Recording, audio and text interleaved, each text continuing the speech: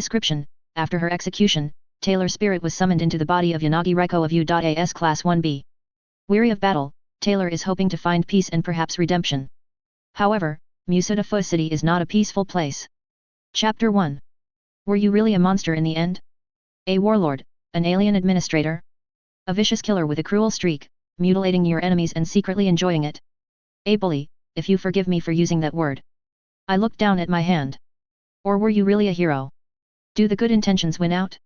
Was it Glaistig Yuane's strength or yours, that held her back from saving Sion in those final moments? Why, does it matter?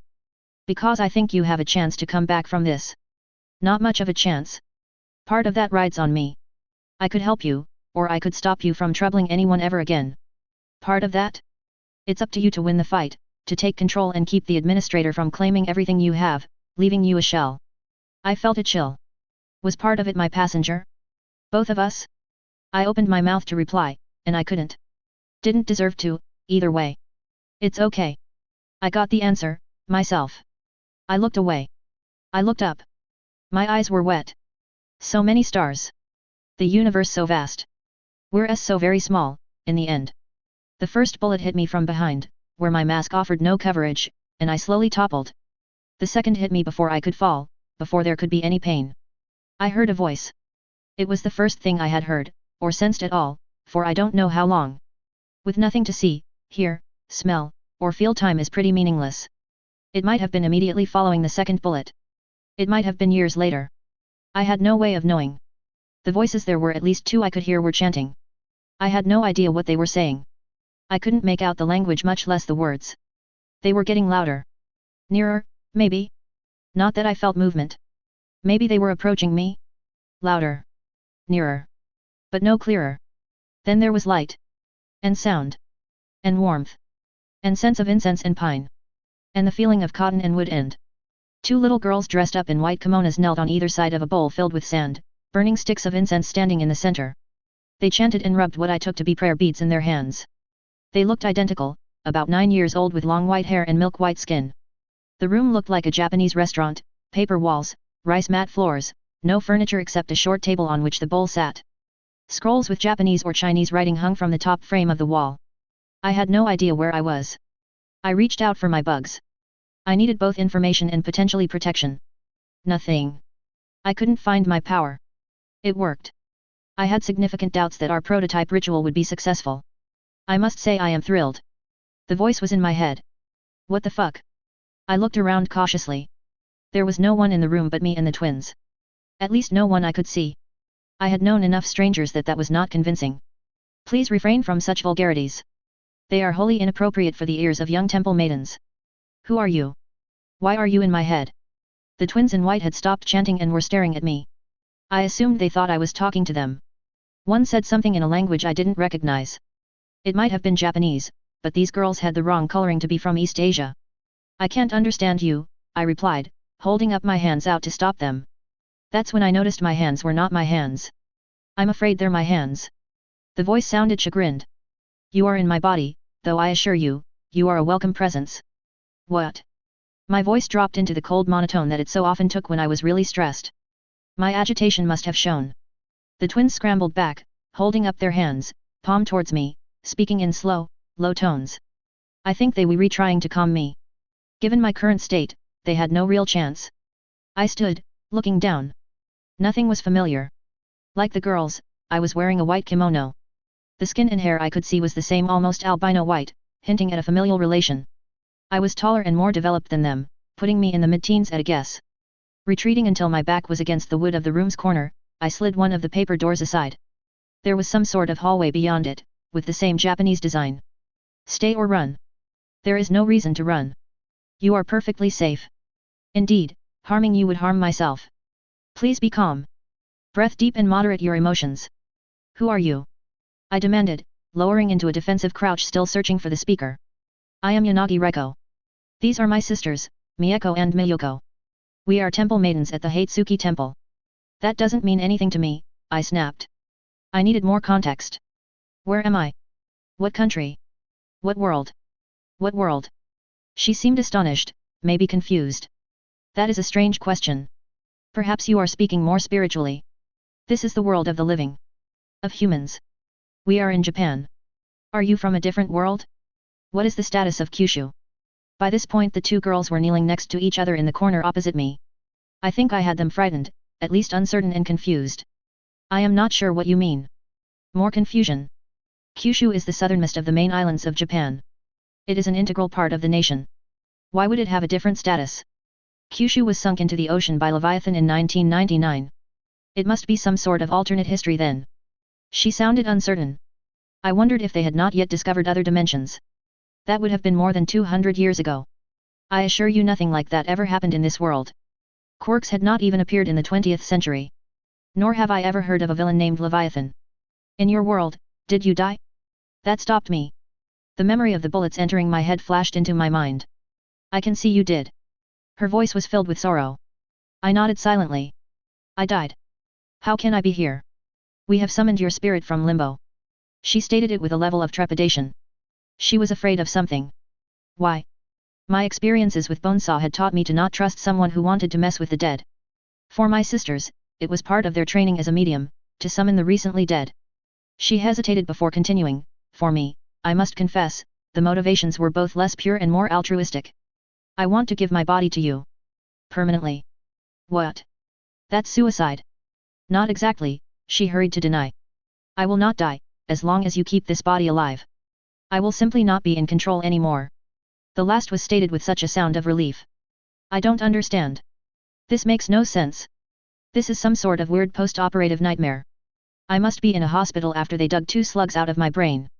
Lying in a bed imagining all this madness. It is not madness and you are not in a bed, she insisted.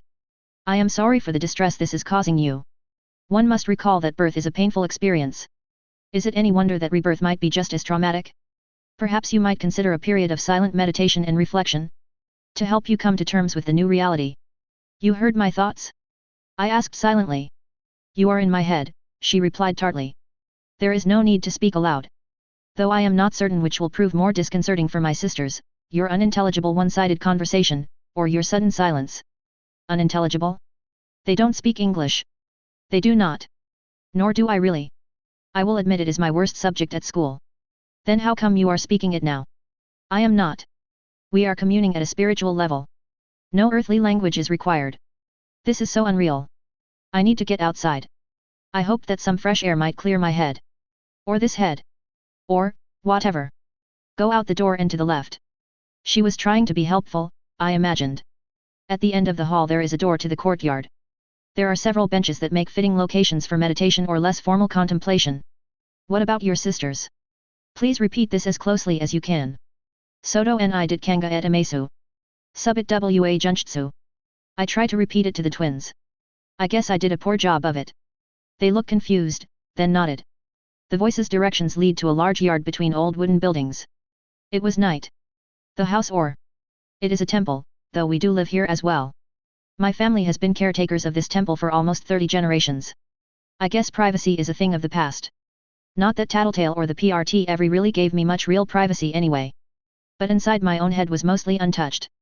Perhaps we can try to find a way for us to keep your thoughts separate from our conversations, she offered. I can attempt to not experience your thoughts and memories as you have them, though I am new to this situation as well. Perhaps my parents may have some idea. Your parents? You live with your parents? How old are you?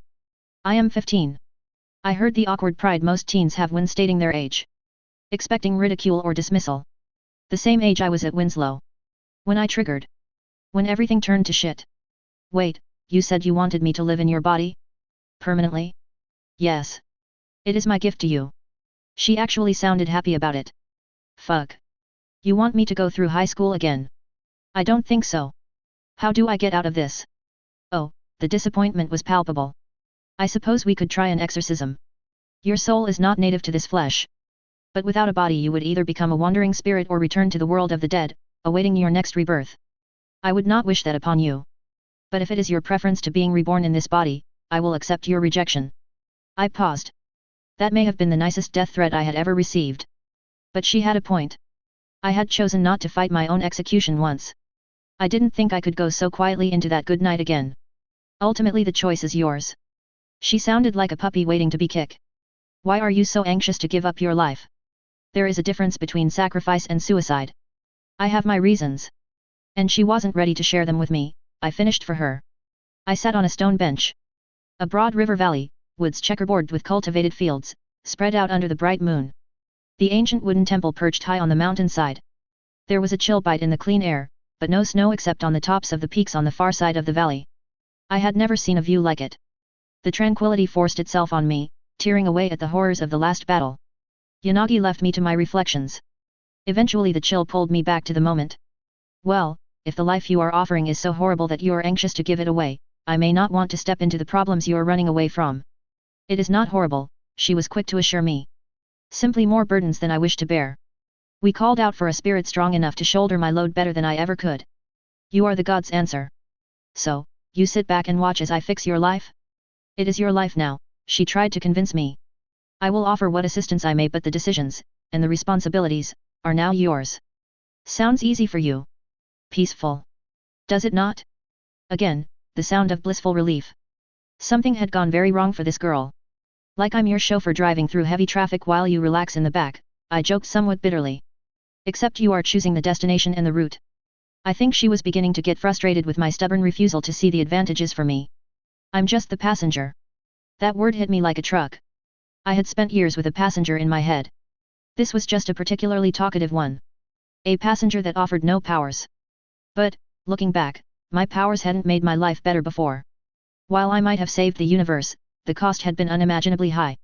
Those experiences gave you the strength we prayed for. And I can give you a power, I think. She sounded desperate to sweeten the deal. People have powers here? I asked. Other than calling up spirits of the dead? Approximately 80% of humanity have powers, or quirks as we call them.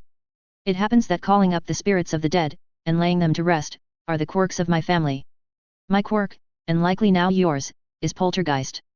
I can call forth and control a swarm of semi-sentient floating spirits that can interact with the living world. 80%. Damn. Brockton Bay was a shithole with barely 80 capes. I let out a deep breath, longer than a sigh, and felt the world settle more firmly on my new shoulders. I guess I'm going to have to get used to a whole new world. We shared the silence for a time. I began to wonder. Why aren't I reacting more? Given all I have been through in the last few weeks, I feel like accepting this new situation should be harder for me. Time may pass differently between worlds. You mentioned the 20th century. If that is your time, that was centuries ago. Perhaps your time in limbo allowed some of your distress to dissipate, to shed your earthly woes. Preparing for your next life. It would be a longer time than is usual, but your burdens were much greater. If so, you pulled me out before I was done shedding. I am far from tranquil. I'm just not panicking or going catatonic. Looking out over the valley, I started making a list of next steps.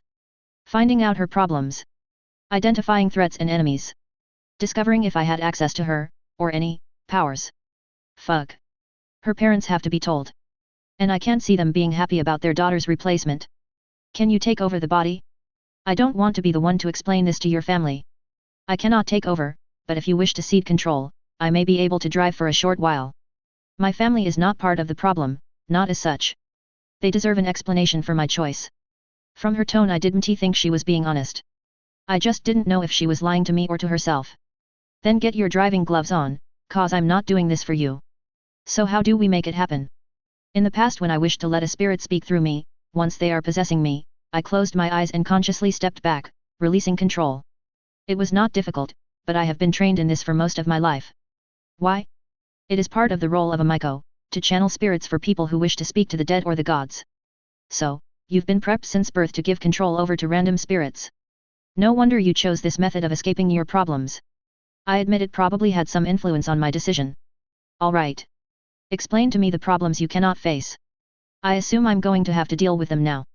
Some at least, although they may not all seem insurmountable to you. She was trying to sell me again. My family, indeed my whole village, are shunned by the people of the region. We are untouchables, a forbidden label whose origin lies in history that should have long been forgotten.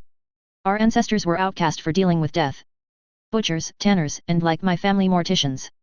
Officially, there are no castes in Japan. But in rural areas some prejudices persist. This is a pressure I have lived with my whole life, but it is likely to fade as I leave the village to attend high school. I assume this prejudice led to bullying and ostracization, I said.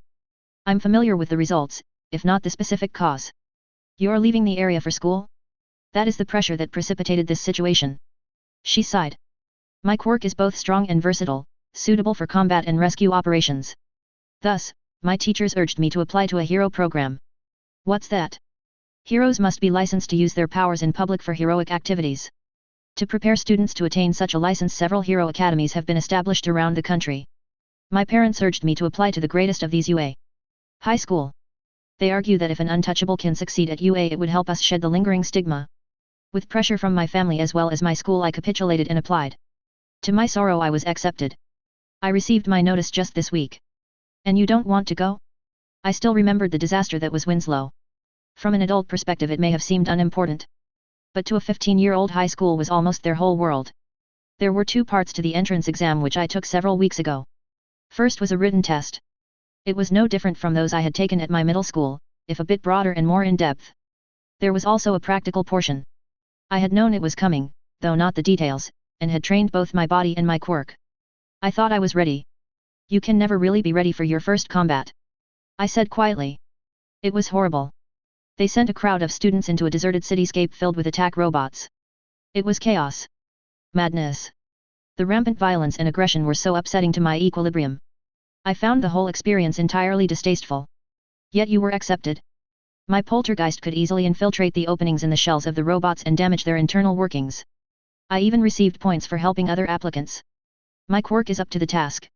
It is my spirit that shudders in horror at the very thought of voluntarily submitting myself to years, perhaps even a lifetime, of such pandemonium. I cannot face that.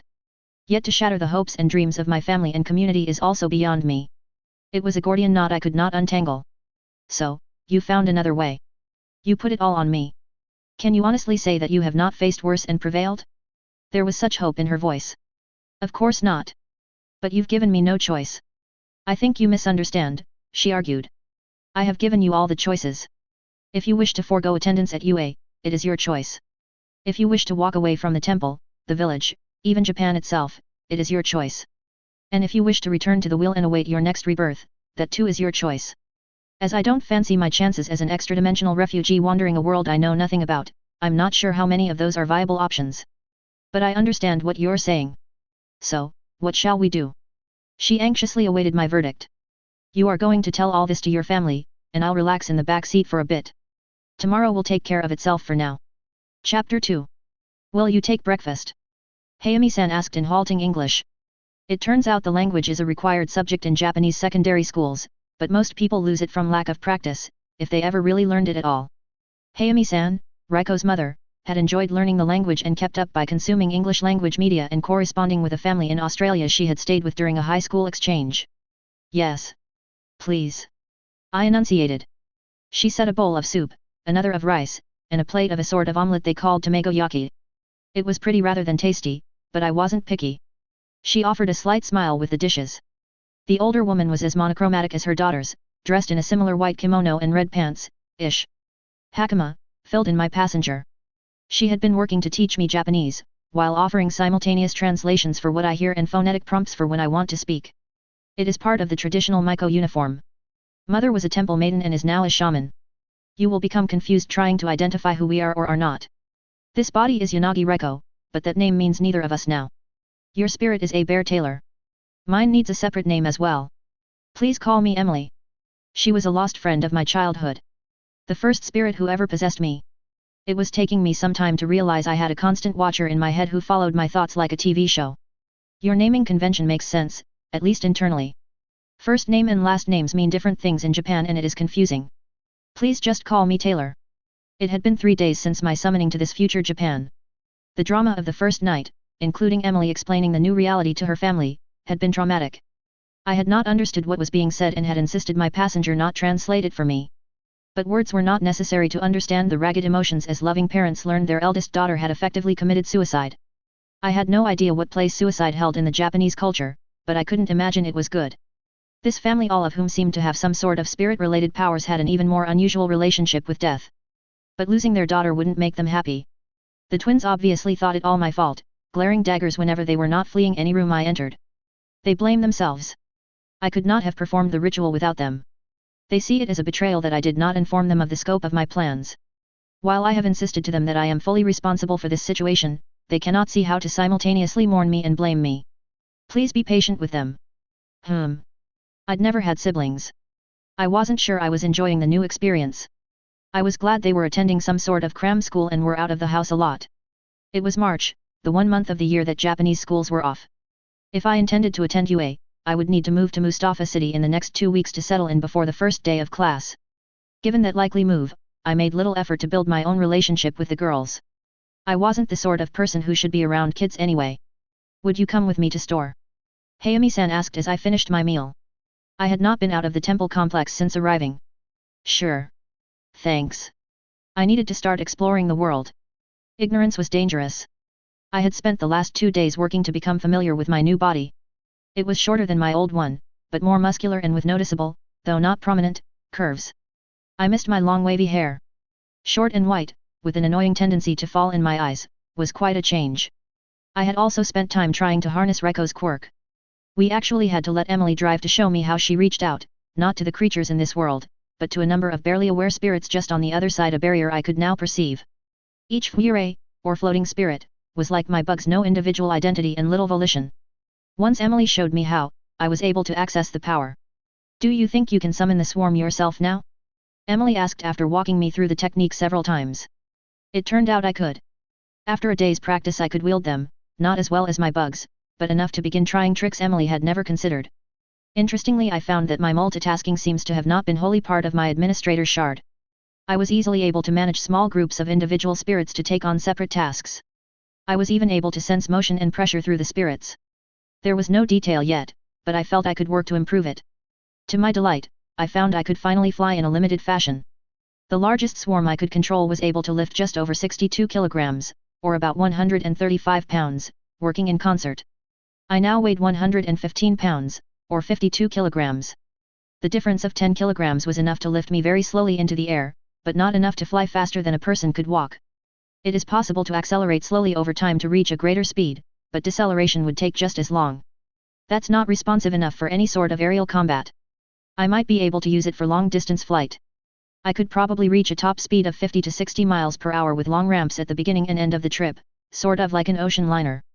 What I could do more easily was surround myself with my spirit swarm to manipulate my body. I could make myself light enough to leap distances or bounce around in close combat. Useful, but something I would have to practice. I could also effectively double my strength for lifting and striking. Not exactly a brute, but it gives me an enhanced close combat capability that will surprise foes the first time. We will leave at 1000, Reiko's mother stated, drawing my attention back to the present. I quickly translated that to 10 a.m. The twins will come along. Dress, normal clothes. Not cosid. Understand? Wakata. Hi, Wakata.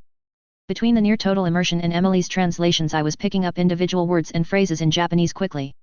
But I was nowhere near ready to solo. Mr. Yanagi wants to speak with you in the temple hall. She points towards one of the buildings around the courtyard. I offer a bow and went out to see Reiko's father. Mr. Yanagi, or Yanagi-san, was a priest of some religion that combined both Buddhism and Shinto, the two largest religions in Japan. Emily had tried to explain some of the specifics of her family's faith, but it went right over my head. Mr. Gladly hadn't exactly prepared me to discuss the details of comparative Eastern theologies. Emily also explained that her father's quirk was called redemption and it involved easing the passage of the spirits of the recently dead into the next world. While my new passenger had not said her father was the one who could exorcise me, I imagined if anyone could it fell within his powers. When I found him, he was kneeling in meditation in the middle of a largish empty room, the sort with the traditional rice mat floor and paper walls. He was facing a small statue of Buddha set in the wall. He nodded when I entered. I made sure to remove my sandals. It was a hard habit to get into, but Emily was certain to remind me each time. At her prompt I bowed to him and took to my knees, sitting Seiza. Yanagi-san started speaking. Emily translated. I have seen you practicing kata in the yard. You have training. Parroting my passenger's words I responded I was trained in some close quarters combat in my world's military. It was not formal martial arts, but I tried to practice what I was taught. Over the years, I had learned a lot more martial arts than just CQC from the PRT, but Reiko's body wasn't trained in those forms. I didn't want to claim what I couldn't deliver. I am not a warrior monk, but Aikido is a common practice in my sect and family.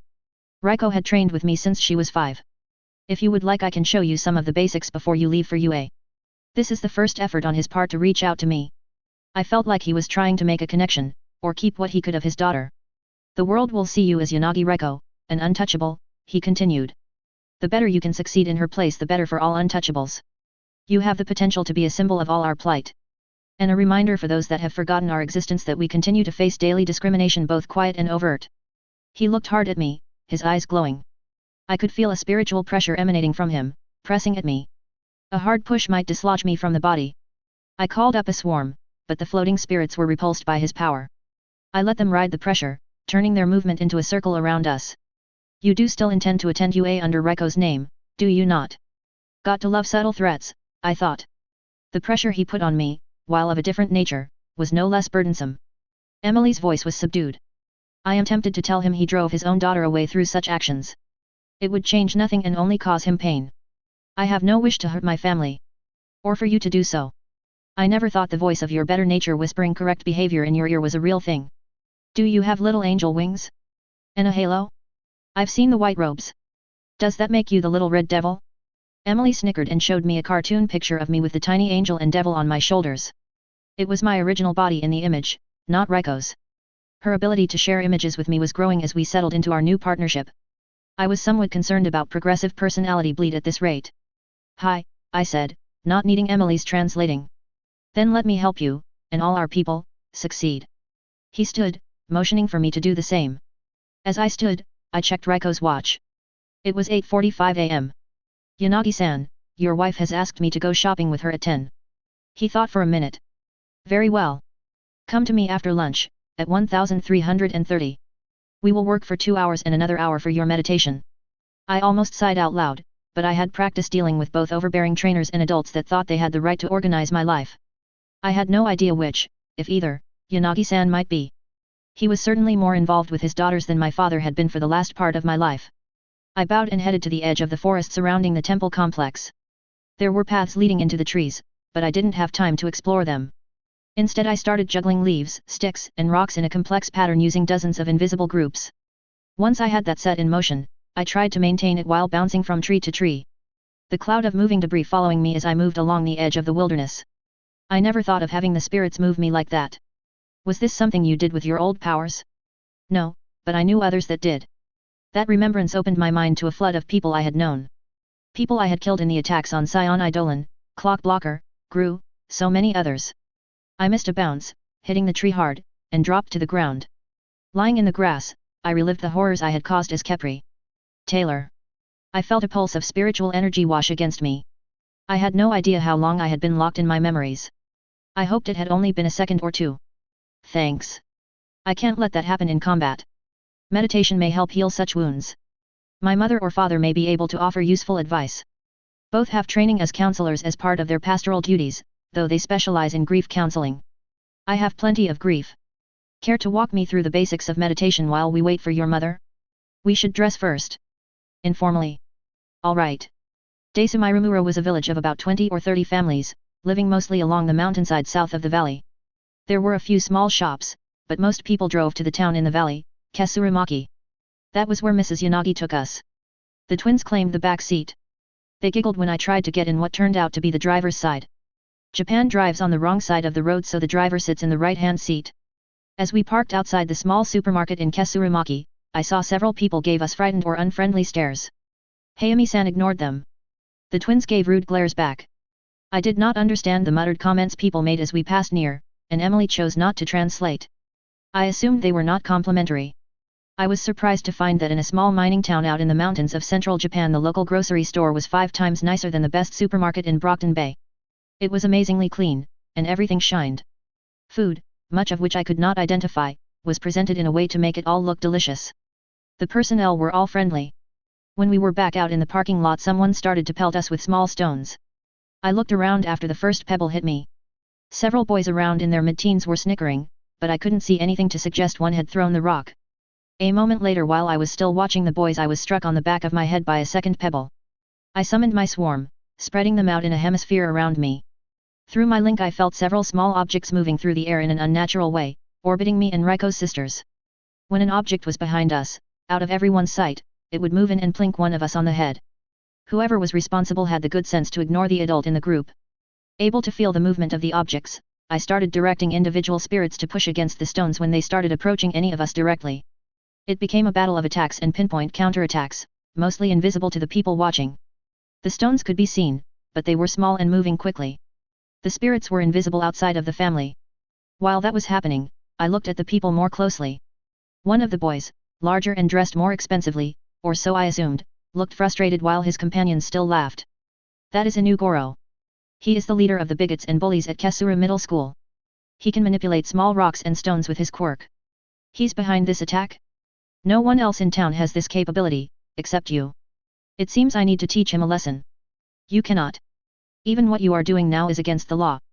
What? Unauthorized use of quirks in public is a criminal offense. He's using his. His father, Inu Kisho, is the magistrate and makes the determination of authorization. And Inu Bujio is very protective of his family. Not the individuals in it so much as its reputation and prerogatives. It is best we simply leave. I seethed inside. This was too much like the trio, bullies protected from consequences by their connections. It wasn't right, but this sort of thing seemed to be a constant, even in a different world and time.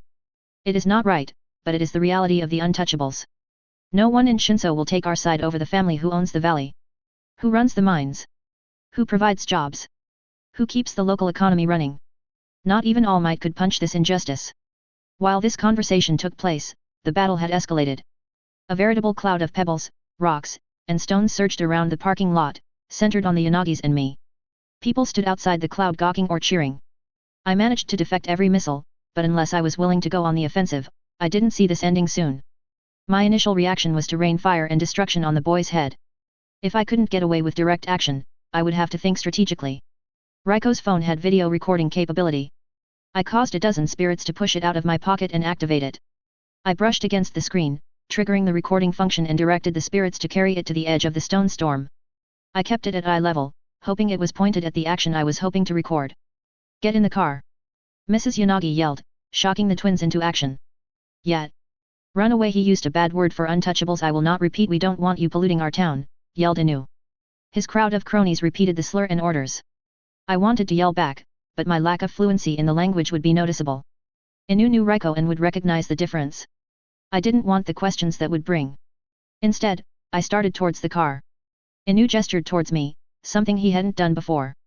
I think his blood was up as I started to get away. 5 of the largest stones zipped towards me. I blocked 2 into each other. One I let hit me in the head hard enough to draw blood. It hurt, but I've had so many worse pains I barely noticed it. The last 2 I directed towards the car, shattering a tail light and denting a door. I was the last into the vehicle. Mrs. Yanagi slammed into gear and got us out of there. I made sure the camera was back in the car and not recording. Then I forced all the stones to the ground. Inu tried to lift some of them, but my spirits were stronger than his quirk. If he were smart, he would realize I could have done that at any time. Or sent the stones back at him and his friends. As we drove back up the mountain, I checked the video. It looked like it was taken by an excited spectator. Not perfect, but good enough and authentic looking. It caught the stone hitting me and the splash of blood. The damage to the car was also easily visible. Emily told me Inu's outburst was intelligible. If the local government was in the Inu's pocket, I would wait a few weeks until I was in Tokyo to send this to the media and authorities. It might not be much, but I was hoping to spark some public outrage targeting the Inu brat, hopefully his family, and possibly the whole corrupt town. You're bleeding. Mayoko almost screeched. The friendlier of the twins whipped out a handkerchief and reached towards me. Intercepting her, I took the cloth square end, checking that it was mostly clean, pressed it to my wound. I'll be okay, I said through Emily. It looks worse than it is. Head wounds always bleed heavily. White hair probably makes it look worse too. You were blocking the rocks? Yanagi-san asked in Japanese as she pulled over on the side of the road. We were out of the valley and halfway up to Desumairumura. Reiko's mother got out of the car and came around to my side. She reached out and at her touch, all the blood on my clothes and hair vanished. Part of her preservation quirk, I guessed. She removed the handkerchief and quickly examined the injury. You let him hit you. Why? I wanted proof of injury, I said quietly. I would rather the twins not hear this, but they were part of the bullying, so they had a right to listen. Emily tells me that the Inu are above the local law. I wanted this to be more than an instance of simple harassment. If I had not blocked the rocks in the first place, this kind of injury was inevitable. It was an attack meant to do real harm. With damage to me and to the car, we can escalate this. It won't do any good. The Inu are the law here. No one outside will help. Hearing an adult confirm the injustice of the situation made my blood boil. Calm yourself. The Fuiri will become agitated. Either release them or control your emotions.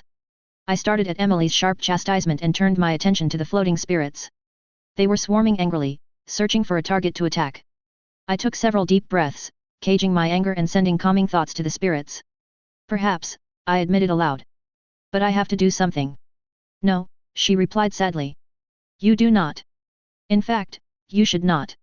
The enmity between the Anu and the Yanagi is part of these mountains, and has been for centuries. It is best for you to leave it behind when you go to UA. Hi. Leave it all behind and build a better life.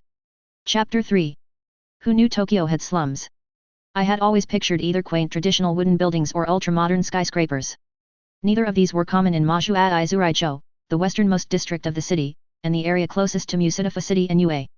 Hi. This was an area that had no station on the KO line despite the prominent commuter trains running through the heart of the district. Instead, you had to transfer to a special trunk line which was mostly for cargo coming directly from the port. It ran a very limited schedule and did not seem to get any regular maintenance. The expressway also bypassed the neighborhood, having no nearby exits. If you wanted to come to Mashu-a Izurai, you had to make a special trip on surface roads. It was an area almost forgotten by the rest of the world. The people in the area were there because they couldn't find a way to be anywhere else.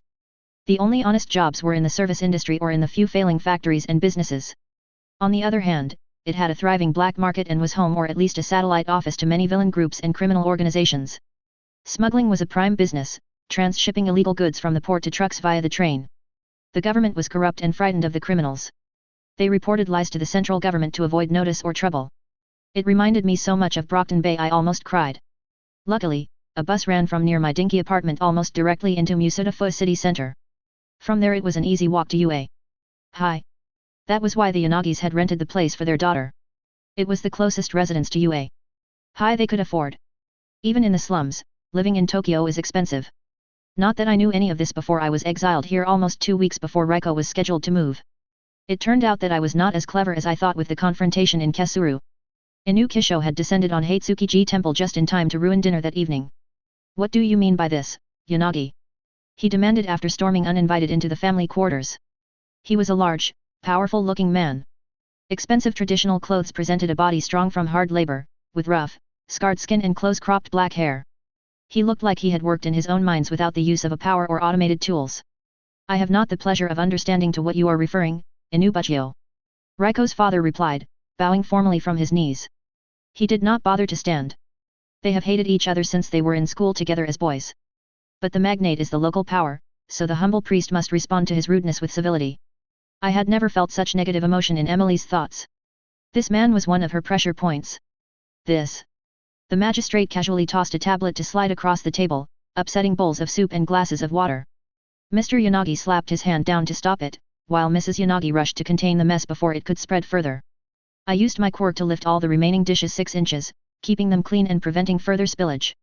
As my phone was on the table, I instructed my spirits to start recording when they lifted it and keep it pointed towards whoever was speaking. More evidence for later. Your daughter used her quirk in public to humiliate my son. Inu barked. Mr. Yanagi watched the cute video. I could see from my vantage that it was not my recording. Someone else must have been using their camera and posted it online. Finally, Reiko's father looked at the intruder. Your son injured my daughter, almost hospitalizing her. And he caused over 50,000 yen in damage to my car. I think this proves we are the injured party. Inu pulled a wad of notes from his sleeve. He tossed it to the table. I caused the fish dish he had targeted to dodge out of the way. He sneered at me. This should cover your damages. I expect her to offer a public apology to my son tomorrow at school. The principal has a special assembly planned. Translate: apologize for what? It was your son that instigated the incident. No. I cannot. You must say nothing. If you speak, he may perceive there is something amiss.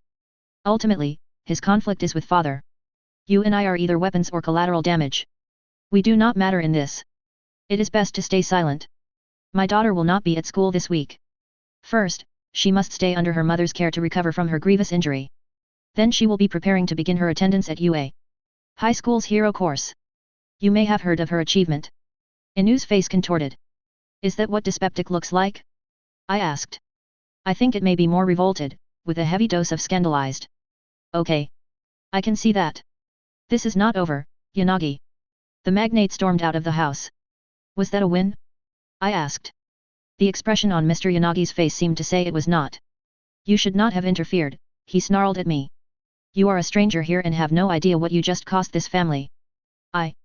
You will have to leave, go to Tokyo. He tossed the roll of cash onto the table. This will help defray the extra costs. But you will go tomorrow, even if you must stay in a hostel until the apartment opens. Mrs. Yanagi opened her mouth, to object I assumed. When her husband cut her off. Her continued presence will act as an irritant to Anu. If he should see her, or hear of her in town, he will only become more enraged. She would need to be sequestered in the temple. Though that would be no guarantee that he would not seek to retaliate against her even here. It is dangerous for her and for the rest of you. For all of us, she must go. The mother nodded sadly. The twin looked on silently, their eyes open wide in disbelief. I swallowed the sharp feeling of rejection that threatened to overwhelm me. This was not my father. And from his point of view, he was doing what was necessary to protect his family. So, I accepted exile gracefully. Once I was in Maju'ai I felt better. Language and cultural issues aside, I was experienced living independently, although that was not exactly what I was doing here. The Yanagis paid my rent and gave me an allowance for food and expenses. But it was barely enough to afford rice and a protein. Once school started, I would be expected to eat one meal a day on campus. It was part of a scholarship I had received. I would need some sort of income. It was legal for me to work as Reiko was 15. But I lived in Maju'ai. Honest jobs were scarce. If I had my original powers, I could make a living in pest control, though it would have been just as illegal in Brockton Bay as it seemed to be here. I needed to find out more about the quirk laws. You might consider employment at a temple that utilizes maidens for spiritual communication.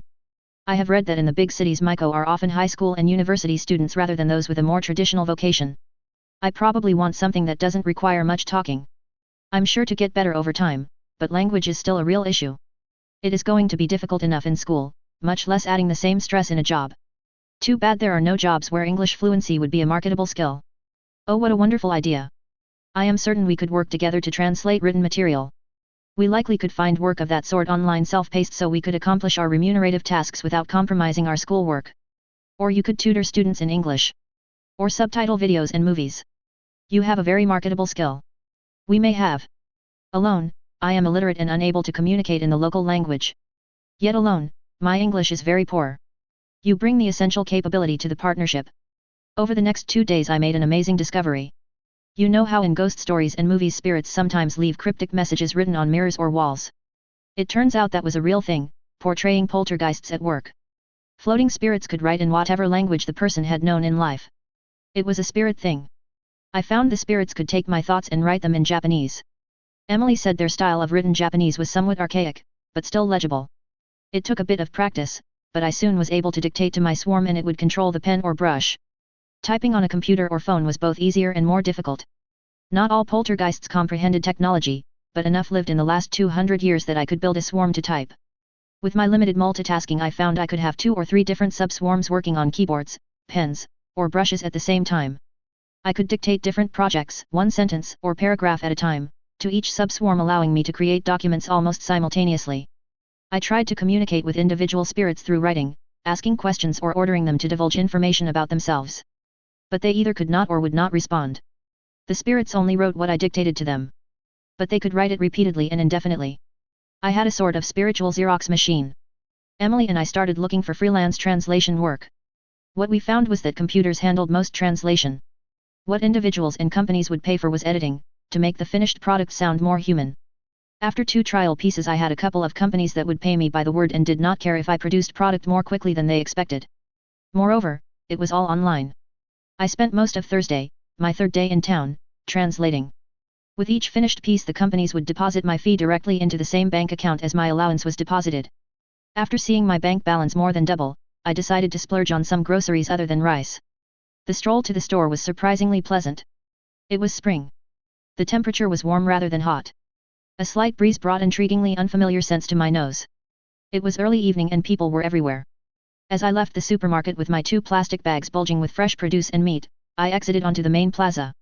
On one side was the train station, the only one in the district. In front of the station were lanes for buses with stands for passengers along each lane. A department store was across the plaza from the station, 5 stories tall and only slightly seedy in the golden light. Across from the supermarket was a building covered in advertisements and business names. This was the pleasant face of Maju Aizurai. Someone decided to punch it. The pounding of pavement hard enough to send tremors across the plaza preceded a giant running along the road to my left. Each step shook the street, almost knocking me off my feet.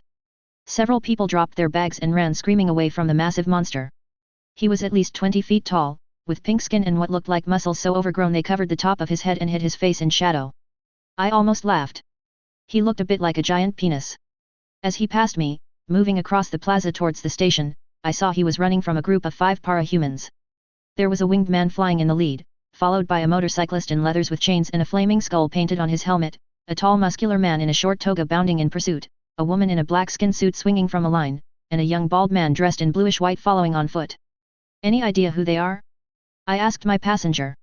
She was more a classical scholar but had made a particular project of learning about the Cape scene before her UA entrance exam. I do not believe I have come across them in my studies of known heroes and villains. They must be either new or small time. The giant looked behind him and cursed. He grabbed a street light, using it to swing onto a different trajectory. Instead it ripped from the concrete, sending both the pole and the runner rolling across the plaza. The light ended up impaling a moving bus. The brute rolled through a bus stop shelter, injuring at least 3 people, and scattering the rest. Fuck! I snapped. The winged man hovered above the giant, beating his wings to create a downdraft that seemed to have little effect on the large target but incidentally sent the injured people rolling across the pavement. Idiots! I growled. They were paying no attention to civilian casualties. I had no idea if these were so-called heroes or villains. Either way, they were a danger to everyone around them. The rider roared up, sending his chain to wrap around the outstretched hands of the dickhead. The massive man tried to yank his hands free, only to pull the rider off his cycle. With a shout of glee and a "Don't mess with me!" the giant twirled the rider 3 times around and slammed him into the front of a bus desperate to get away. Where are the heroes? They are killing people. Emily sounded frantic. Sometimes you can't wait for the cavalry, I replied. But I'm not doing this without a mask. Outside the store, there was a display of masks mostly of Destro, Peerless Thief and All for One, but a few skulls, ninjas and dominoes as well. I knew it wasn't Halloween, but it made sense that in this world masks were common toys for children. My poltergeist snagged a blank face mask. It was like a black balaclava with no holes, but made of a lighter material. I also grabbed a black yukata from the clothes store next door. I made sure to leave money for both. Looting during a crisis was not something I wanted on my record. As I ran around a corner, following a crowd of civilians, I saw the toga guy start pounding on the giant, while the woman was swinging in for a kick. Around the corner, a stairway leading down offered me enough privacy to don my makeshift costume quickly.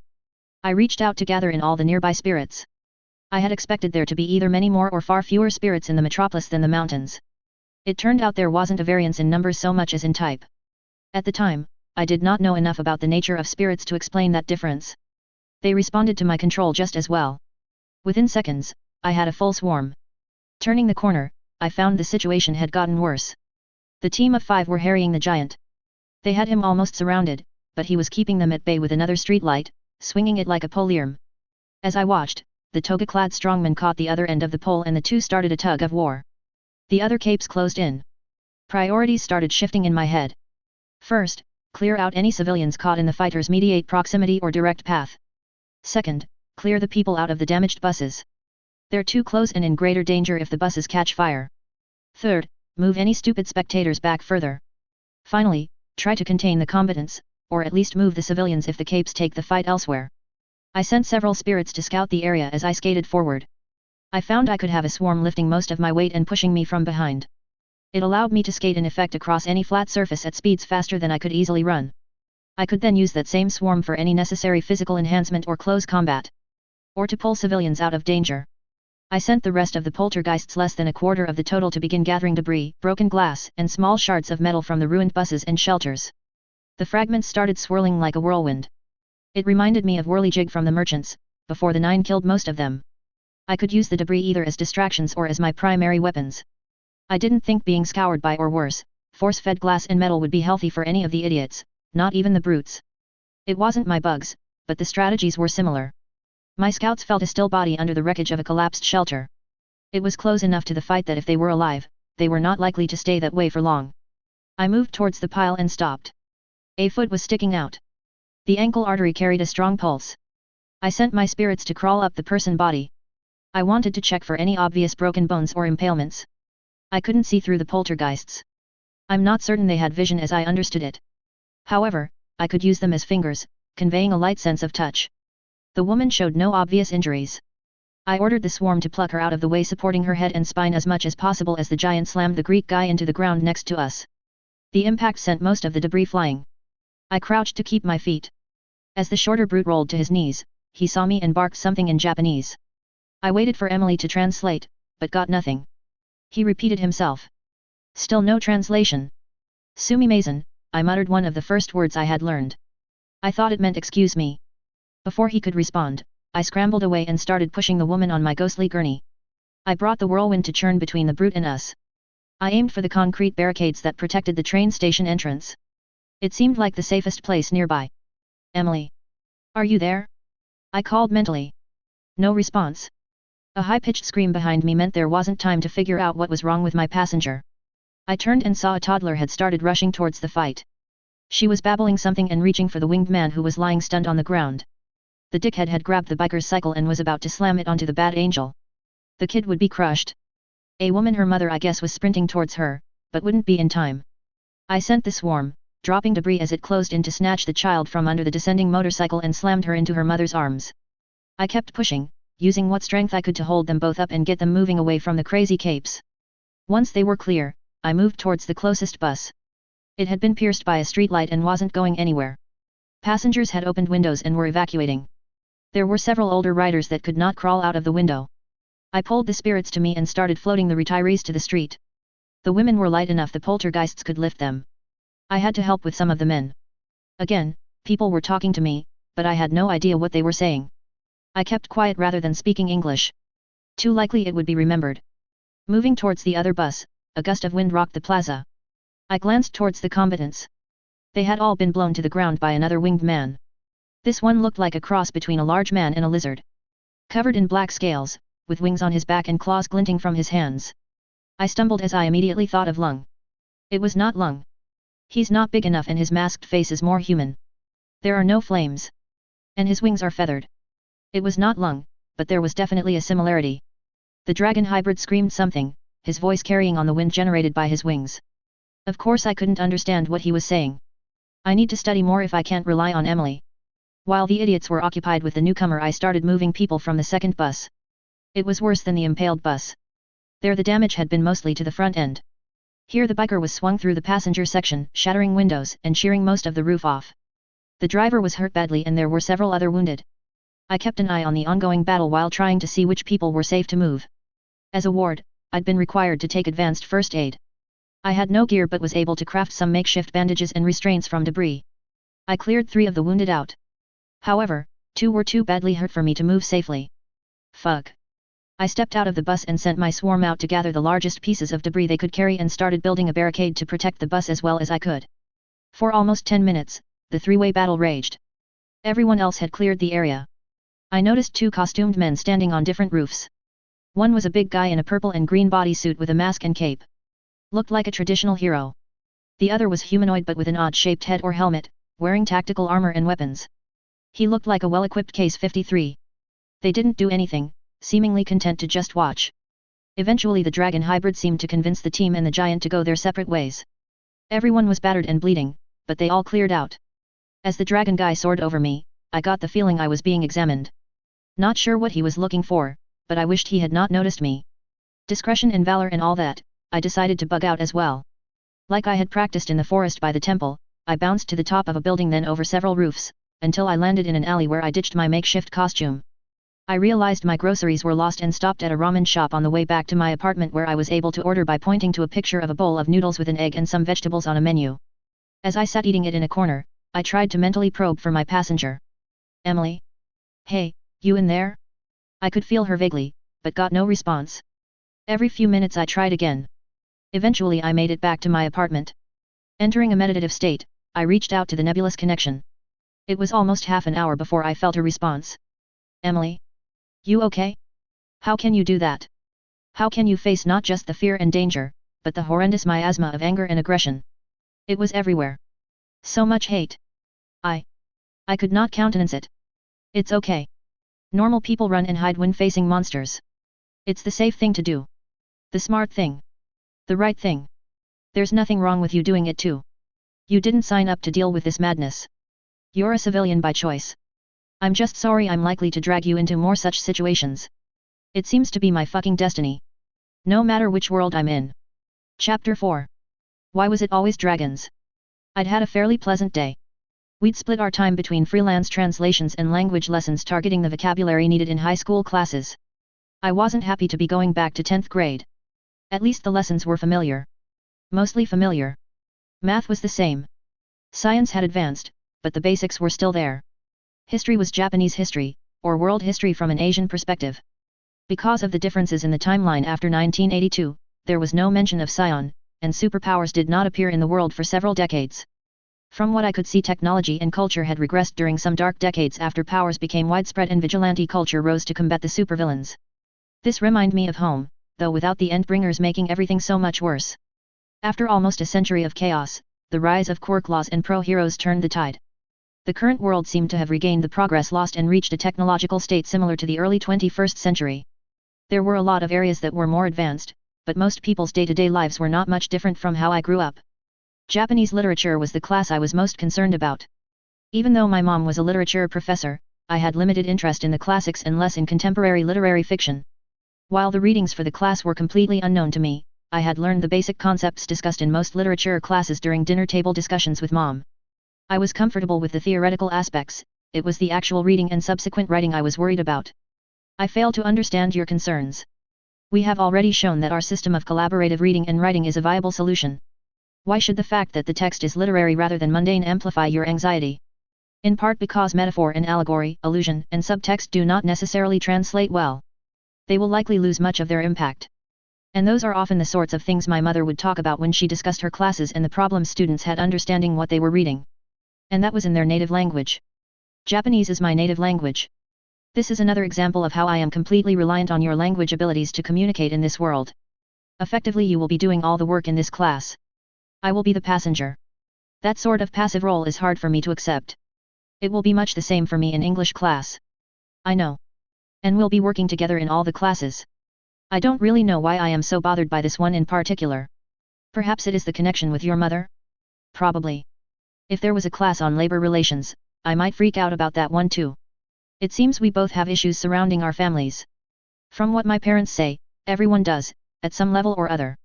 We are the sum of our parents' dreams and nightmares. Doesn't sound like you'll have too much trouble with metaphors. Do you have a favorite subject? Literature and art, I suppose. They allow one to explore the greater human condition from varied perspectives while delving deep into individual experiences and emotions. If schools offered courses on theology and philosophy, those would likely represent the pinnacle of my preference, but sadly those must be pursued through private study until university level. What's your least favorite? The heroic aspects of U.A.'s curriculum cause me the most unease. The more mundane content regarding laws and regulations, business practices, and practicalities are all palatable. It is the practical application of quirks to conflict and violence that I abhor. It is diametrically opposed to the pacifist teachings of the Buddha. But there is a long tradition of Buddhist martial artists and warrior monks. Or at least that is what kung fu movies would have us believe. I hoped she did not hear that, but it was pretty much my only exposure to her religion. There is, but those are not my beliefs. Perhaps those that choose to follow such a path of righteous violence should spend some time communing with the dead and discover the true cost of wanton aggression and indiscriminate brutality. I could not believe how arrogant and condescending this girl from whom I had previously only seen sweetness and light was being. I am not an angel. Perhaps I do take too much pride in my beliefs. Intellectually I know that heroes do violence to prevent greater violence. That not all aggression is brutality and not all conflict is wrong. But emotionally I find it hard to reconcile that with my strongest beliefs. And this disgust may influence my impressions of those for whom violence is easier. I shudder at what you must think of a monster like me. How can you stand the constant closeness to your greatest fear?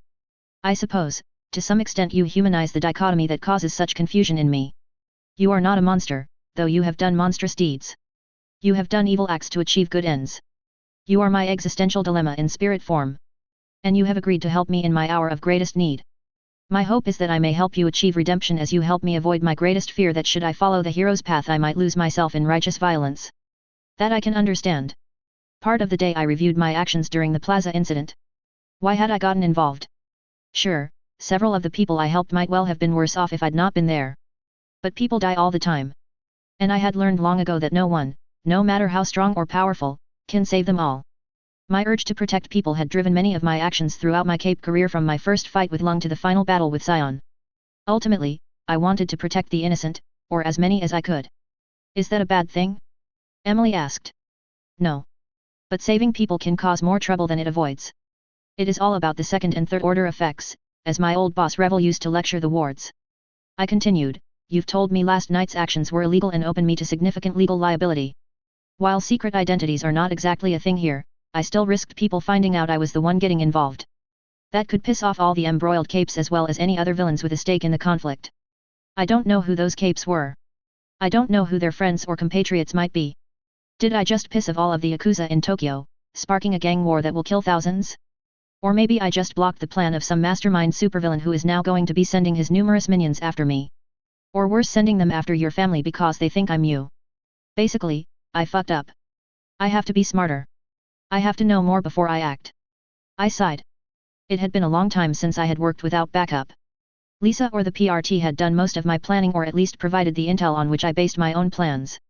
I was flying blind here. I am sorry I have not been able to provide more appropriate assistance. I will endeavor to improve in the future. It's not your fault.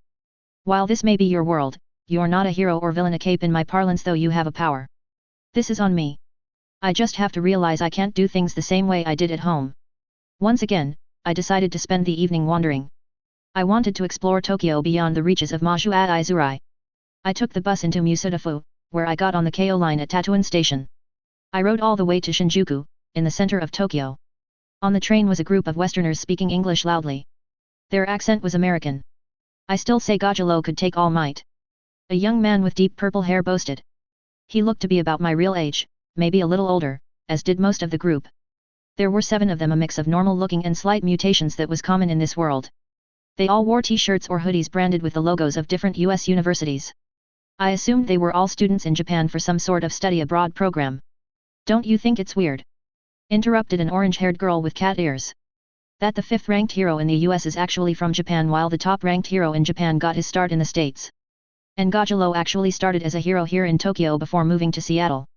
Added a black guy with pointed ears and red eyes. I mean, look at All Might, the cat girl continued over the interruption. Have you ever seen a more American-looking guy? All tall and blonde and buff. That's racist. Argued another girl, this one with Eurasian features and striking blue eyes. I noticed the rest of the people on the train were avoiding even looking at the group. Most of the locals were sitting silently reading or playing on their phones. A few were quietly talking in pairs. It was the contrast that made the Americans seem so loud. I listened surreptitiously as the train neared Shinjuku. The discussion, or discussions, because there were often several going on at the same time, ranged over several topics. I was unfamiliar with the current politics in the US, but it sounded pretty similar to the sorts of arguments you'd hear in my time, taking away PRT or Endbringer specific references, of course. I must not have been as careful as I thought because the Eurasian girl caught me listening. You don't agree?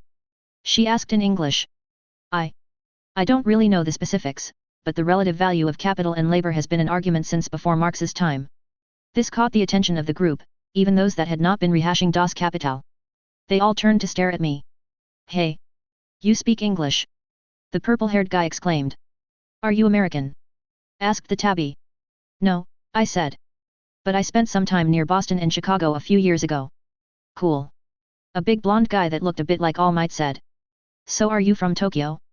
We're visiting from a school in Kyoto and would love a local guide. I wasn't sure if the Black Vulcan was hitting on me, but the signs pointed to maybe. Sorry, this is my first time here, I said. I come from a small town and haven't traveled much in Japan. Cool. Blondie shouted. We can explore together. Even up the numbers, at least, murmured a plain girl with dull brown hair and glasses.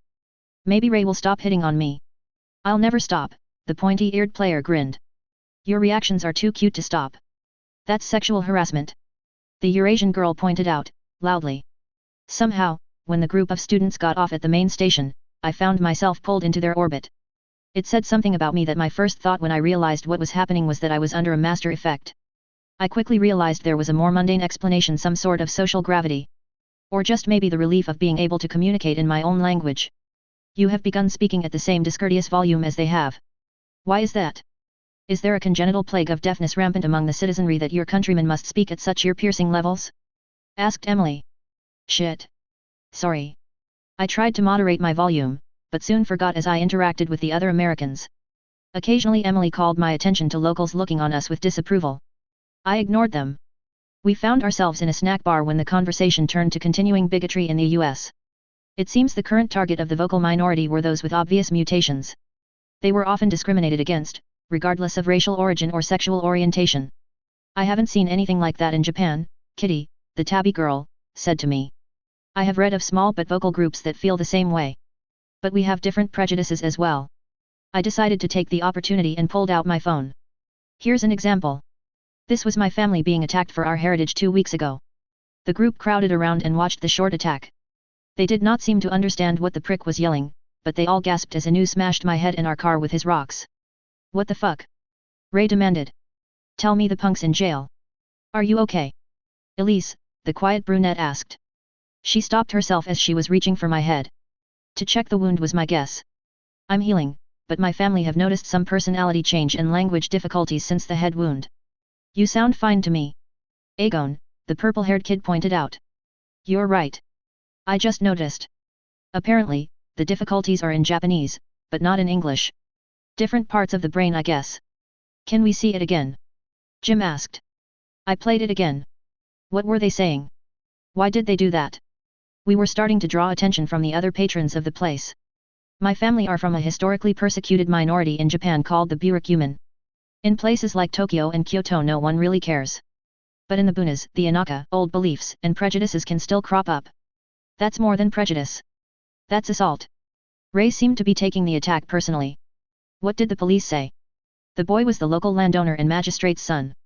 The father came to our house and demanded I make a public apology to his son. Excuse me please, interrupted a Japanese man speaking accented English. I am a journalist. I was sitting over there and could not help but overhear. May I see the video please? This may be a story worth sharing. I guessed reporters couldn't afford to be shy. You are right that most people think bigotry against Burakumin has long disappeared. If you have proof that is not the case and that government officials are hiding it, people should know.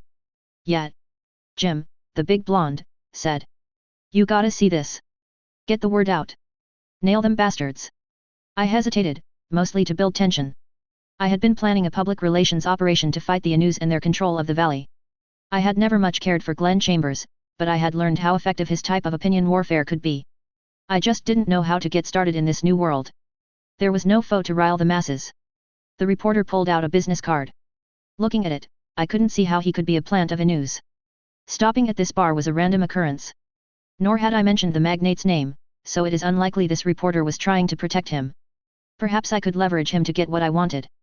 Takuda Tanio Disu. Hajime Mashida. Dozo Yoroshiku. He bowed over the card as he handed it to me. I introduced myself, not requiring Emily's translation, and returned the bow. All the Americans bowed in concert. May I see the video? Takuda requested, once again in English. I handed him the phone. He watched the video several times, finally turning to me. May I have a copy of this? He asked. I would also like you to identify the people involved and tell me about the magistrate's visit to your house. I can do better than that. I swiped to start the second video, taken during the confrontation with Inu. The Americans had trouble following it. I got the impression their Japanese, while better than mine, was by no means fluent. Takuda watched it several times. Then asked for more background. Inu Bugyo. Why do you call him that? The reporter asked in Japanese. There have not been Bugyo since the Meiji Restoration. I blanked. I called him that because the Yanagis did. Emily? Help please. What is wrong? You weren't listening? I can't understand English that well and did not feel you needed to waste your time translating for me. I have been observing your interactions and meditating on them. Perhaps we can discuss them in more detail at a later time? Sure. Takuda is asking why you call Inu Bugyo, when there aren't any Bugyo anymore. The head of the Inu family has used the Bugyo, or magistrate, title since the time of the Tokugawa when they were official magistrates of the mines. They continued to use it after the title was no longer valid, and the government allows it as it is considered meaningless and the Inu own the valley. There is likely some illicit remuneration involved to maintain the status. I doubt they try to use it in the broader world, but their dominion on their land is almost uncontested. Wow! That is a generational ego of epic proportions. I repeated her explanation in English so the Americans would not feel left out. I also thought there might be some advantage to harnessing their outrage. It might spur the Japanese government to take some action if word of the disgrace spread among the foreigner community. No government liked to look bad to outsiders. I ended up sending the attack video to the reporter and the Americans. I asked that if they did post it, they kept my family's name out of it. My family still have to live in that place and any negative publicity linked to them is likely to cause more problems. You can report this to a pro-hero, replied Takuda. This was an attack with a quirk. It is within their jurisdiction. The ideal would be a hero that specializes in covert investigation, I said. This is simply a single example of the trouble going on in that region. It is not just violence against Burikuman. There is so much more. What sort of things? Agon asked. Nothing I can prove. This video is the only evidence I have. It would take a brave and skilled investigator to break this open. Nothing wrong with appealing to a reporter's ego. If he doesn't want to sniff out the story, perhaps he has a hero friend he can point to it. Takuda left after that, though he made sure he had my contact information first. I also took the time to swap contacts with the Americans. I could easily imagine a time when having access to people with contacts in the US could prove useful. It was entirely possible I might need an escape route out in America seemed like the most likely bolt hole. As the group started drinking more, I decided it was time for me to get back to my apartment. It was past midnight by the time I got off the bus. Majua Izurai was a very different place at night. Every shadow was ominous and every movement furtive. Restless after the long commute, I wandered a bit on the way home. It was after the fourth or fifth random turn that I realized I was being followed. I sent out my poltergeists to get a better feel for the situation. I was wishing I had kept the mask from the previous evening, but it was obvious whoever was following me knew who I was, if not what I was. It was the dragon guy from last night. I could feel his scales and wings as he glided from roof to roof. He was tracking me from above. Why was it always dragons? I used my spirits to guide me as I doubled back on my trail. I was looking for some underpass or basement stairway to get me out from under the sky and force him to come to me. There was an underground walkway beneath the train tracks. It was long and likely dark at this time of night. I had avoided it so far, but it was ideal for my current needs. I hurried towards it. The dragon picked up on my change of pace and direction. It got his hunter's instinct going as he followed more closely. I ducked into the near entrance of the tunnel. As I suspected, it was dark. Luckily, my spirits found it currently empty. I stepped in about 6 feet and faced the entrance I had just entered. If he came in from the other side, I could exit this one before he could get to me. The tunnel was too narrow for his wings. If he came in this way, we would find out his reason for following me, one way or another. I started gathering gravel and trash from the rail bed. I used the gravel to break any glass I found and grind it into small sharp shards. Just call me Shatterbird Jr. A shadow passed the closest entrance. I backed up as he landed and started stalking forward. I just want to talk, he said in Japanese. Emily was hanging in there, but I could tell she was on the edge of retreat. I can, here, find from, there. Emily's phonetic prompts were slow and shaky. Come on Emily. You have to calm down. The only way to avoid conflict here is to talk. And I can't do that if you close down. Let's do this together. You are right. I can do this. Are you all right? Were you injured in the fight last night? Emily's translation was more certain. No. I'm okay. Is that what you want? To check on me. That, and to talk to you about what you did. You look too young to be a licensed hero. Do you have a provisional license? I chose not to answer. Okay, stupid question. If you don't, then you were breaking the law. Even the sort of rescue work you were doing is illegal if you use your quirk. It was hard to guess his age because of his inhuman features. He was larger than most teens. He could be an adult, or his power could make him larger than normal. I continued to stare at him. Having practiced a bit in the mirror, Reiko had a good face for staring, somewhat uncanny, and she could be unnervingly still. If you are breaking quirk laws on the side of good, he continued after a moment. You are considered a vigilante. A long time ago almost all heroes were actually vigilantes. Now it is frowned upon heavily. And yet you are one, right? I asked. Things are a little different in Majua Izurai. There is no real law here, and the few pro-heroes are little better than thugs for hire. Someone has to protect the civilians from the gangs and villains. No one here cares about the quirk laws. Then why shouldn't I be a vigilante? I'm not trying to convince you one way or the other. I just wanted to be sure you knew the rules. If you want to help the people around here, no one is going to call the Hero Public Safety Commission. Not unless you make a powerful enemy with outside connections who feels they need the backup to get rid of you. Is there someone like that around here? He tilted his head. Maybe. There are so many players in the game here it is sometimes hard to see who is who. Last night for instance, he continued, becoming more animated. Meathead was probably acting on his own. He usually avoids working in the district, since he lives here. As far as I know, no one hires him to break things in the neighborhood. They always point him towards other districts or cities. But someone could have paid him to hit the Face Border clan, either to wipe them out or to get them riled up. Or the clan could have decided they were offended by his unusual features and set out to cleanse him. They're crazy that way. Don't mind body mutations, but the face must be pristine. Until you can see the long-term impact, he wound down. You'll likely never know if someone like Jiren or the Nine-Head Dragon was involved. Sounds like quite the mess. I offered. It is. Are you telling me both the giant and the team attacking him were villains? I had thought it was a team of careless heroes going after a bad guy and ignoring the people around them. I'm not sure villains openly fighting each other and tearing up the town was better or worse. The only supposed heroes were the two guys looking down from the rooftops. Slide and Go, the guy with the cape, is an independent. He seems to watch more than doing anything, as you saw last night. Greedo, the guy in armor, runs the only official hero agency in Majua Izurai, though they're really bounty hunters. They're open about it too. Bounty is even in the agency name. None of them do anything good for the people here. The question you'll have to answer for yourself is whether you want to defy the law to help the people. You've done it once. Consider carefully before you do it again. He pulled out a card and spun it towards me. I caught it with a spirit and brought it close enough to read. There was a number on it. Call me if you want to talk more, or need help. With that he slowly backed out of the entrance and took off. Not too bad, for a dragon. Chapter 5. How dare you? Snapped Anu the Elder. Emily translated, or perhaps paraphrased. She was never good when people were yelling. He had called about a week after I had spoken to Takuda. The attack video had begun to trend on social media, pushed by the American students. The tone was, "I can't believe this sort of thing still goes on in Japan." More in sorrow than in anger. Takuda followed up with a piece on Jozo News. It was more about the fact that a new hero course incoming student was getting ridiculed and attacked for something most of the country had forgotten about than an investigation of corruption in local government. Though the questions he asked at the end pointed in that direction. Mr. Yanagi had already contacted me and chewed me out. That had sent Emily into a meditative state from most of a day. I got a lot of practice with my Japanese as I tried to make my way without her.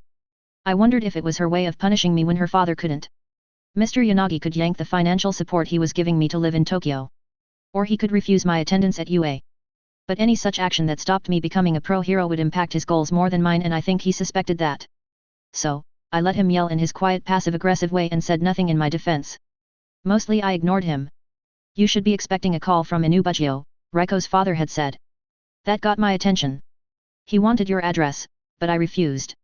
I did not want him sending thugs or showing up unannounced. He does have your number and will almost certainly contact you soon. Be humble and abase yourself.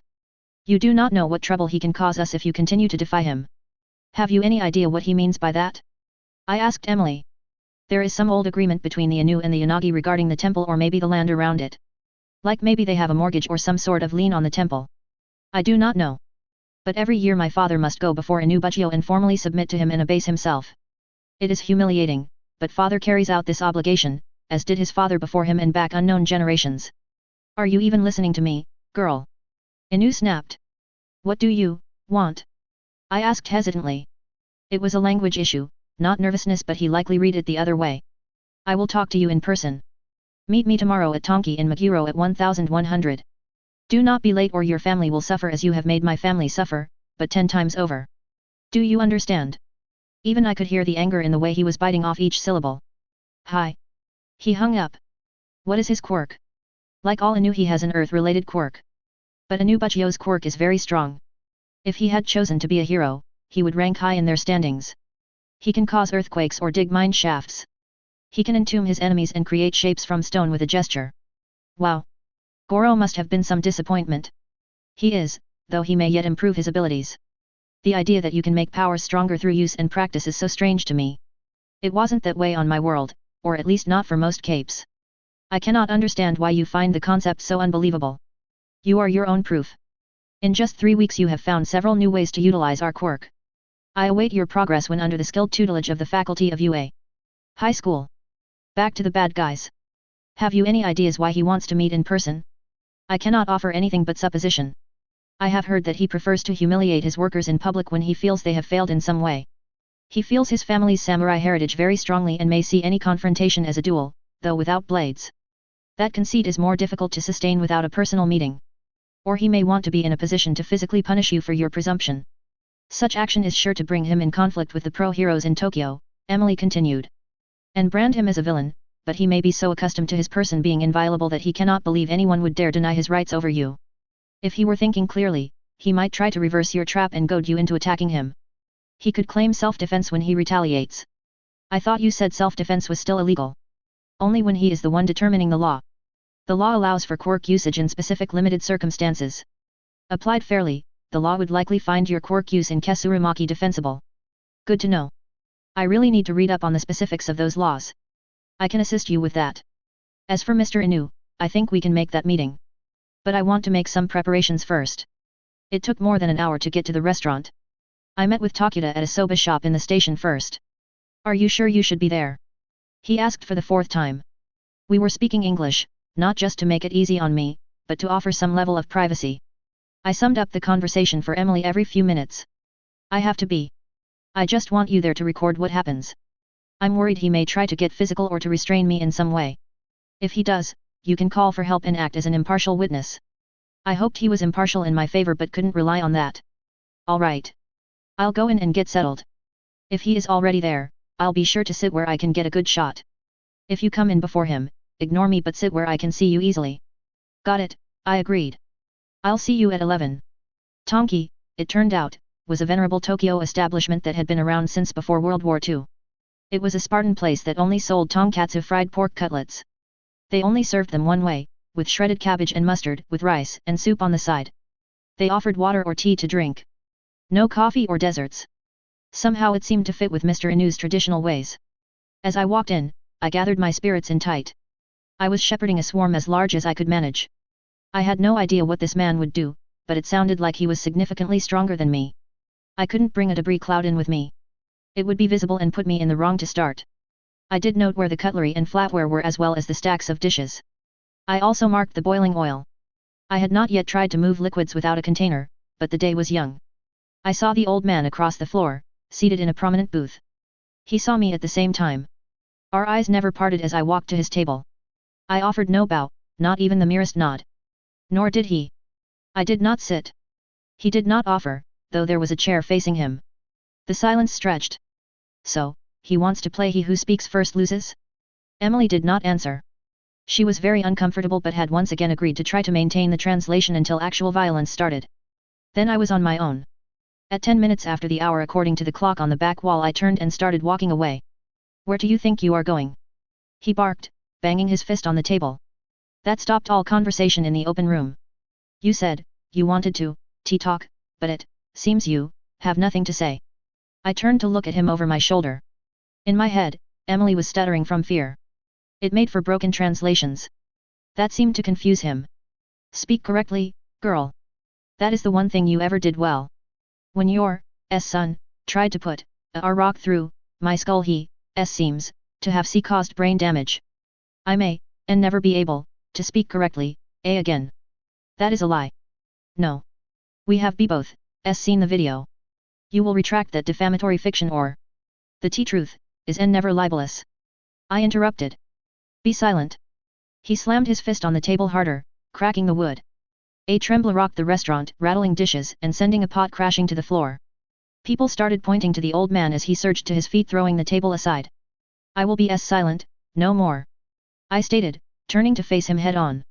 My spirits held me a millimeter off the floor so that he could not drop it out from under me.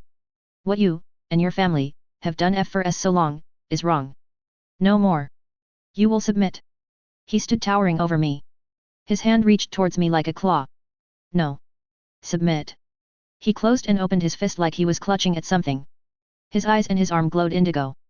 The concrete floor lit with the same light and began to raise up in the shape of his fist, surrounding me. Emily was gone.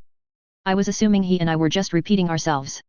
He clenched his fist again and I had to dive over the back of the concrete hand that would have crushed me.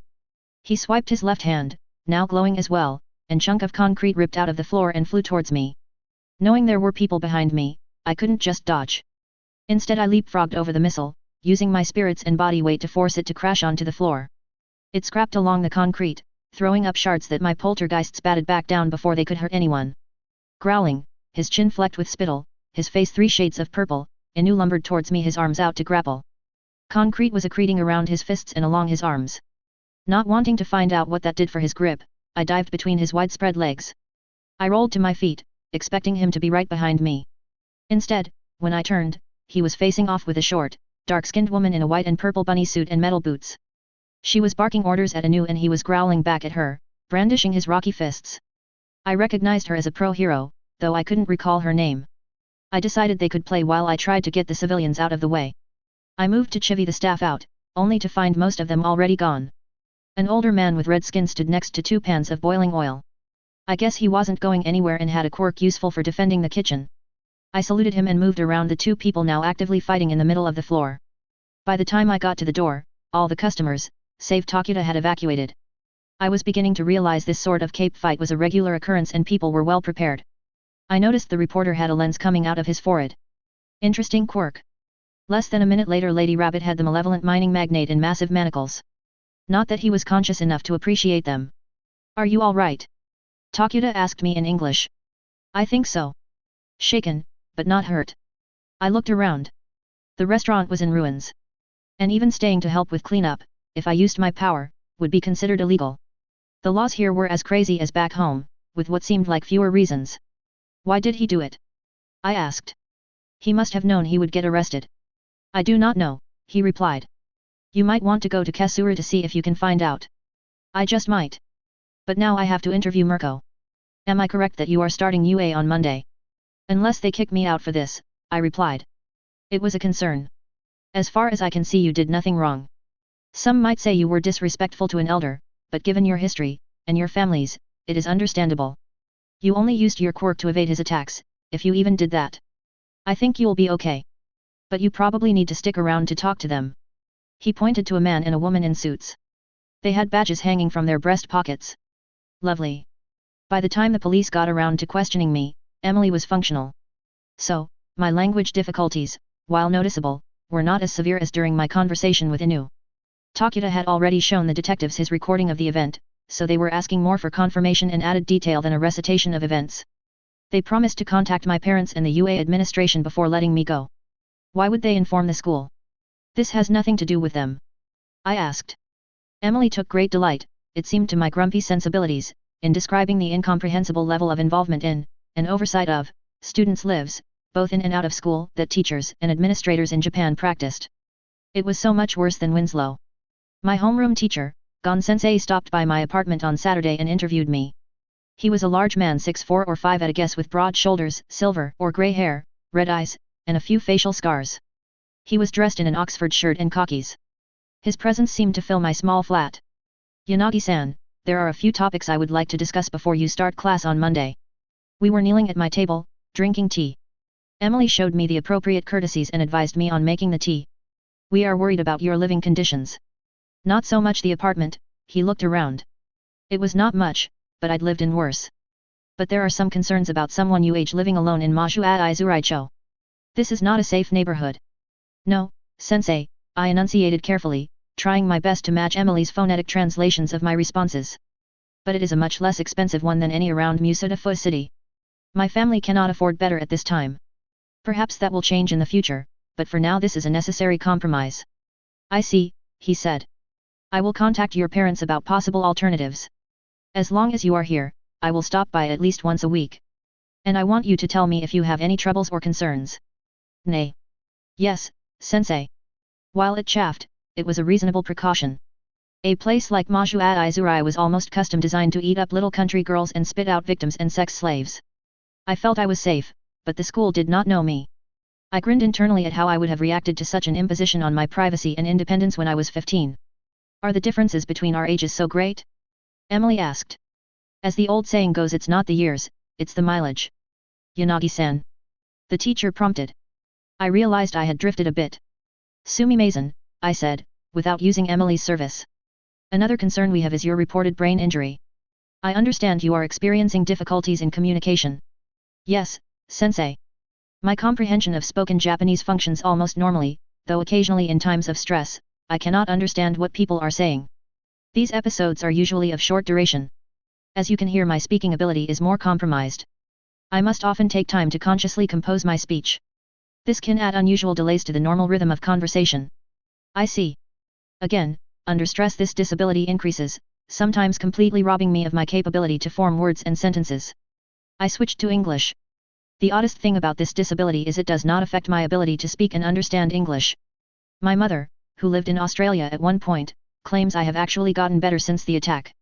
Remarkable, he replied in English. I translated for Emily.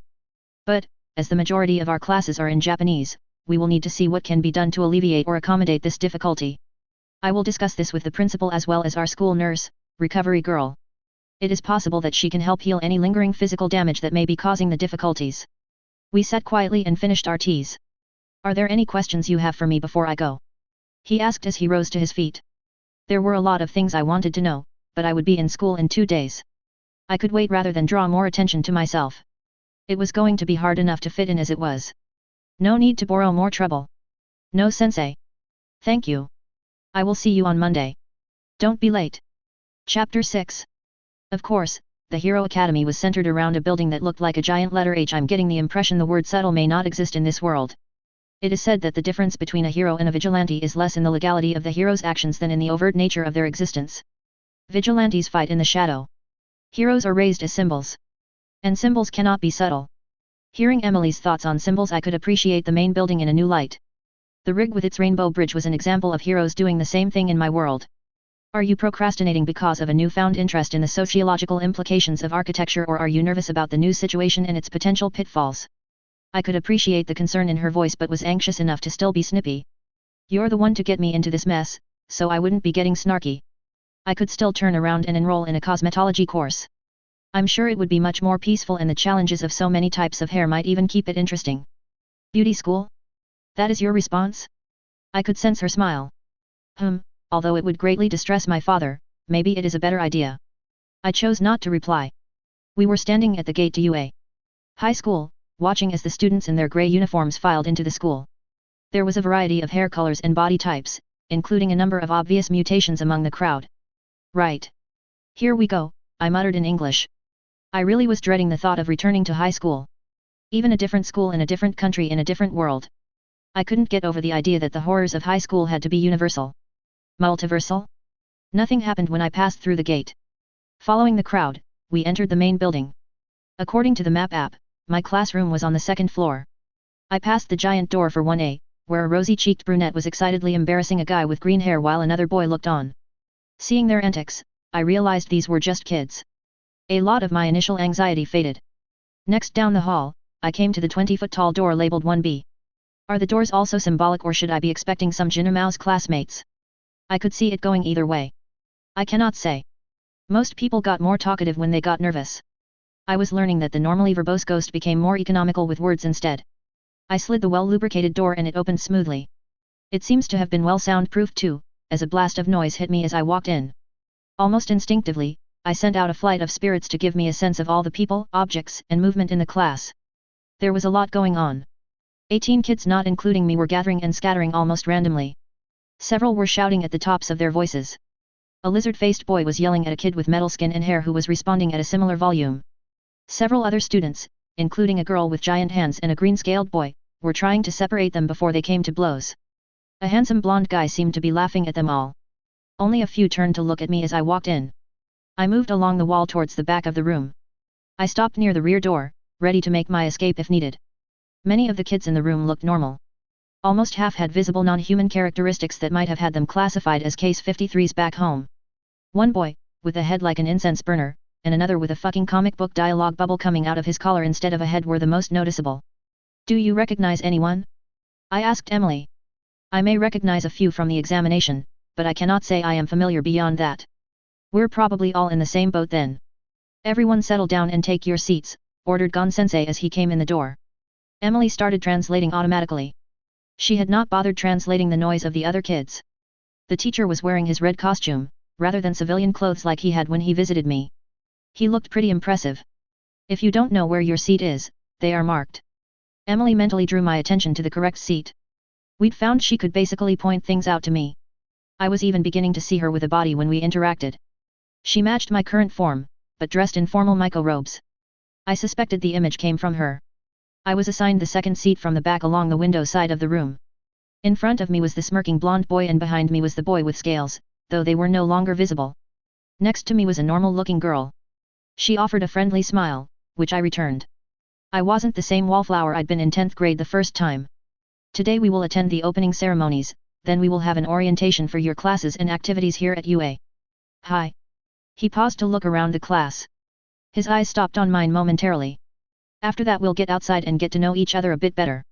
You will have a chance to exercise your quirks as well. Are there any questions? No one raised their hand. Then let's go to the auditorium. The opening ceremony was nothing special. I admit the strange little talking teddy bear who was the school principal blew my mind. When Emily told me he was not even human, but some mammal with a hyper-intelligence quirk, I was astounded. Why would a society place their top students in the hands-paws of an uplifted animal? Other than that, it was boring pageantry and necessary administrivia.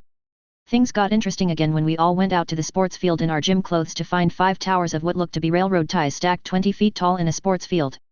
Mr. Kin was standing in front of them. This afternoon we will have 3 tasks. 2 of them involve these giant blocks. First we will play Yenga as a class. He held up a wooden block. It looked to be 6 feet long, a bit over a foot high, and almost 2 feet wide. He started passing it around the class. When it got to me, I found it was heavy more than 50 pounds but not impossible to work with. My poltergeists could lift it easily. You will go in turn to remove a block from the tower without causing the tower to fall. Once you have the block, you will find a question on it. You will read and answer to the class. If the tower should fall, you will be out, but will still answer the question. Do you understand? How are we supposed to get to the top of the tower? Asked a black-skinned boy. I don't mean of dark-skinned. I mean black as night, but with pure white hair. You can use your quirk. But remember, you are not allowed to destroy any of the blocks. The students got excited. I thought this was an easy task for me. I was curious how the others would handle it. Let's start with Awei's Yazutsu. A boy with spiked black hair held back by a headband walked up to the left tower. He ran his hands over several blocks, starting at the bottom of the stack. After a few minutes he pulled one of the middle blocks out. I've welded the outside blocks in the first 3 levels. That should improve the stability of the tower while leaving the middle blocks free for those that can't reach higher up, he informed the class. Nice. I said to Emily. He seems very helpful. And the question? Mr. Ken asked. How did you get one of your scars? Awei's read. Rolling up his left sleeve he pointed to what I assumed was a scar. I was too far away to see it easily. I got this one while camping near Mt. Fuji. I slipped on some rocks I was climbing. I like camping. Everyone offered him applause. Next is Kybura Sr. Another boy, this one particularly good looking, with coal black hair and sharp features, stepped forward. He ran to the tower and leapt up. He climbed like he was crawling across a floor. When he was at the top, he pushed the corner block off, letting it fall to the ground, then crawled back down. As he moved, I saw his hands and knees were spinning like drills, allowing him to cling to the wood easily. What sort of pets do you have? He read. My family has 2 dogs. Next was the mandible boy who sprouted blades from his arms and legs to climb the tower. Then the black and white guy who seemed to teleport to the top. Everyone had some way of doing it. The oddest were probably the girl who grew mushrooms on the tower. It didn't seem to help move the block, but she wanted to show off the quirk, and the comic book head who loudly yelled "Schlurp" and sucked the block out. The sound was printed on the guy's face in Japanese. The questions and answers were pretty mundane, but I realized they did help humanize the strange people I would be spending some months or years with. For instance, I really would not have pegged the hairy dog boy as a flautist. Finding out the horn girl was from the States was nice. I would have another person to speak English with. When it came my turn, second to last, we were on the 3rd tower. 2 of my classmates had managed to get their block, but at the cost of the tower's stability. I was easily able to pluck my block while steadying the tower with my swarm. The question, translated by Emily, was, who is your favorite pro hero and why? Fuck. Emily, I think this one's on you. Please refrain from such lewd utterances. I would say All Might. As the symbol of peace, he helps spread tranquility around the world. Great. Translate please. She did, and I repeated it. The students noticed my odd delay in answering and my somewhat halting speech. But I still got my applause. Rin Hiryu was last. He shot scales at a single block, each impact pushing the block a little further, until it fell from the tower. After Rin's Q&A, it is not possible to live a normal life and never tell a lie. Gon-sensei had something to say. It is important for you to understand there are many ways a hero may be called upon to use his or her quirk outside of combat. Rescue operations and cleanup are just 2 examples. You all managed to get creative individually. Now it is time to see how well you can work together in teams. He pointed to 5 stacks of 20 blocks, each set in different part of the field. You will be split randomly into groups of 4. Your tasks are to use your quirks and use all 20 blocks to build a tower as tall as you can. He held out a small leather bag to Rin. Take a single tile. The number on it is your team number. Soon we were all appointed to our teams. I got Dogboy, Zombie Face, and a normal-looking guy with short brown hair who could apparently blow hard air. His name was Koze-kun. Dogboy was Shishida-kun. He was a physically enhanced changer/brute. Zombie Face was Jizo-kun. He had a shaker field that softened matter, though I did not see what that had to do with his obvious physical mutation. So, you two can lift the blocks, Koze said, pointing to Shishida and me. I can make platforms for people to work from while Jizo-kun can soften the ground to give the tower a better footing. The others nodded. I had a few ideas, but held back. If I went like I normally would, I'd take over any group I was part of. That was a bad idea.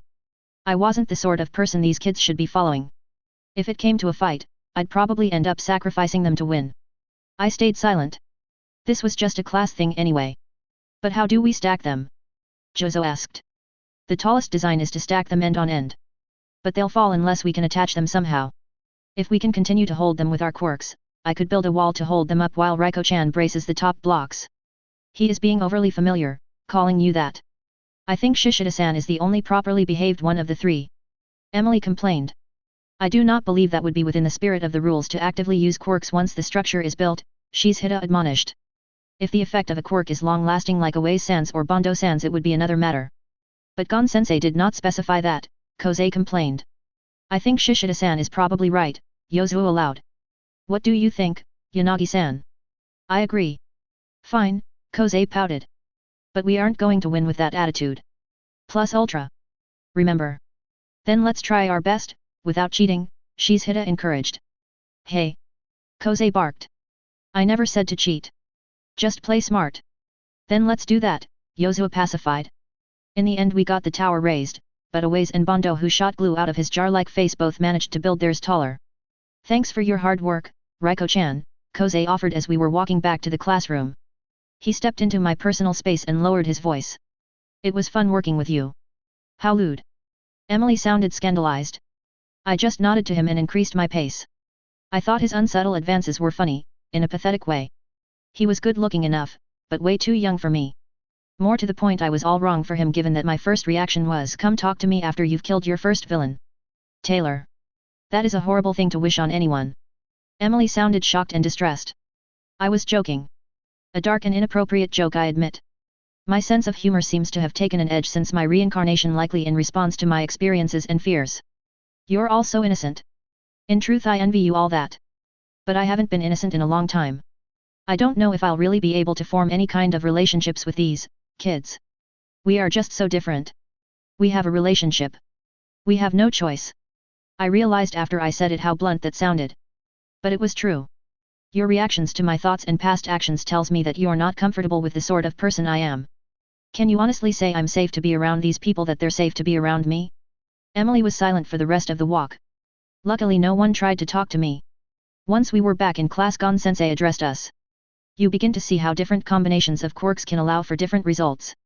Pro heroes need to know their goals and plan on how best to achieve them given the quirks and skills at hand. They also need to be able to work with heroes not normally part of their teams. Teamwork, planning, and creativity are all essential to be the best heroes you can be. Any questions? Could we have held up our tower using our active quirks after you stopped the construction phase? Koze asked. He just wasn't letting it go. I did not say you couldn't, the teacher said, catching my attention. In the real world there are very few rules. You need to think outside the box and not restrict yourself, beyond the most basic legal and ethical strictures. So, yes. You could have. The question you should be asking is why didn't you? He barked out the last words, his voice harsh. Koze glared at us, looking both smug and angry. That is surprisingly realistic for a schoolteacher, I said silently. I'm a little upset I didn't treat this exercise as I would have in the field. It is good that you are remaining open to new learning experiences. Perhaps this school will offer you an opportunity to grow in ways that you need to achieve your enlightenment. Forget enlightenment. If I can get out of here without killing any of the students or teachers, I'll be happy. Taylor. I took a deep breath. I think being back in high school is really fucking with my emotions. Again, that was gallows humor. But it was serious too. In the last battle I really don't know how many people I killed. People who were once friends or teammates. I may have known in the moment, but that's all a jumble now. I don't want anything like that to happen here. I cannot imagine the burden you are carrying. The guilt you are feeling. Emily soothed in her therapist voice. Can you posit alternative choices you might have made to avoid the disaster? Were those deaths necessary to save your world? I thought so at the time. But a real hero would have found a different way, a better way. I just wasn't. It was my turn to grow silent. The last task for the day is a sort of debate exercise, Gon-sensei explained. A hero must rely on his mind, even more than his quirk. Often the best route to a peaceful resolution is to be able to convince the villain to surrender. Being able to convince someone to change his mind is a useful skill. Even more important is your ability to make up your own mind quickly, even under pressure. He looked at the students as they started fidgeting nervously. Everyone, stand and push the desks against the walls, he barked. He switched between being a reasonable guy and a drill sergeant at the drop of a hat. Once the floor was clear, he continued. You will stand in the center of the room while I read out a short case. It will be a situation a hero has or might find himself in. I will offer you 2 actions or choices. You will have 5 seconds to make a decision and run to whichever side of the room represents your choice. The last one to touch the wall will have to explain their decision to the class. Now here is the fun part. After the student explains their thinking, everyone will have 10 seconds to decide if they want to change their own choice and go to the other side. The last one to hit the wall will have to explain their reason for switching. Understand? I'm betting no one will change their mind if they are risking a public explanation like that. I thought. Still, the idea has potential. Perhaps that depends on the courage of the person's convictions. While few students will relish having to speak before the class, if they feel certain of the righteousness of their new choice, they may risk the price. We'll see. We will walk through the first example. Gather in the center of the room. Remember that the corridor side wall is for the first choice and the window side for the second. That will stay the same for each case. He began to read from a tablet. A villain has taken a civilian hostage in a public space. Your attacks on the villain have proven ineffective. Both your attacks and the villain's responses are causing collateral damage and risking bystanders. Do you understand the basic scenario? Everyone nodded. Sounded realistic enough to me. You have 2 choices: A. Continue to attack with the hope that something will prove effective before the hostage is killed. Or B. Retreat, get the bystanders to safety and mitigate the collateral damage while waiting for another hero who may be able to affect the villain. On my mark, chose that side for attacking again and that side for waiting for help. Go. I chose attacking again. Several others chose the same option. Pony, the American girl, was the last one on my side. Shiozaki, a girl with green vines for hair, was the last to choose the other side. Your reason, Tsunatri-san? Prompted the teacher. Never give up hope, have to keep trying. Her Japanese is heavily accented and has a few errors. Emily informed me. Maybe later I can work with her on it. We could help each other. And I can speak to her in English. Concise, but does anyone on this side disagree with the reasoning? Ken-sensei asked. We all shook our heads. Shiozaki-san, what was your reason for choosing to wait? If my attacks are fruitless, then it is better if I can either keep the villain engaged verbally to maintain the stalemate or work to protect lives and property rather than persisting in actions certain to fail. The vine-haired girl spoke with a certain airy quality to her voice. I wasn't sure how convinced she was in her own argument though. Does anyone on that side disagree with her reasons or have something different to add? No one spoke up. Very well, I want anyone who wants to change their minds after hearing these reasons to run to the other wall on 0. 3, 2, 1, 0. To my surprise, 2 people ran towards my side. They bought the emotional rather than rational argument. I was tempted to change sides as well, but I didn't want to make the sacrifice plays anymore. I wanted to save everyone that I could. Alright, does everyone understand how this is played? The teacher asked. I noticed he didn't make the last runner offer his reasons. That probably encouraged people to change their minds in later rounds. Then let's try it again. Back to the center. We went through 4 more cases. They were interesting as there were no obvious right or wrong answers. Instead, they forced the student both to make hard decisions quickly and to think about why they made the choices they did. Are you seeing the pattern with Kamakiri, Aways, Tetsu, and Kendo? I pointed out. This was a good way to learn about potential teammates. Their preference for direct, aggressive action is rather marked. I notice you side with them often. Perhaps your shared predilections for violence is something to meditate on. You may want to pattern your decisions more on the likes of Shiozaki-san, Shota-san, and Kode-san. Their penchant seems to run more towards de-escalation and negotiation. I'll give that some thought. This was a surprisingly interesting day. I wonder what some of the Protectorate heroes or wards would have done with these same scenarios. As you can see, the decisions heroes face are not always cut and dried. They are never easy, Gon-sensei wrapped up after the exercise. We will address these cases, and many others, in future classes, including examining what the heroes in question really decided and the consequences of those decisions. I want you to learn from their experiences, to keep you from making the same mistakes. We will see you tomorrow for the quirk appreciation test. Wednesday will be the first hero basic training class with the battle trial. After that, regular classes start. This is a busy week for you. Be aware, it is only going to get harder from here. Welcome to UA. He concluded. Yanagi-san, may I have a moment?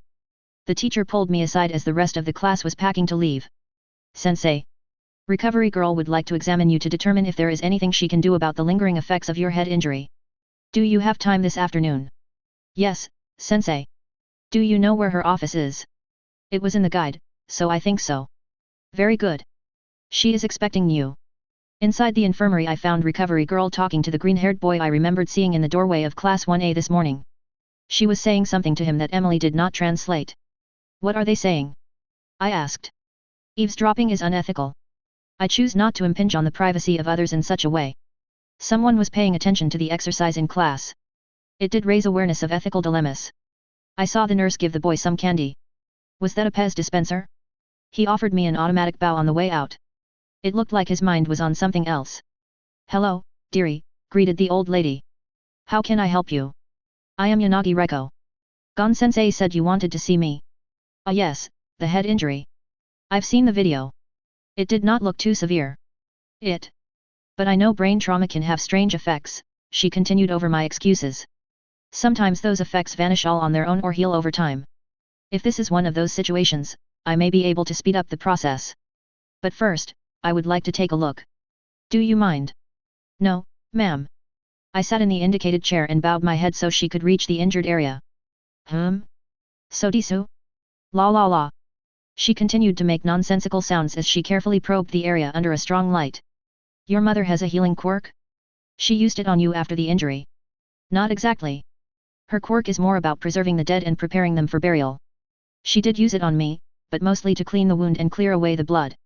It looks like it did a bit more than that, but I can still see evidence of the injury. I'd like to try healing it, if you don't mind. It may make you tired, as I have to use your own stamina to power the healing. Not to worry, a good night's sleep will see you right as rain. So not quite panacea, I thought to myself. I hesitated. I wasn't happy letting someone I didn't know use her power on me. She is perhaps the best known healer in the country. With decades of experience and has earned the trust and affection of the nation.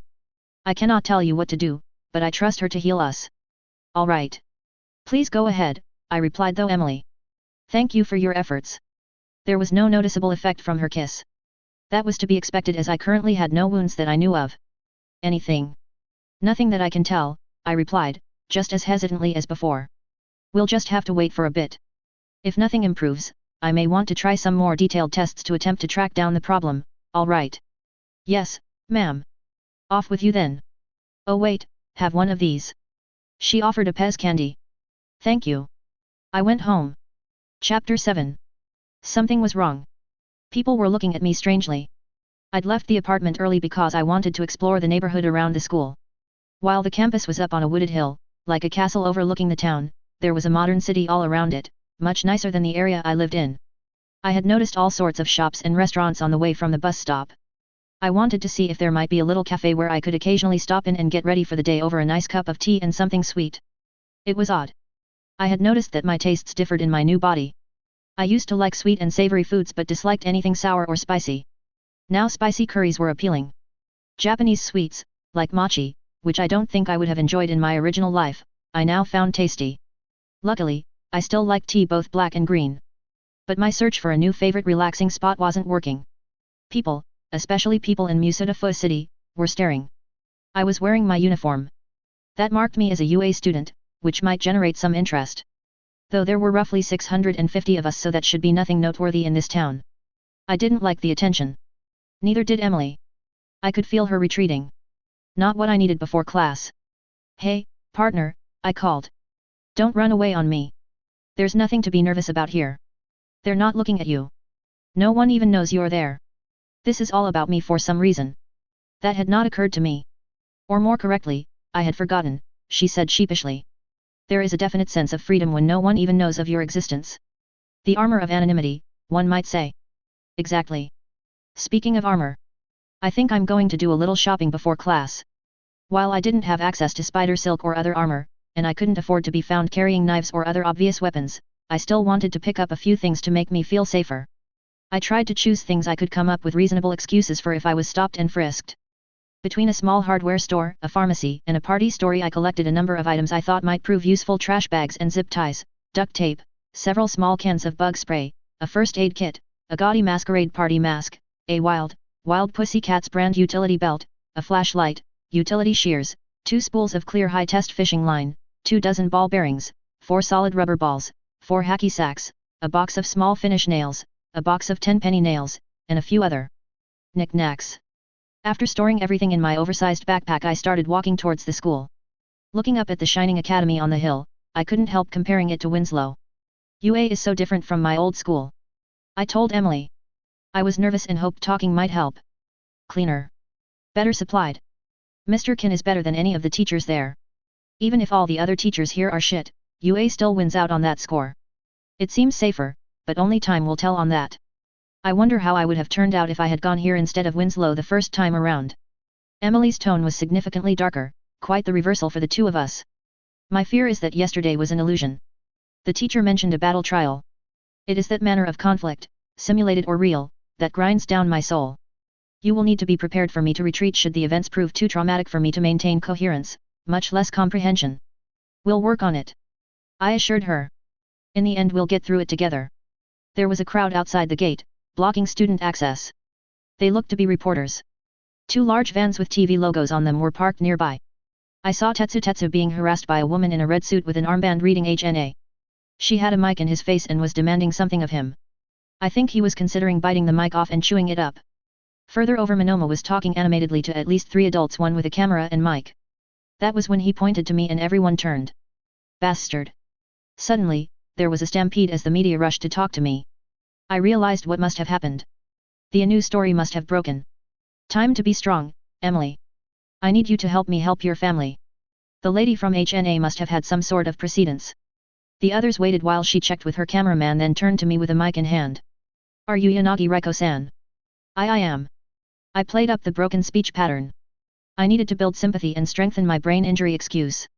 There have been several reports that you were attacked with quirks by Anu Goro in Kesuru town and later by his father Anu Kisho, owner of Red Mountain Mines. Can you confirm these attacks?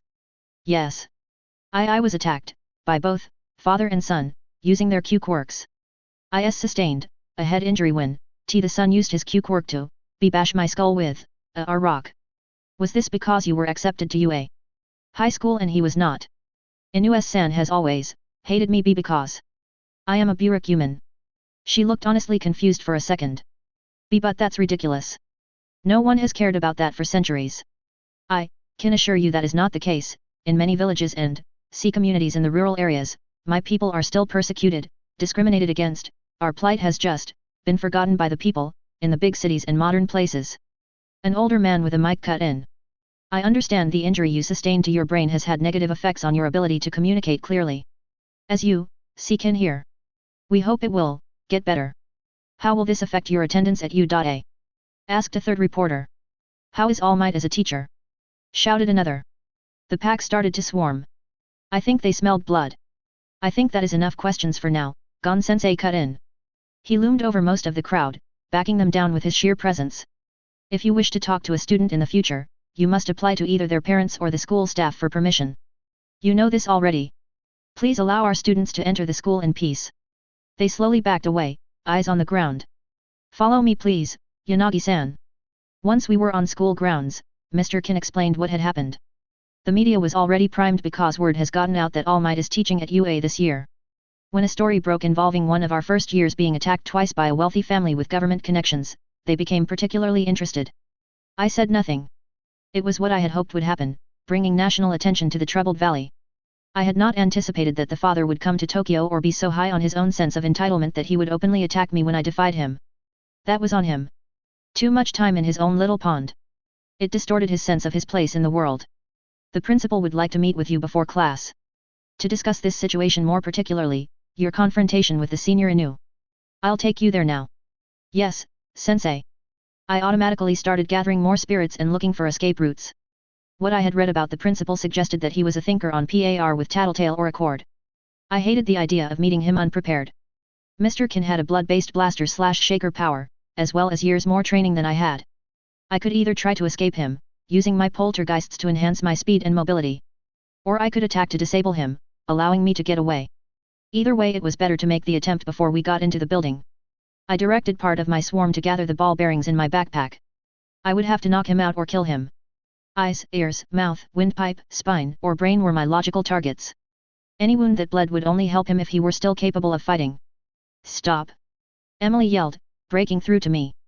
This is not a battle. You do not have to fight Gon-sensei. The principal is not a danger. He simply wishes to talk. Calm yourself. Breath deep. Find your center. What was I thinking? I realized I had been regressing to fight or flight mode. Since waking in this world, I had found myself occasionally flashing back mentally or emotionally to the final battle or other particularly stressful conflicts I had been in. I wasn't sure what the trigger for these episodes was, but they were dangerous. If I went out of control, I could really hurt the people around me. I breathed deep. Are you okay, Yanagi-san? Mr. Kin asked, his hand on my shoulder. I assure you, you are not in any trouble with the principal. He simply wants to understand what happened at the restaurant. Anytime a UA student draws this much attention, it impacts the school as well. I'll go with you as your homeroom teacher. And Mirko will be there too. She is a UA graduate and was willing to give her perspective. After a moment to center myself, I offered the teacher a shy smile. He returned it and we resumed our walk. I will say this. Principal Nizu is one cute, cuddly-looking, scarily high-level thinker. And he, of course, knows it and plays on it when dealing with frightened first years. I'm not a normal first year. It was easy to spot his manipulative ploy. I still smiled inside when I first saw him. Then I started look for escape routes. If I'd had my bugs, I'd have felt confident I could have taken down the rodent thinker and the two other capes in the room long enough to get away. But I didn't have my bugs. I was still finding my way with my new powers and didn't want to risk relying on them in a confrontation. More importantly, I didn't want there to be a confrontation. I see no reason there should be an altercation. Emily said soothingly. They have no reason to react so badly, unless you were to attack them first. I would greatly prefer that you not do that. No. I won't. I almost snapped. I've just had some very bad experiences with people who had similar powers to the principal and it has me on edge. I would have preferred more time to prepare for this meeting. I keep thinking about Coil and Accord, two particularly dangerous thinkers, and Contessa, the thinker who actually killed me. You have talked about friendly thinkers, have you not? Yes. Lisa and Dinah. I was considered a bit of a thinker as well. And no one had anything to fear from you. Right? I honestly couldn't tell if she were joking or not. I laughed aloud. Well, more of a combination laugh and sob. But it caught the attention of the others who had been talking to the pro-hero. Yanagi-san, the principal stood in on his chair and bowed. Please have a seat. He pointed to a couch next to him. Gon-sensei was seated at the other end of the couch, while Mirko took her seat in a chair across from the principal's. The furniture made a shallow U, with a coffee table in the middle. Someone I barely saw set tea on the table in front of each of us, then left the room leaving no impression behind. Either really well trained or a stranger power. I thought. You may not remember, but this is the pro-hero Mirko. She was the one that saved you at the restaurant in Tokyo last week. Nizu prompted. Yes. I recognize her, I replied, then turned and addressed the hero. Thank you very much. I am sorry to have caused so much trouble. The words were formal, but I did appreciate the hero stepping in. It potentially saved me from significant legal problems. Prompted by Emily, I stood and offered a deep bow. I was happy to help. How did you get in that situation though? She asked. Yes, I am very interested to hear about that as well. The principal's voice was high and slightly nasal. Why don't you start with why you were meeting Anu in the first place? I knew better than to try to lie directly to a thinker, so I considered my words carefully. This naturally increased the hesitancy in my speech. I did not try to exaggerate the stutter or pauses in any way. You are probably aware of the existing issues between the Anu and my family. I understand from my mother that they are generational in nature, going back well before my father's time. I stopped for confirmation. They all nodded. When the video of his son's attack on me and my family became public, Inu-san was very angry. He contacted my parents. They refused to recall me to Kesurumaki for Inu-san to chastise me in public. I believe he wished to make an example of me for defaming his family name, he called it. Has he done this sort of thing before? Gon-sensei asked. Emily offered 3 different examples. The man usually couched it in terms of company discipline. Once he had forced Mr. Yanagi to perform a public fast for 5 days in the center of Kesuru town as penance for some slight. And no one has complained to the authorities. Mirko sounded astonished. He is the elected mayor, and owns all the houses and buildings. If the people do not work directly for him, they live on his property. I am told, though I do not know for sure, that he has special terms written into employment and rental contracts, terms that allow him various authorities. That should not be enough to prevent legal action, the hero replied, her anger evident. Do not concern yourself too much with these speculations, the bear dog said. I started to wonder if he was going to ignore the injustices just like Blackwell. The investigative hero, Sir Nightai, and the mountain hero, Alpine are traveling with a team of police force and National Tax Agency investigators to find out the truth and protect the innocents. The principal informed us, somewhat smugly I thought. He knows things we don't like, Lisa. He turned to me. I want to know more about your actions and thoughts in the restaurant. I was nervous when I arrived. I suspected he might want to cause me harm in some way. So, I contacted a reporter I had met. Yes, Takuda Tanio, Mirko interrupted.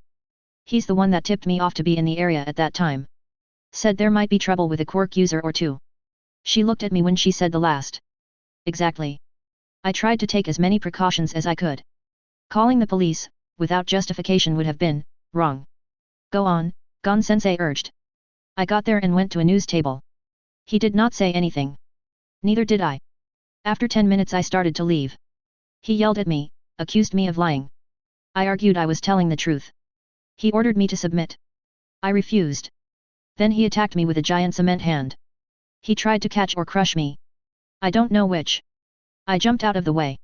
He threw a piece of the floor. I slapped it down because people were behind me. I didn't want anyone to get hurt.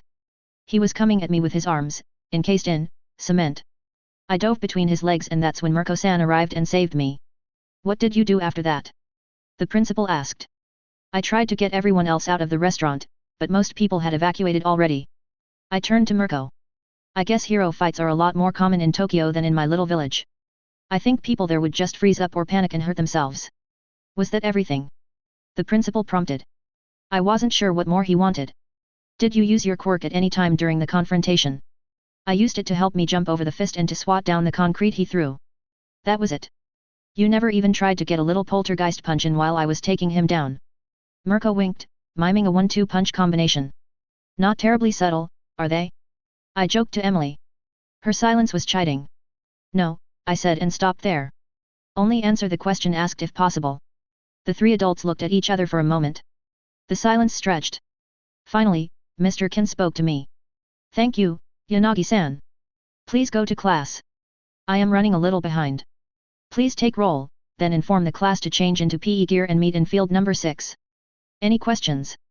No, sensei. Off you go then. I wished I could listen with my spirits like I could with my bugs, but that wasn't the case. So rather than getting caught with my ear to the door, I made my way back to class. Are you still distressed, Taylor? Emily asked. You know, once the conversation started, all my fear and paranoia vanished. It sounds like this PR plan is coming together. They are sending outside investigators in. Especially with Inu already in jail, or wherever he is, his family should not be able to cover everything up. Do you think so? The mix of doubt and hope in her voice was heartbreaking. Unless he has something on the national leadership, it looks like his house of cards is about to fall. I could feel her silent contentment. All right everybody, I said as I entered the classroom. I caused all the desks to rattle up and down for a second. That got their attention. Emily did not bother to translate their exclamations, so I mentally translated them as what the fuck. They were not so vulgar, she scolded. Really? I let my doubt show. Well, not all of them at any rate. I couldn't tell if she was more put out with them or me. Translate please. Gon-sensei is held up with the principal. He sent me to take roll and give you instructions for the next event. Ooh, the 2 white hairs together in the morning. Came an anonymous voice. Is he your father? Called another. Is he your boyfriend? Do you wish me to keep translating all their responses? You win. Just the general gist, plus anything meaningful or funny, please. Please let me know if someone next to you who should be here is not. I said. There is a trick I'd learned, to pitch your voice to be heard throughout a room, without shouting.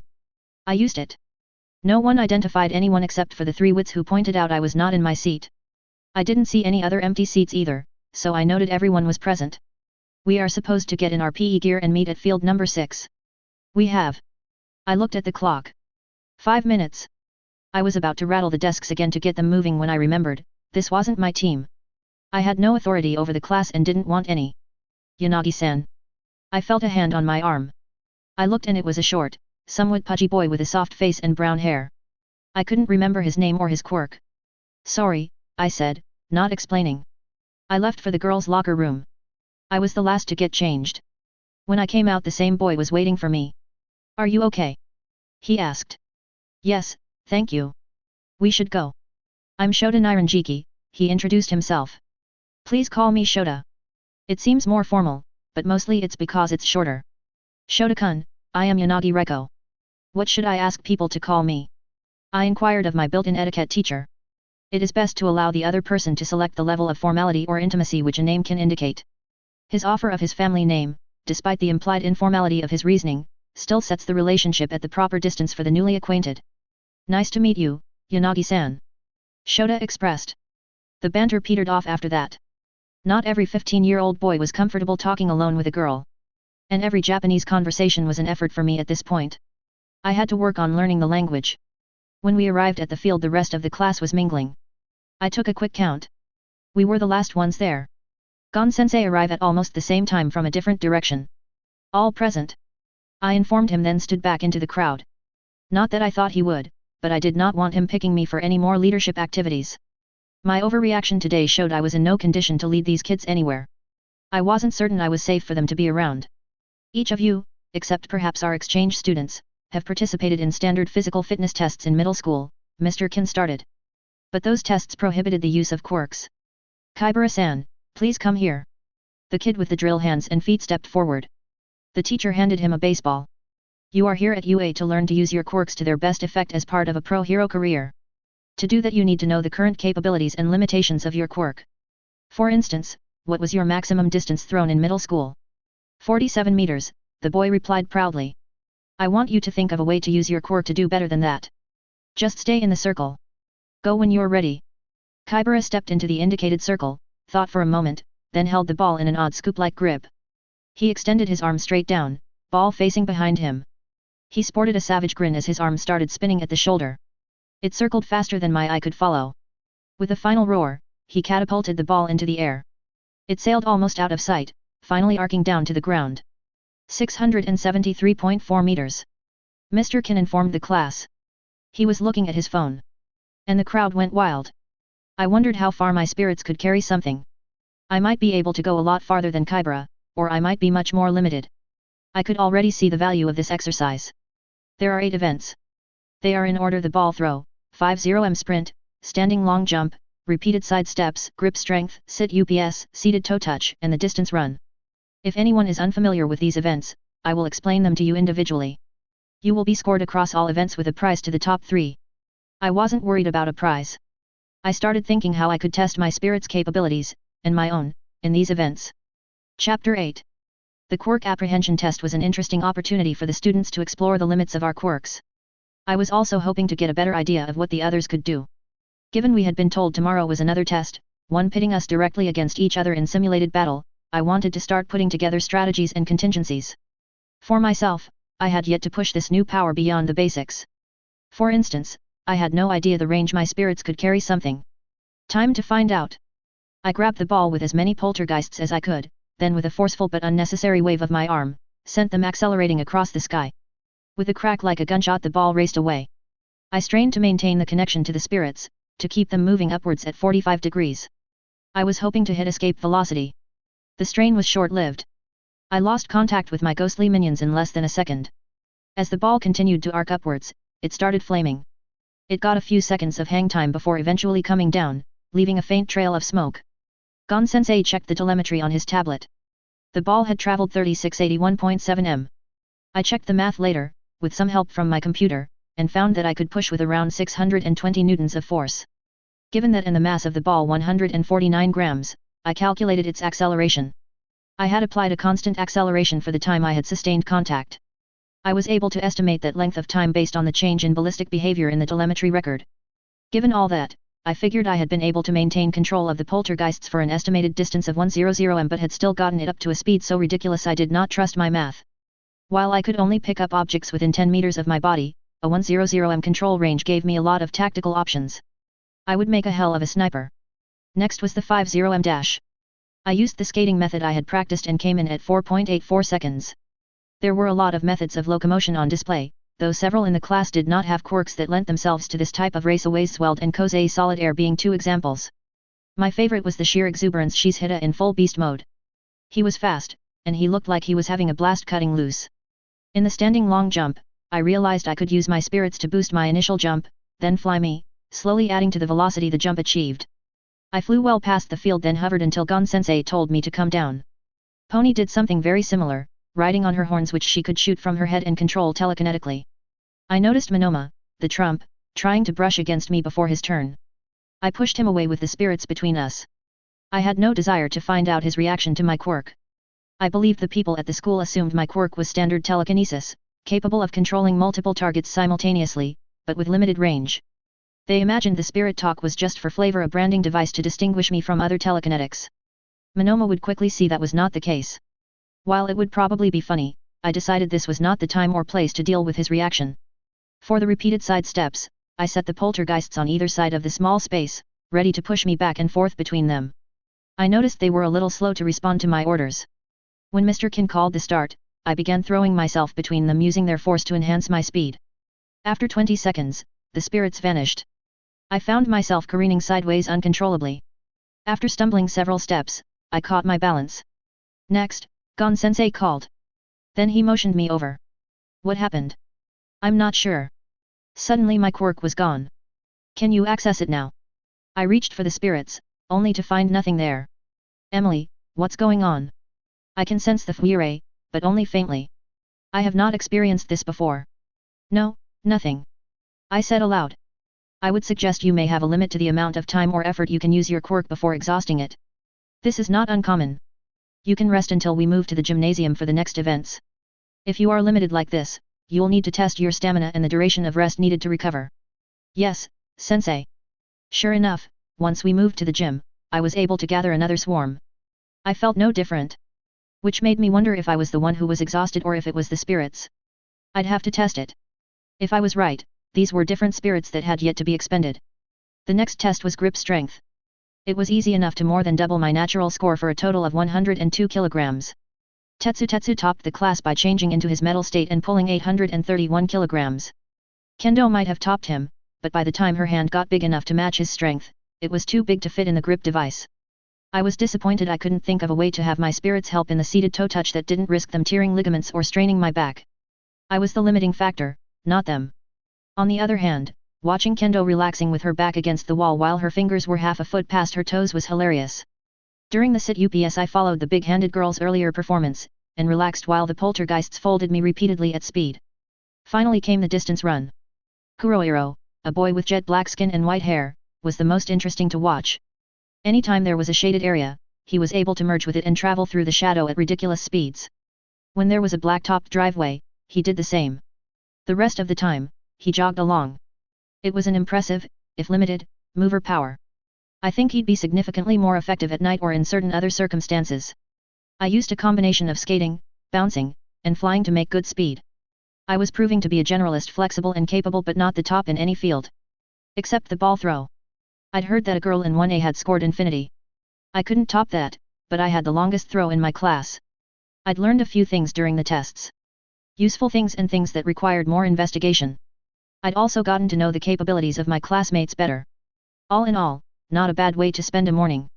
At lunch, I automatically found myself carrying my tray to an empty table.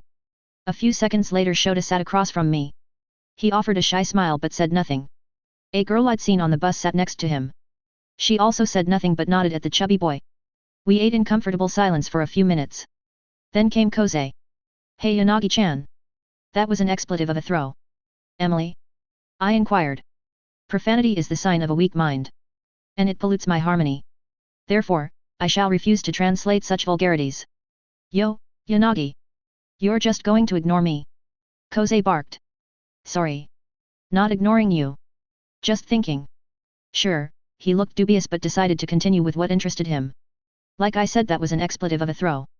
How'd you do it? Constant acceleration, for a while at least. I replied. Sounded like an expletive cannon boom.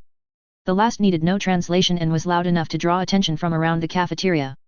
Remember your indoor voice, I said. Emily was not familiar with the idiom, so I had no idea how it translated. What? Not well, I guessed. Don't speak so loud indoors. I can hear you just fine. I looked to the other two at the table. They were avoiding my gaze, looking at their trays. I was getting the impression they were shy. Did you see how I used my quirk to walk on air across the long jump pit? It wasn't quite as flashy as you and the American, but I was up almost as long. Kosei was getting excited as he recalled his triumph. I did well in the side steps too. What happened to you? You were like wah. He mimed, stumbling around and falling over. Power glitch, I said. Kosei was reminding me of some of the guys at Winslow I would see seeking to impress other people by being loud and attempting to be funny. He was the sort of self-occupied high school. I am in high school. Emily cut in. She sounded hurt. The same age as him, possibly younger. Do you find my presence as frustrating? Do you only tolerate my company because I allow you to communicate? You know that's not the case. Come on, you can't tell me you don't find him a little bothersome. Loud, rude, and narcissistic? She asked. Well, perhaps. Don't let your insecurities make you crazy. In point of fact, I find myself most indubitably delighted with your company. I teased her gently. Were you attempting an impression of me? She sounded shocked. Maybe.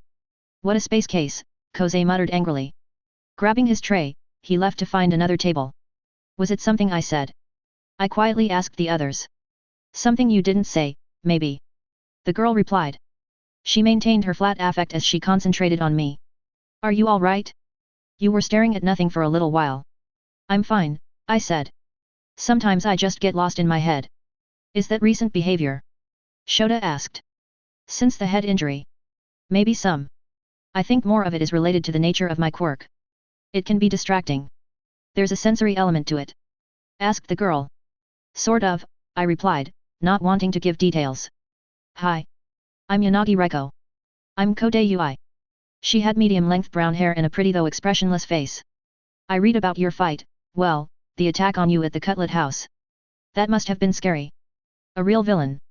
I'm not sure I would say scary, I said slowly. You don't have to talk about it, of course. She stated. I'm sorry to bring up uncomfortable memories. I gave her a slight smile. Thank you. I got the impression your quirk only works on objects, right? That's right, she agreed. I thought so, I continued. Given that, I don't think today's tests gave an accurate measure of your quirk. No. The lack of items except the ball and the grip meter meant there was a real limit to how much I could use it. Kode agreed. Tomorrow's test will probably allow us to try different things in a different type of activity, Shota offered in support. I thought he was likely right. Kode nodded in acknowledgement. We spent the rest of the meal in silence. It was nice. That afternoon we had short versions of half our academic classes, introducing the teachers, structure, and basic content. At the end of the condensed day, Gon-sensei reminded us to rest up for tomorrow's trials. There were still reporters outside the gate. Several of them called out to me. I just waved them off and kept my head down. I did not want to play up my part of the story. With police and pro-heroes heading to the valley, I hoped the story would move away from me. Kode had beaten me to the bus stop. She offered a blank nod. I nodded in return. I thought I'd seen you on the bus before, I said quietly. Yes. I live near the Kamikitazawa station, but it is better to take the bus than the train. I am a few stops after that, I think. I'm still learning the area. I had just told her that I lived in Maju-a Izurai, but that I had not grown up there. This kind of veiled speech was often familiar to people who were ashamed of the poor neighborhood in which they lived, though the place names were different in Brockton Bay. I hoped to stop any concerns she might get that I was one of the gangbangers that infested my current neighborhood. Ah. I expected her to ask where I moved from, but we both knew she had heard about it in the media. I could ask about her if I wanted the conversation to continue. I got the impression she was a naturally quiet girl. I could understand that. Are you from this area or did you come for school? I began. My family lives in Shimane Prefecture, in a town outside of Matsue. But my uncle lives here, so I am staying with his family. That's nice. I don't know anyone in Tokyo outside of school. Do you have any cousins living here too? Yes, Daisuke-kun is at Roka High and Emiko-chan is Roka Junior High. I have 2 little sisters back home, twins Miyako-chan and Miyoko-chan. They're 12. I have 3 brothers, though I'm the oldest. It's nice having a girl cousin who's younger than I am, and a boy cousin who's older. It makes a nice difference from home. I always imagine an older brother teasing me, which I wouldn't like. But, also protecting me, which might be nice sometimes. I said. Daikun sometimes jokes that because I'm the hero, I have to protect him. I laughed quietly at her shy joke. After that we were silent, each reading on our phones. She got off several stops before me. It seemed like a nice enough area. There was a pleasant little park near the bus stop. As the bus continued into Majuat-Izurai, the scenery changed. At first, it was subtle, the buildings were more worn and there were fewer trees or green spaces. Then the graffiti and trash became more obvious. As we neared my stop, every third building seemed to be visibly damaged or outright abandoned. Shops had bars on the windows, sometimes on the doors as well. The people on the street were more likely to be loitering in groups, smoking and drinking, rather than walking briskly. No one was strolling leisurely. Trash and weeds were everywhere. Even in the daylight, it was not an attractive neighborhood. As I exited the bus, I saw Meathead, though shrunk to a mere 7 feet in height, accosting or perhaps being accosted by a well-dressed man with a camera. Emily decided to translate their conversation. Habit headgear. The reporter, my assumption because it took a special kind of something, not sure what to call the mix of bravery, obliviousness and stupidity to try to interview a known villain. Don't call me that. The giant ranted. It's such a stupid name.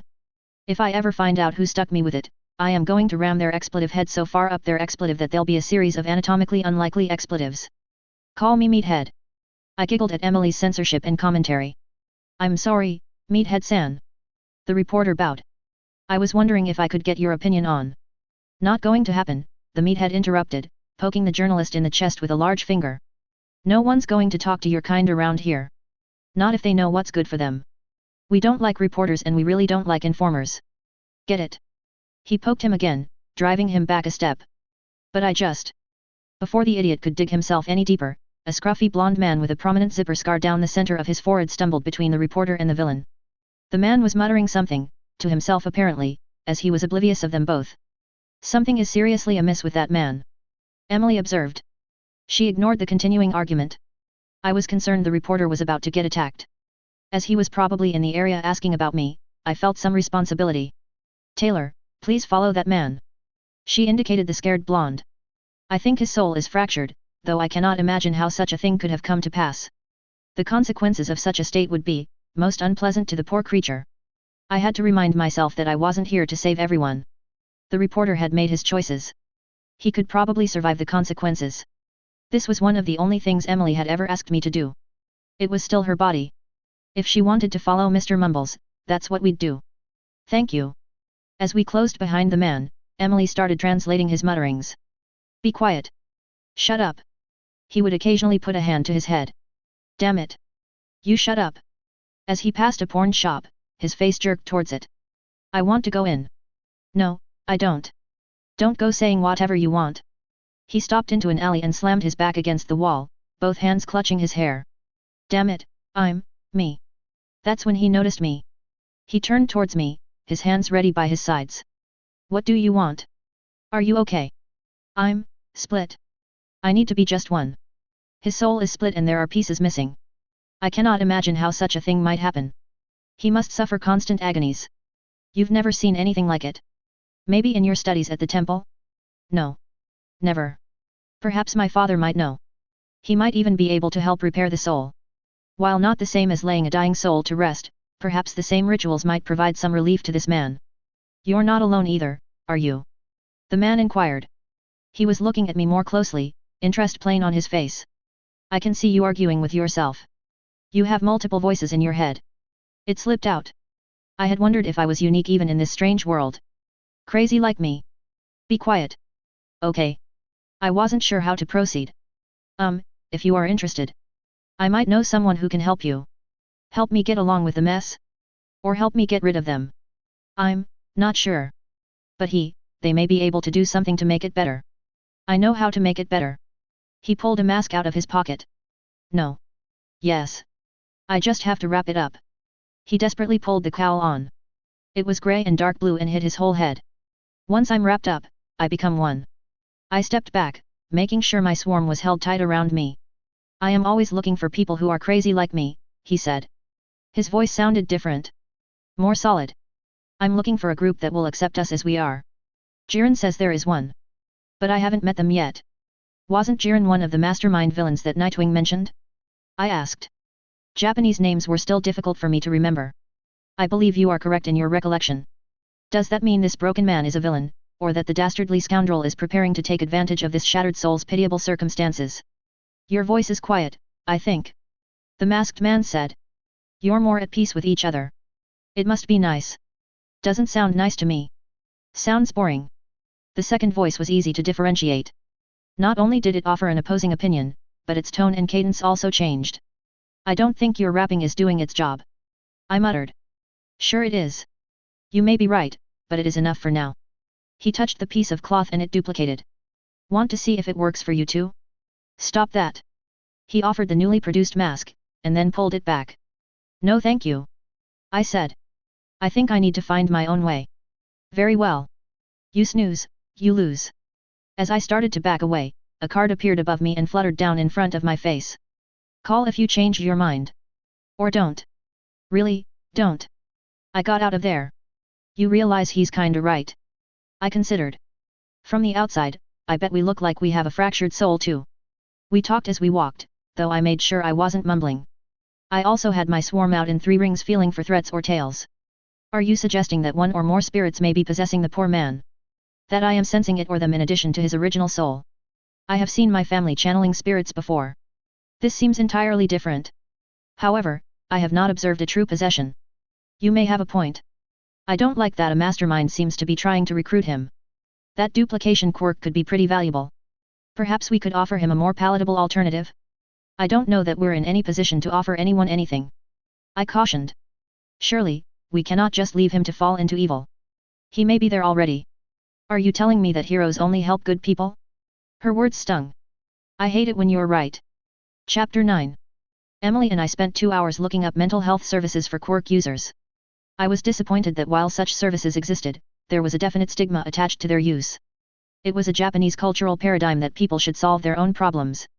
Other than dragging the troubled guy whose name we didn't even get to a counselor like Mr. Yanagi, I am not sure what we can do for him. This is not a problem for a pro-hero but for a pro-therapist. Where is Dr. Yamato when we need her? I'm done for now, I said aloud, practicing my Japanese. Emily sounded disappointed. I had not realized how barren the mental health landscape was. I have always assumed that, because people came to my family for counseling and advice, that everyone took advantage of assistance when in need. I am appalled that my assumption is so wrong. It is what it is. Exhausting my limited vocabulary, I continued using our mental link. I'd imagine the culture has also been influenced by the rise of quirks, both healing quirks and those in general. Quirk healing makes people think that anything that can't be healed instantly probably isn't a medical issue. It's a character problem. Regular quirks make people think that they have even more resources and options to put towards personal problems, so they should be even easier to solve. Do you really think so? Maybe. It's one idea. But, I could be completely wrong. I've seen that the presence of powers can change a society. Yours is a different example of that. Powers have existed here longer than in my world, so any effects on society may run deeper. Regardless, I don't know what we can do other than give him your dad's number. With the chance he is already a villain, doing so might put your dad in danger. I don't know what to do. How about we text him contacts for 3 to 5 places, including your dad? That way he won't necessarily link us to your dad and can make his own choices. Ultimately, he has to decide he wants to go for help. This gives him some resources once he decides. It seems a prudent course of action. 15 minutes later, we had the list. I decided to get a burner phone in the morning to use to contact him. The next morning I packed the special needs gear into my backpack, adding a dark grey hoodie and black scarf as a makeshift costume to go with the party mask. I set out for school early to pick up the phone. I was still hoping to find a quiet tea shop as well. Finding a phone I could afford took up all my spare time, but was necessary. I now had 2 numbers to go in my new Cape phone, the Dragon and the Crazy Guy. I might put the reporters in there too, just in case. The search for relaxing tea would have to be postponed. During the morning, we had condensed versions of the academic classes we did not get to the previous day. It turned out that Jozo was also a fluent English speaker. Present Mike, the English teacher, had 3 native or near-native speakers in the class. He decided to use us as assistants for dialogues and demonstrations, as well as having us offer individual assistance to the other students. He said he might try to have us help out in some of the other first-year classes as well, but would have to bring that up with the other teachers. At lunch, I sat with Shota and Kode again. Bondo and Pony joined us. How come your English is so good? Pony was chatty and friendly. I think she was also a little desperate to speak English. I could understand that, though my easy communication with Emily filled most of my need for conversation. My mother studied in Australia for a year. She likes to keep in practice and my father doesn't speak the language. So, as soon as I started studying English in junior high, she pushed me to practice conversation with her at home. Wow. Well, you're really good. Thanks. So are you. I made sure to keep my voice quiet, hoping she would do the same. Have you ever visited the States? Pony asked. That is an interesting question, I dodged by turning the question on the others. I spoke slowly to help them understand the foreign language. Shota-kun, have you ever traveled abroad? Outside of Japan? I have been to Hawaii, he said in English. It was very pretty. Oh. I've never been there. I'm from Texas. Pony drank in the attention like a plant drank water. Oh. Texas. Bondo said. Cowboys. He shot off guns with his hands. Kode added. I got the impression that was her happy sound. During the rest of the meal, the others joined in occasionally, but I think a combination of shyness and lack of English skills kept them from participating much. When we switched back to Japanese to include the others more, Pony and I were the ones who were more hesitant in our speech. After lunch, we were waiting in the classroom. There was quite the buzz among the students. This would be our first class with All Might, the most famous and admired hero in the country. Possibly the most powerful as well. Just after the bell he burst through the doorway. Here I am, he started in a booming voice. Entering the room like a normal teacher. He continued, his voice dropping to a more normal tone. The man had presence. Easily a match for Alexandria, but with a more approachable air. Something like legend, but more so. They called All Might the symbol of peace. He was known for saving people with a smile. I wondered how he would have done on Earth. Bet. I teach hero basics. All Might stood behind the lectern, arms akimbo, his cape flowing behind him. It's in this class that you learn the basics of becoming a hero. You'll be spending more time in this class than any other. So let's get right to the heart of it, combat training. You are in the wrong uniform for that. You need these. He pointed to the wall where units filled with briefcases expanded into the classroom. Each was marked with a number corresponding to our seats. It was our costumes. These are based on the designs you submitted some weeks ago.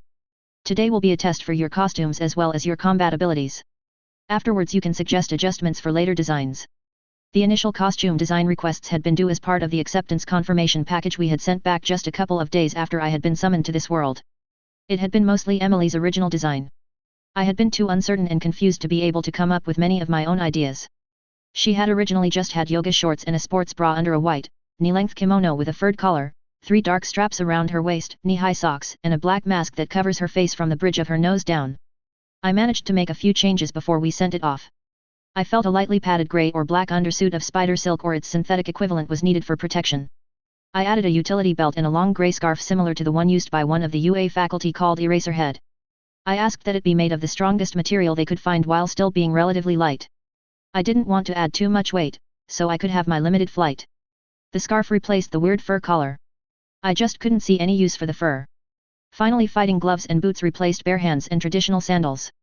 I wanted to be ready for close combat. It looked like they had gotten me almost everything I'd asked for. The undersuit was both heavier and less resilient than I'd hoped, but was still workable.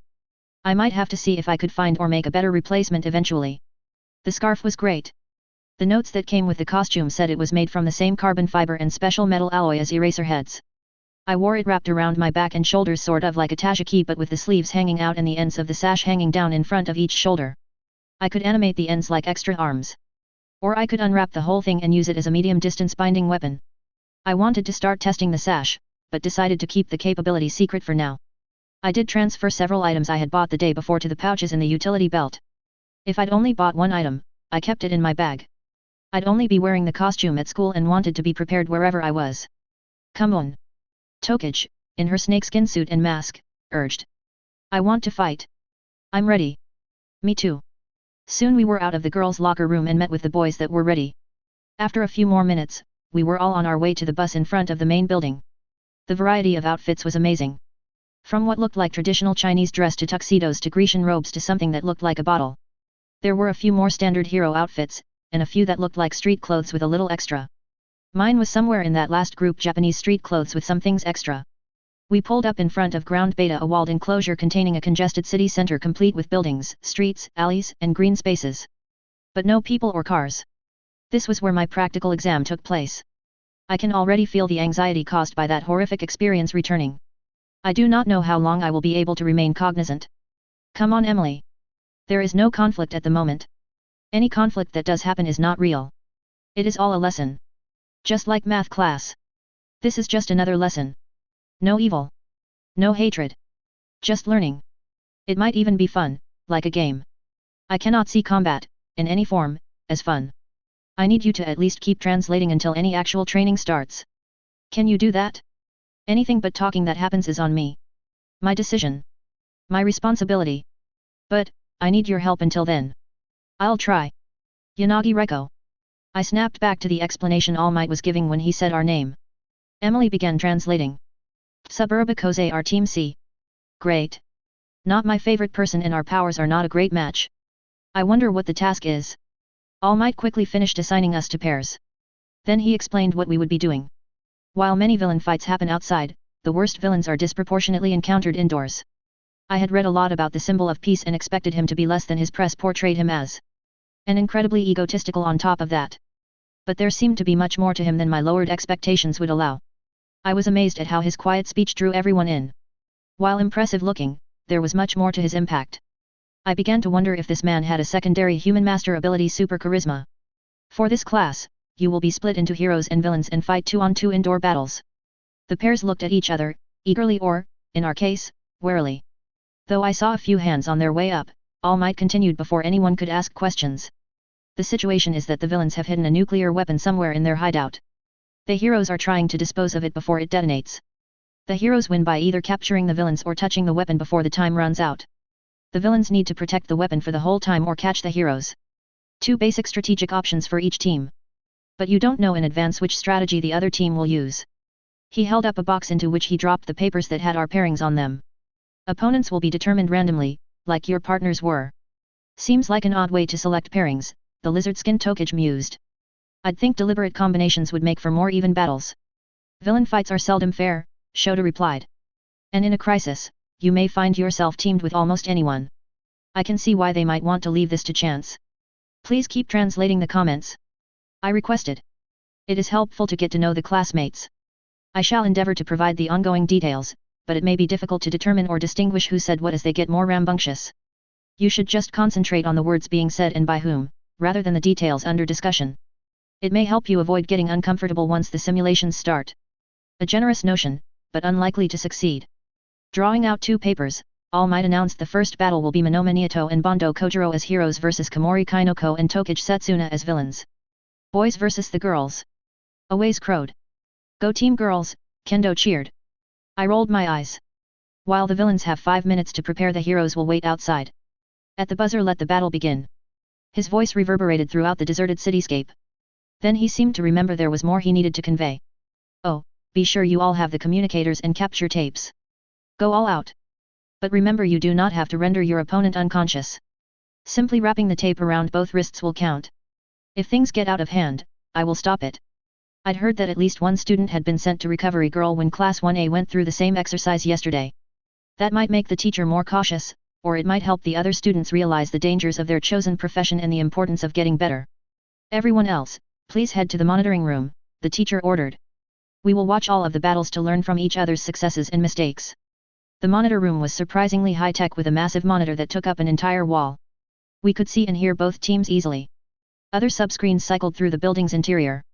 While there were some large sunny rooms, most of the battle stage seemed to be narrow, dimly lit hallways lined with what could have been metal or hard rubber plates.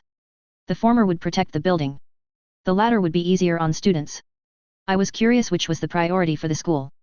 Okay, everyone, All Might said seriously. I want you all watching carefully and thinking critically. Why are they doing what they're doing? Is it working? Why or why not? What would you do differently in the situation? Pay attention to both the hero and villain teams. You could end up as either. On screen, we could see as Komori turned the entire interior of the building into a fungus farm. Mushrooms were everywhere, covering every surface. The stairwells were blocked and doors hidden. They were going with an area denial and control strategy. They set the bomb in a small room on the 4th floor of the 6th floor structure. It was in an interior room with a door hidden behind a wall of mushrooms. Tokage sent both eyes and one ear to patrol the building. The small organs moved under the layer of mushrooms so they could not be seen. She had other bits of her spread out throughout the building to react as needed, while keeping a core with Komori next to the bomb. Both hands were trailing the eye and carried the capture tapes. That is so gross, Manga joked. It would be like walking in a field of cow patties. This is worse, Jozo argued. I think some of those mushrooms are puffballs. They release spores that can cause sleepiness or even hallucinations. I think I see a few stinkhorns as well. They smell really horrible. Cow patties aren't so bad, once you get used to them, Pony added slowly. Mushrooms may smell bad and make you sleepy, but a real man could easily burst through, Tetsu said. They have no strength. He held up a clenched hand. Quiet down, All Might ordered. The bell is about to ring. At the sound, Monoma tagged Bondo as they entered the door. Barely 3 meters later, they were stopped by the first wall of mushrooms. Right about now, I wish I had been able to copy that Bakugo's quirk, Monoma said, placing his hand on Bondo's shoulder. Blowing up this wall would be so much easier than smashing through it. Monoma walked to a column of mushrooms that seemed to be growing off each other. He spat a stream of glue on it and quickly pried it away from the rest of the wall. As the glue dried, he molded the encased matter into a crude club. Once the glue dried completely, he had a hand weapon with some heft. I think with something like this we can batter our way through. The blonde brandished his makeshift weapon. Bondo looked at Monoma. It was impossible to read any expression on his inhuman face, but he quickly followed the Trump's lead, mashing the bulk of the fungus into a massive maul. With the 2 weapons and the gentle giant's enhanced strength, they were able to bash their way towards the stairs. At the stairs, while the heroes were preoccupied clearing a path upwards, Tokage maneuvered her 2 hands into position behind the fungi. As Monoma cocked his club behind him in preparation for another swing, the multi-part villain was able to wrap his wrists before he noticed her presence. Monoma Shonen is captured. All Might announced. Bondo turned, glue spraying over his partner, attempting to capture the attacker. Tokage was quicker. One hand knocked the back of his head, directing the glue spray onto his chest, while the other hand wrapped his wrist. She then pulled at his ankle, unbalancing him. While he tried to regain his balance, her hand with the tape pulled his hands together and wrapped his second wrist. Bondo Shonen is captured. All Might announced. Victory to the villains. Everyone in the monitor room applauded. Now who do you think was the MVP of the battle? All Might asked the class. Tokage-san, Aways answered. Why? All Might asked. She captured both of the other team, he replied quickly. Anyone think differently? The teacher threw the question back to the class. Jozo raised his hand. At the teacher's nod he said, while Tokage-san is fast and tricky enough, she might have been able to catch them both regardless, it was Komori-chan that gave her the opportunity. She controlled the battlefield and set the pace of the enemy's advance. She also gave Tokage-san the necessary concealment to pull off her surprise attack. Even if they had not been captured, I'm not sure the heroes would have found the bomb in time given what Komori-chan did to the building. Anyone want to propose one of the heroes? At the class's silence the teacher offered. I think Honuki Shonen has the right of it. That kind of excellent support can make or break a direct action hero. Remember that. Next up was Shota and Aways attacking Tetsu and Kendo. That's a lot of close quarters specialists. I think this is going to be a brawl. I commented to Emily. Please, Taylor, let me concentrate on translating. If I pay attention to what they are doing to each other, I may not be able to continue. Let me prepare my partner for that eventuality. I moved towards Kosei. Hey, got a minute? I need to tell you something. I kept my voice down and pulled him to the back of the room. What is it? During our battle I probably won't be able to talk much or even understand what anyone is saying. I said. What? Quiet. Why won't you be able to talk? It's because I got hit in the head recently. I have some issues with communicating in stressful situations like combat. So we'll need to plan before we enter and not rely on being able to communicate once things kick off. Your attention please, All Might's voice carried over the conversations in the room. They are ready to start. I looked at the screen and saw that Kendo and Tetsu had knocked out most of the floor in the big bomb room, creating a fighting pit on the floor below. The bomb was wedged in the rafters, 2 stories above the pit. Shota and Aways arrived and the big brawl began. It wasn't long before the villains managed to take down the 2 heroes. Kendo had strength and serious martial arts skills, while Tetsu was a basic brute that could soak the damage Shota put out. Aways managed to bond the steel boy to the floor, but metal muscles were able to rip up the wooden flooring. It was fun to watch. However, I had planning to do. We will be facing either Fukudashi and Kode or Honuki and Shizhita, Kosei said after Pony and Kamakiri were chosen to face Rin and Kurohiro. So either two grab bags or a close combat specialist backed by an area control specialist. I said. Either way I think you play defense and I will provide sensors and offense. Agreed. You have enhanced senses. I can feel remotely so I can feel from the outside. You can create air steps to go up outside the building. Yet. I can hover up to the top floor, sensing in each floor as we go. I had noticed all the buildings were without glass in the windows, a safety feature I figured or Class 1A had done a lot of area damage. If we are fighting Manga and Kode they both have ranged attacks. You can shield us, maybe try to block them in a corner, and I can try to capture them. Pretty much the same for the other pair I guess. Except you try to keep Jozo from trapping us in the floor or surprising us through walls. Shizhida is fast, but if you can confine him momentarily I can capture him. Got it. Your attention please. All Might's raised voice told me we had missed his first warning. Kosei bowed slightly in apology. I followed his lead. Looking up it was obvious that the villains had decided to risk it all on a direct confrontation. Kamakiri was a monster in clothes. And Pony was versatile at any range. Her powers were similar to mine in effect if not origin though she could only control her horns. Rin and Kurohiro decided to take a chance. The monochromatic hero vanished almost on entry to the building, leaving Rin to face off against the two villains. He was a good match for them. His scales were effective against Kamakiri's blades and could shoot to counter Pony's horns. Rin was also faster than the others were and had serious kung fu training. The class watched in awe as he managed to stretch the engagement, finally pulling Pony from her defensive position. At that instance, Kurohiro appeared out of a shadow and touched the bomb. Hero victory! Announced All Might. In the next battle Yanagi and Tsuburaba will be attacking Fukudashi and Kode. Villains get to the building. Heroes prepare your plans. Kode is going to shrink it, isn't she? Kosei suggested as we waited. I would, I replied. I could feel Emily withdrawing. About to, shut D down.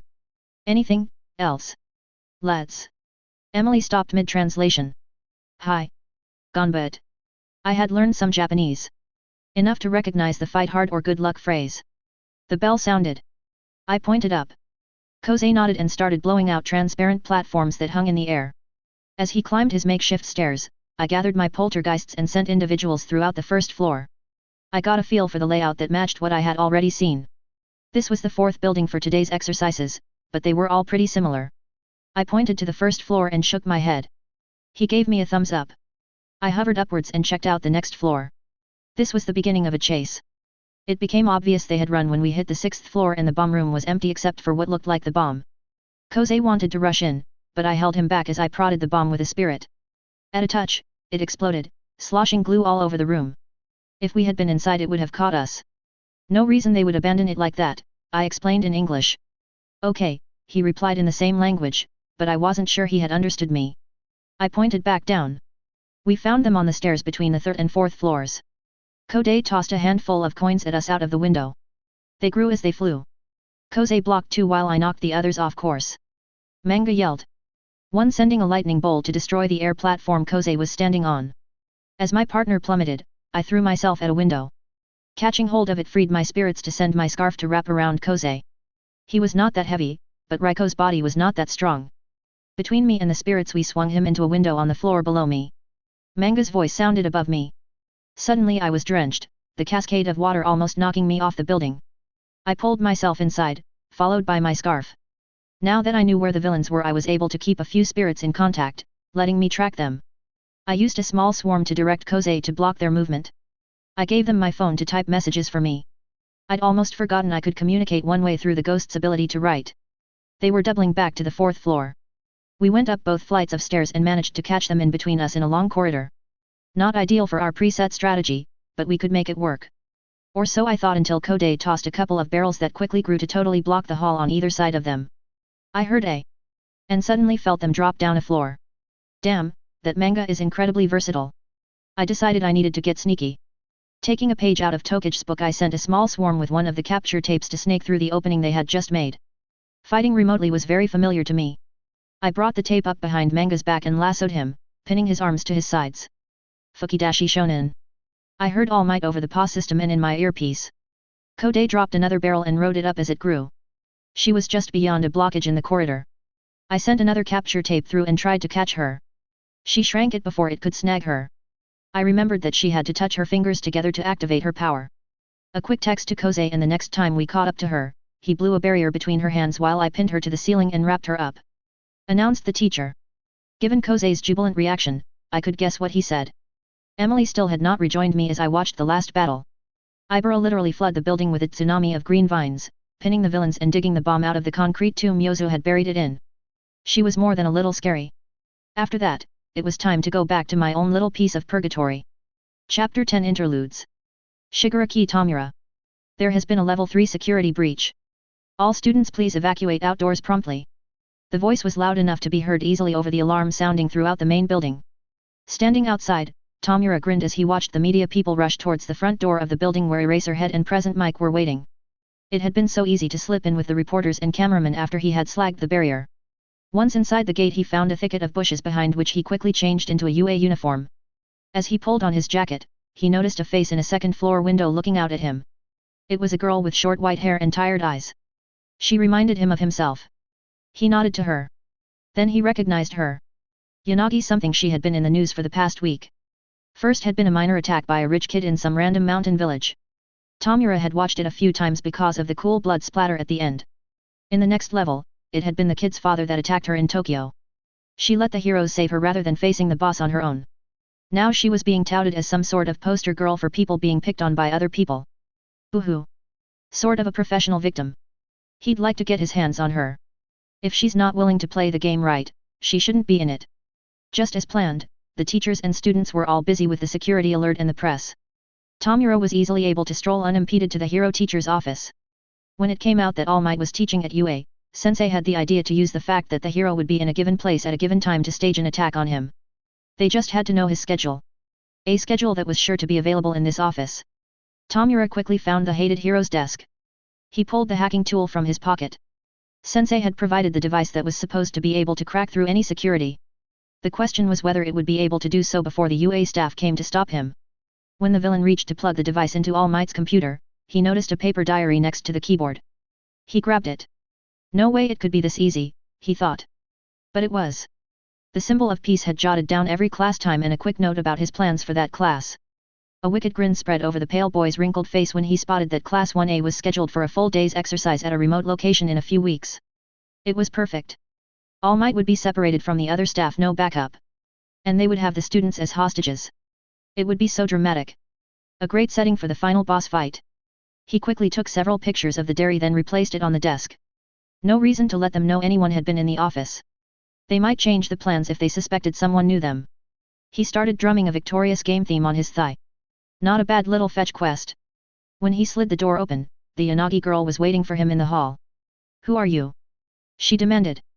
"Oh, a surprise encounter." He grinned and lunged for her. His right hand almost touched her, but she blocked his wrist and spun out of the way. Suddenly there was something spinning towards him from the opposite side. Fishing line? He reached out and disintegrated it before it could wrap around him. She wants to play. Even better. He grinned. He spun, his leg out for a sweep. She leapt over it, which he had expected. His left hand follow-up was pushed out of the way without her touching him. A pair of objects shot towards his chin from a low angle. Hacky sacks? He reached down to disintegrate them. As they crumbled, the girl's jacket wrapped around his torso, locking his arms pointed down. As he struggled to reach the fabric with his fingers, a coil of monofilament wound around him, further pinning his elbows and upper arms. He was securely bound. Then he found himself floating off the floor. "Who, you?" the girl stammered. "Teacher came." She sounded like a foreigner who barely spoke the language. "You aren't just a random encounter," the villain said as he thumbed the signal device on his belt. "You're a surprise mini-boss." As Kurogiri's warp gate opened behind him, Tamura said, "Looking forward to meeting you again." He felt the bonds holding him offer a token resistance when Nomo reached through the gate, grabbed his collar, and yanked him through. That was fun. Kensekai demonstrates that we will need to review and improve both our physical and information security features. Nizu gave Toshinori a pointed glance. The veteran hero had the grace to look properly chagrined. The meeting had been going for more than an hour already, with no end in sight. That only made sense given the disaster the day had been. Not one but two major incursions onto the campus. Then, a panicked riot in the lunchroom where at least 3 students sustained injuries. Not a great reaction from the people preparing to be the answer to such crises, rather than the victims. This would require repeated drills and training. Finally, a first-year student locked in potentially deadly combat with a villain in the corridors of their august institution. Disaster might be downplaying it. If Yanagi-san's report is accurate, we are facing an organized group with access to advanced technology and a portal creator. We will need to review future plans that they might now have knowledge of, Nizu continued. Speaking of Yanagi-san, I have concerns about this new student and would like to get each or your impressions. Keep in mind that there are serious discrepancies regarding her. He pointed to the wall screen where two videos played side by side. The first was Yanagi's performances in the practical exam. Beside that was her battle exam. As you can see, her body language and fighting style is significantly different. In the entrance practical she started out confidently enough, then became hesitant when faced with actual enemies. By the midpoint, she appeared to be mostly avoiding the robots, though she would occasionally force herself to face another. She mostly concentrated on helping the other examinees despite her clear discomfort with the atmosphere of the mock battle. This gave her enough points to be admitted if only barely. In the battle exercise you can clearly see she is more aggressive, more creative, and focused on achieving the specified goal. There is none of the prior hesitation or freezing up. Qin watched the girl perform. The difference was blatant. It is possible though highly unlikely that she has changed based on training or natural discovery of new uses for her quirk. She has ostensibly faced 2 real combat situations since then, which might have prompted some growth. The principal cocked his head to the side, a familiar gesture that told Qin he was offering a position contrary to his own opinion. Another possibility is the changes stem from her recent head injury. Recovery girl spoke up. My initial examination showed no sign of current cranial injury. There are signs of recent scarring on her scalp. It is possible that Yanagi Hayami's ill-advised use of her preservation quirk to clean or heal Reiko-chan may have had a non-standard effect on the head injury. So, there was a head injury at one time? Qin asked. Most definitely, she affirmed. And it is possible it could be causing continuing effects including language difficulties and personality changes. I don't know if that would explain a change in body language or fighting style. But it might. Sekaijir. What can you tell us about her? Nizu inquired. She lives by herself in a small flat in Majua Izuraicho. He began, only to be cut off by a storm of murmurs and quiet comments from the other faculty. He raised his voice to be heard and continued. It was clean and orderly when I inspected it a week ago. She seemed prepared to take care of herself. In class, she is quiet, possibly due to language difficulties. She comes across as shy, but I believe she has serious leadership potential. I have seen her working with a number of the more boisterous students and has quietly guided them towards success. She's volunteered to help students who are having trouble with English, Hisashi interrupted. Maybe even reforming the English club. A good example, Qin agreed. I have noticed several of the quieter students gravitating towards her. It is early days, but I see the potential. Thank you, the principal offered. Toshinori, you've spent the next most time with her. What are your impressions? As Sekaijir says, I see a lot of potential in her. The big man seemed uncomfortable talking about a student in such a public venue. She's a multidimensional strategic thinker with imaginative usage of her quirk. Knowing nothing about her past, how much combat experience would you estimate her to have, based on her battle test performance? Nizu pressed. I wouldn't think she was a novice. It's hard to guess in that sort of contrived circumstance, but she fights smart, like she has a fair bit of experience. Exactly, Nizu said. What are you suspecting? Shota asked. He looked analytically at the video on the wall. Qin often teased his fellow homeroom teacher that the underground hero was professionally paranoid. It seemed that trait was coming out. My suspicion, and it is only a suspicion at this point, stated the principal in a serious voice, is that the Yanagi Reiko we have in class may not be the same person as the Yanagi-chan who took the entrance examination. You think there was a substitution? Shota clarified. A shapeshifter? Or possibly some form of remote mind control? Possibly, Nizu nodded. It is unusual for a first year to receive this much media attention prior to the sports festival. Or to be in the middle of so many conflicts. Is it possible that the conflicts with Inu and the intruder might possibly have been staged? The faculty looked to each other, but no one answered. Here is what I would like to see happen, Nizu concluded. Cho, I want you to conduct more thorough tests. Was she injured in the head? What was the extent of the damage? See if you can get access to her earlier health or DNA records to make a detailed comparison. The nurse interjected. The DNA ID should be in her quirk registration packet, but her physician may be reluctant to share her records due to MIP regulations. You are her new primary caregiver. You should be able to push if needed, Nizu replied. Recovery girl nodded and made notes on her tablet. Sekaijir and Toshinori, all of you who have her in class, really, he continued. Keep a particularly close eye on her behavior.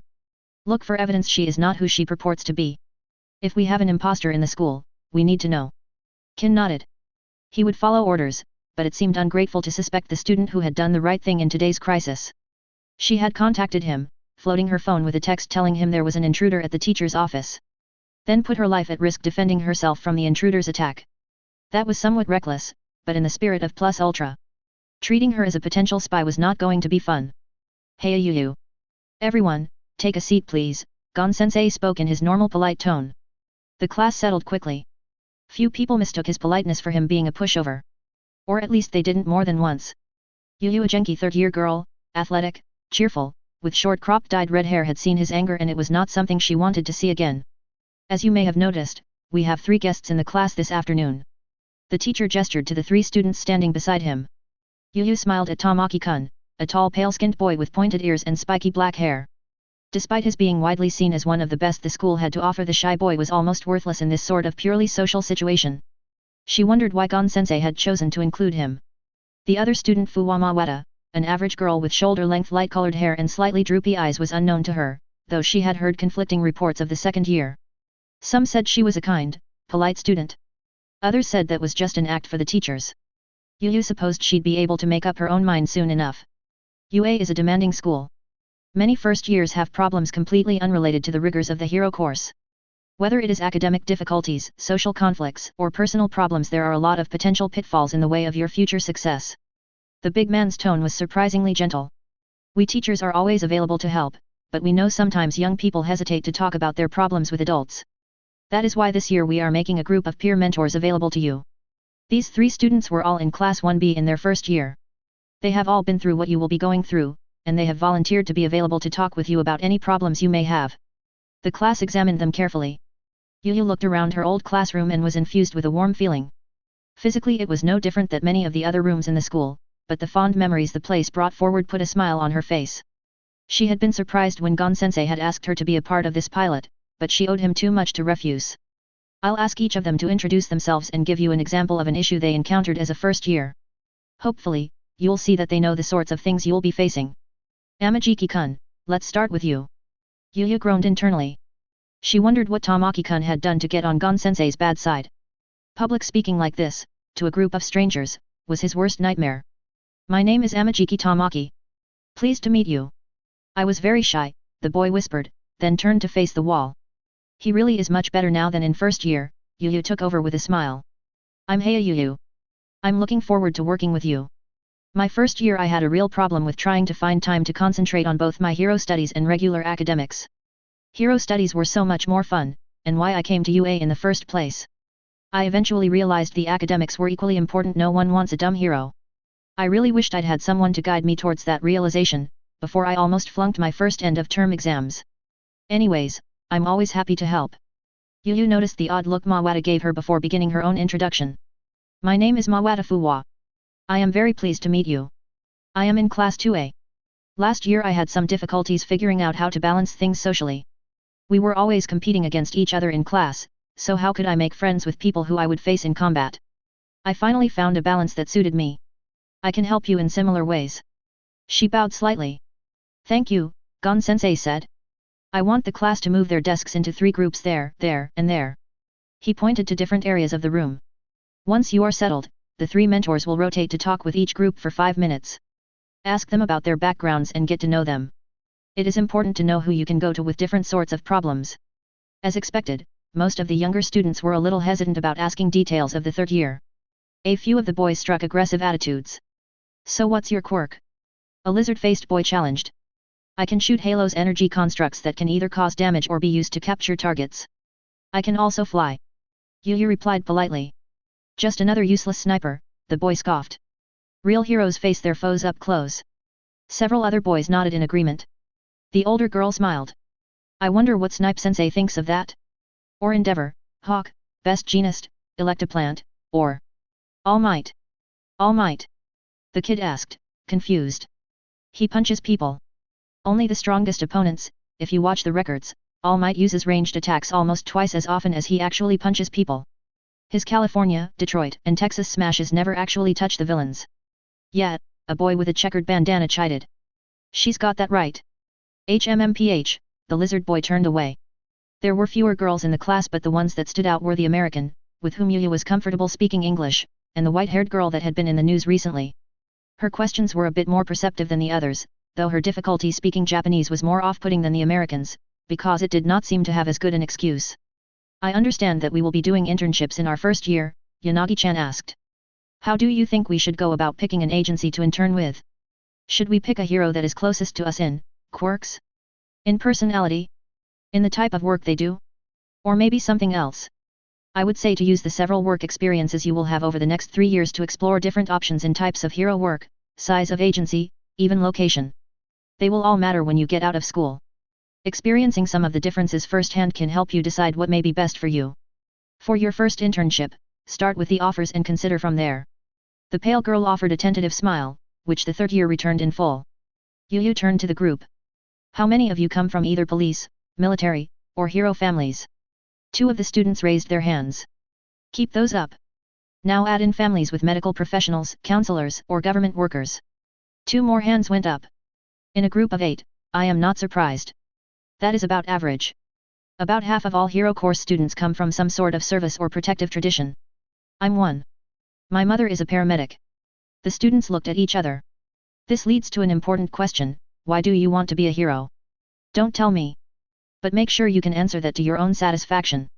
Without the proper motivation your own and not your family's you'll never make it. That got the students thinking. Yanagi-chan seemed particularly pensive. Yu thought she might like to get to know her better. 15 minutes after they had started, Gon-sensei called the class back to order. I noticed some of you expressing doubt that these older students had anything to teach you. He smiled, his fangs making an appearance.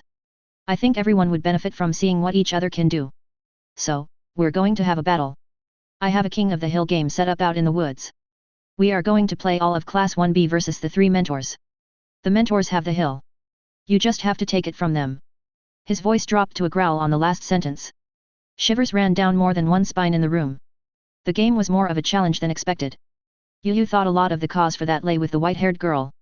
Once they were on top of the wooded hill, Yu had taken the lead. Mawata-san, your quirk is cloth armor, right? Yes. It lets me manipulate my clothes into what is effectively powered armor. It can boost. The second year started to offer details. Great. Yu said. That is perfect to anchor our defense. With you guarding this flag, they'll never take it. The second year girl preened. I'll keep their heads down with rapid-fire explosive rounds and Tamikun, I want you to take the fight to them. I want you all over that hill, tying up the 1B forces and feeding them into my meat grinder in bite-sized chunks. Okay. Do you have to make food jokes? The shy boy complained. The plan worked like charm. The battle was all but won. Until Yanagi-chan managed to occupy Tamikun long enough for 4 of the 1B ranged fighters to lay down devastating counter-battery fire. Then the big hands girl led a spontaneous charge on the flag, with almost the whole class following. In the madness at the top of the hill, the boastful blonde boy used the powers of several classmates to snag the flag from Mawata-san. Yu smiled. That was fun. Niranjiki Shota. Shota smiled when he saw Heya-senpai coming in with Yanagi-san and Pony-chan. They joined Yozo-kun in the front of the club room. There were 4 large tables with chairs in the center of the room with 4 reading/activity spaces in the corners. These had beanbag chairs, shelves of books and comics as well as screens on the wall. He could see the school had spared no expense. He assumed that the club room had been around a while, though there had been no official English club for at least 2 years. He looked around and noticed that Present Mike must have spread the word because there were a few students from other first-year classes and not just from the hero course. There were 10 people in the seats. He was not surprised the majority of Class 1B had not shown up for this first meeting. English was not a particular interest of his. He was there because he was fascinated by Yanagi Reiko. Shota's father was an officer in the defense forces who worked to find the best ways to integrate the growing number of soldiers, sailors, airmen, and marines with quirks into the more traditional military doctrine. It seemed like superpowered service members would be great, but most quirks, even those that made great pro-heroes, did not function well in traditional military units. What did it matter if a soldier could lift a truck if his main job was to drive it? Or what did a sailor working in the engine room need with the ability to cause objects to boomerang? Because Shota had grown up on military bases, he had met many veterans of the wars of the interregnum before All Might had helped bring in the era of peace. Something about Yanagi-san, something in the way she looked at people reminded him of those veterans. That intrigued him, scared him a little too. Her adventures just made her more interesting. Alright everyone, Heya-senpai started in Japanese. I'm Heya Yu, Class 3B. These are Yozo-kun, Yanagi-chan, and Pony-chan, all from Class 1B. We wanted to welcome you to the first meeting of the revitalized UA English Club, She waited for the slight applause to die down. We are here primarily to help those having trouble with English classes. But, we're also here to have fun improving our English. We have books and movies, comics, and games available all in English. She pointed to the shelves and screens. We're going to start by everyone introducing themselves. Yanagi-san continued when Heya-senpai concluded. She was speaking English slowly. His classmate looked a touch nervous or chagrined. In English. Pony-chan yelled. Tell us why you are interested in practicing English.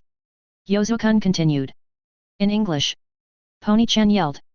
Then we'll split into 4 groups and start with a few simple board games. Yanagi-san said. In English. Pony-chan yelled. Several others yelled half-heartedly along with her. She grinned so wide you could almost see her ears from the inside. Yanagi-san tried to hide a wince. While we play, we'll have background music. Yozo-kun added. Everyone yelled along with Pony-chan. In English. The introductions were painful. My name is Shota. I want speak good to people from the world. He knew it was wrong, but could not come up with the right words at the time. My name is Yayorozu Momo. Shota knew she came from an important family and had gotten into UA on recommendations. I like to read scientifics. Many are wrote for English. Rikido Sato, said a large boy with big lips, using the personal name first format common in English-speaking countries. I like cookbooks in English. I'm Reiko Yanagi, she said. I like learning English because my mother likes speaking it. Filial piety, Shota thought, is a very Japanese virtue. As he was contemplating the mystery that was Yanagi-san, Shota missed the rest of the introductions. When they split into groups, Yayorozu-san stopped him on the way to Yanagi-san's game table. I think my father knows your father, she said. I believe so. I've certainly heard of your family. She lowered her voice and used her hand to hide her mouth. What is it like to have a class with a, you know? He looked at her coldly. I don't know to what you are referring. Please excuse me, I must join my friend. He was not surprised when she chose to join a Yozo-kun's game rather than following him to Yanagi-san's. Shota hoped his classmate would not hear that he had presumed to call her a friend. He settled in with 2 other students at Yanagi-san's table. This is a game called Clue, she said pulling out a box. It is good for heroes because you are trying to solve a crime. I want you to read the directions to see how to play the game. You can use your tablets to help translate. But we will play in English. She motioned for Shota to step aside with her while the others attacked the rules. Thank you for that, she said in Japanese. That has not happened much since I came to the city. Shota could barely contain his anger. The Yayorozu are an important family and put great value on their history, he said. Nevertheless, to bring up such an outdated and distasteful subject was outside of acceptable. After a few seconds of contemplation, Yanagi answered carefully. Perhaps, their daughter was ignorant and curious, rather than bigoted and spiteful. She may not know she did wrong. Perhaps, he conceded. But I am not certain. I am willing to give her the benefit of the doubt to find out. Come on, she said, putting a smile on her face. She switched languages. Let's not think about it. We're here to play games and practice English. With some reluctance, he set his anger aside and joined in the play. It turned out to be fun. Chapter 11. It looks like traffic issues are also a multiversal hazard. I grumbled to Emily. I was running late and had caught the last bus that could get me to school on time as long as it arrived on schedule. It didn't look like that was going to be the case. Meathead, the massive misshapen muscular menace, was throwing down with 2 heroes in the middle of the road. This of course was blocking traffic. Who are they? I asked Kode, who had boarded a few stops before the traffic stalled. We didn't see each other often in the morning because I generally took an earlier bus. There was great tea shop at the bottom of UA Hill that I liked to stop at most mornings before school. I'd also started running in the mornings to get in better shape. I used the track at UA because my neighborhood was just too depressing. My current body was in pretty good shape, but I needed to work to improve it. I was surprised that UA didn't have students doing the sort of military calisthenics the PRT troops did. I had joined in once I'd established myself in Chicago. When I asked Yu-chan about it, she'd told me UA expected students to keep themselves fit, just like they expected them to keep themselves clean. It was just part of being a student there. I think they are Kamui Woods and MT Lady, Kode answered. She was something of a hero nerd. I could usually get her talking if I started with a question about one of the many pro heroes. I know MT Lady can grow much bigger than habit headgear. I winced at the name. I thought that Meathead was an idiot. But he wasn't wrong that the name the media had stuck on him was much worse than his chosen nom de guerre. Why weren't the heroes taking care of business and letting us get to school on time? It's too far. I can't see with all these cars and trucks in the way, Kode complained. Me neither, I agreed. Then I sent out a handful of poltergeists to get a feel for what was going on. The action was just inside my 100-meter range.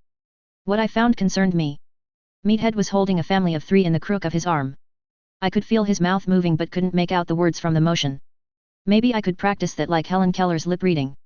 But for now, my concern was the family. Either Meathead was kidnapping them, or he was using them as hostages against the heroes. Either way they were in trouble. I started thinking about possible courses of action. My goal would be releasing the family. The other heroes could take care of the villain, once the hostages were safe.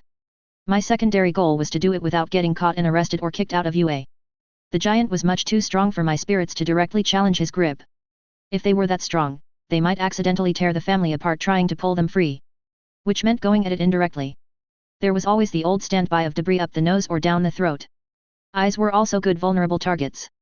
That would distract him, possibly enough for the others to free the family. But such tactics were visible, therefore incriminating. And Meathead might be tough enough to fully ignore the attacks, or ignore them long enough to hurt the family. Kodai and I needed to start working together. If I flew a shrunken barrel up Meathead's nose, then my classmate caused it to return to full size. Well, I doubted even a really powerful brute would be able to ignore that. But convincing her would take more time than we had. I didn't know the range of her power. And it would almost ensure that we both got into trouble. I didn't need to do that to her. As I decided to risk it and started glass grinding on the side of the road, a yellow blur dropped from the sky. With a Mississippi smash. All Might, dressed in a sharp yellow pinstripe suit, dropped the giant with a single blow to the back of the neck. He even managed to scoop the family out of danger before hitting the ground. All Might. Kodai along with almost everyone else on the bus gasped in wonder and delight. It was the most emotion I had ever seen from her. I had never seen him in action. Even holding back to avoid killing a target like Meathead, he still demonstrated tremendous strength, speed, and precision. On anyone else his suit would have been goofy, but somehow, he pulled it off. Before anyone could react further, the symbol of peace bounded off in search of more people in need, one assumed. Though he might just have been hurrying to get to school before the late bell. When we got to the school gate, Kodai shrank all our gear to reduce our combined weight. Together we were much heavier than my spirits could lift. But, they could take our combined weight down to about 50 kilos total. This allowed me to run faster than normal while I carried Kodai on my back up the hill to the UA main building. We made it to class just in time. Thank you, Kodai said as we entered the room. Alright, just take your seats please. Gon-sensei sounded a little put out. Today's schedule will be a bit different from normal, as Class 1A is participating in an all-day exercise off campus. No. Monoma cried. Why do they deserve this and not us? Yeah, Kamakiri agreed loudly. That's not fair. We will be doing the same exercise next Tuesday. Gon-sensei said with a sneer. You may want to hold in your outrage until you are certain it is deserved. I'm sure Class 1A is going first, again, just because of the numerical order. Tell us how you really feel, I thought to Emily. It does appear as though he is harboring some resentment. Possibly the primacy of Class 1A is a long-established tradition. If so, I can sympathize with the long-term rancor such an injustice might engender. I knew she was thinking of the Burekhuman. The news about the Anu attacks and the subsequent ongoing investigations had not really addressed the caste discrimination issue. I got the impression from Takuta that most reporters felt that particular bias was so forgotten by most media consumers that it wasn't worth pursuing. I wanted to find something to disprove the idea that discrimination was gone with the fax machine. After the teacher managed to rein in two of the class' loudest mouths, he resumed his explanation of how this event would impact our day. This means All Might Sensei will not be available for the scheduled Hero Basics class. I will be taking it in his place. So, after lunch I want you to change into your costumes and wait outside Gym Gamma. Cementos Sensei and I will meet you there.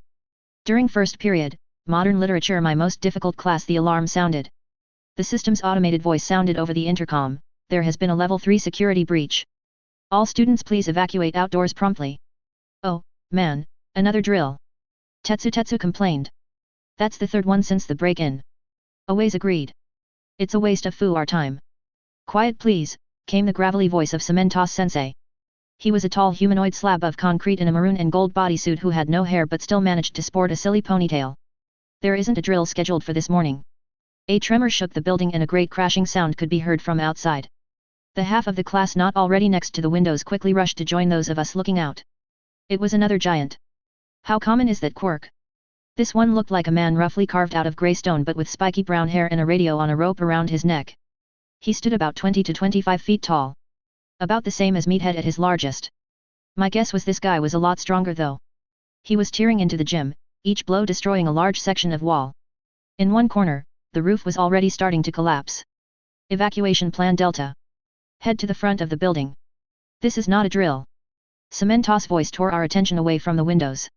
The training drills we had been going through at least once a week kicked in and our class president Kendo led us out, her deputy Kybura bringing up the rear. I noticed several of the students were moving a little more quickly and talking a little louder than during the drills. That was only to be expected. This was a real attack. The teacher, a pro-hero with the power to control cement as well as a secondary brute package, left us to make our way out of the building without him. I assumed he was going to face the monster along with the other pro-hero staff members.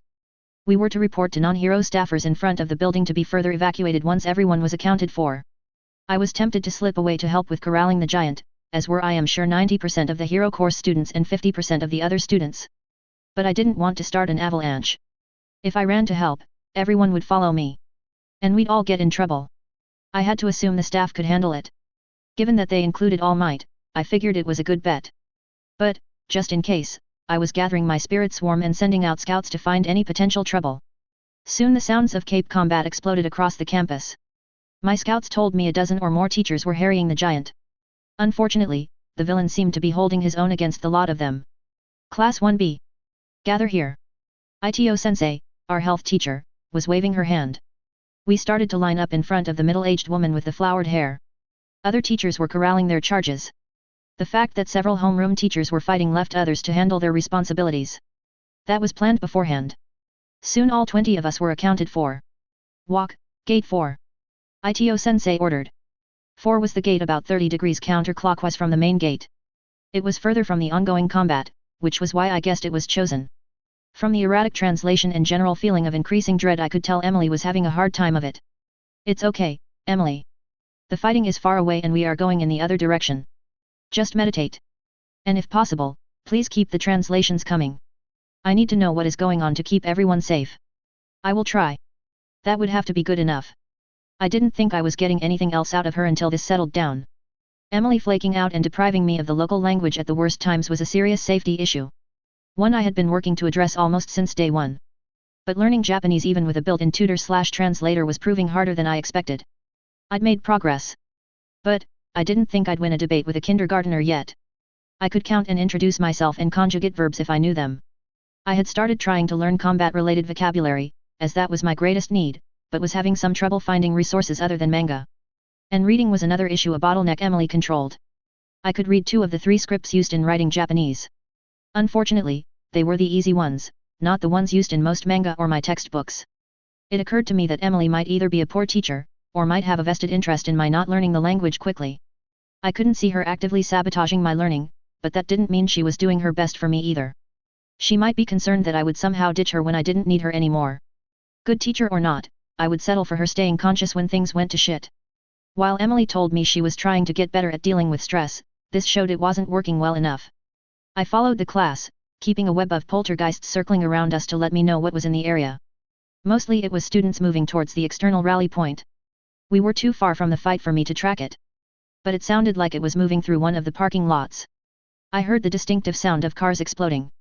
We made our way through the gate. Civilians were gathered on the sidewalks and cars were stopped along the street. Emily didn't bother to translate their chatter and I didn't ask her to. After several minutes of waiting, listening to the battle noise retreating into silence, we finally heard the all-clear klaxon. Let's wait here until one of the other teachers informs me of the next steps, said Ito-sensei.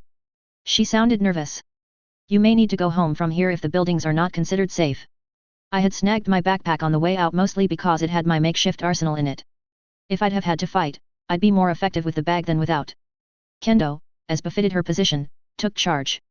I know some of you may have left your money or ID in the lockers, maybe even your keys. Is there anyone that needs money to get home? Or anyone that needs a place to stay until this evening? Check that you have everything to be sure. Oh expletive, always cursed. I left my house key in my bag. Me too, said Shizhida. You can stay at my house, Komori offered. Away sneered at her and looked for someone else to make the same offer. Shizhida simply bowed in thanks and acceptance, smoothing the ruffled feathers Away's rejection had caused. You're all welcome at my house, Manga said. My mom's got so many kids already, she'd never notice 20 more. His face showed a giant shoe surrounded by stick figures. His joke, as poor as it was, helped break the tension. Will you be okay getting home, Yanagi-san? Shota asked. I think most of the boys have our wallets and keys. We tend to keep them in our pockets or jackets. We were all in uniform, but the girls' skirts did not have pockets. Our jackets did, but a lot of girls used pocketbooks or just carried things in their backpacks. I used both backpack and jacket pockets. I'd considered wearing my wild Pussycat's utility belt, but Emily had informed me it would be considered out of uniform. I had thought of the variations in uniform necessitated by the various body types in the student population but decided this was not a battle I needed to fight. I might change my mind after this. I'm okay, I said. I was able to say that much without Emily's help. I was learning and incorporating my own Japanese where I could. It must have sounded bizarre to my classmates. Displaying an ever-changing level of fluency and eloquence with what was supposed to be my native language. I turned to Kode, "Are you okay?" She simply pulled a tiny bag out of her jacket pocket. When she touched her hands together, it grew to a full-sized backpack. I never bother with lockers. I turned back to Shota, "We're good. Thanks." He nodded stoically. "I think he might have tender feelings for you." Emily piped up. "I think the possibility of teen romance won out over rapidly fading anxiety. He has behaved most chivalrously, and his attentions have been somewhat marked." "You sound like a Jane Austen character." "I think he's just a nice guy. Maybe a little shy."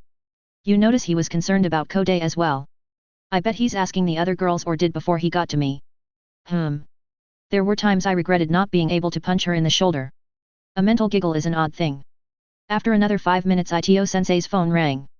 After checking it she informed us, "You have been released for the day. You are to go straight home.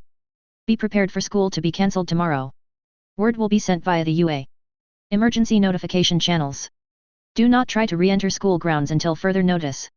She waved us off then started walking around the school wall. She pulled out a cigarette as she went. I think the experience may have been harder on her than on some of the students.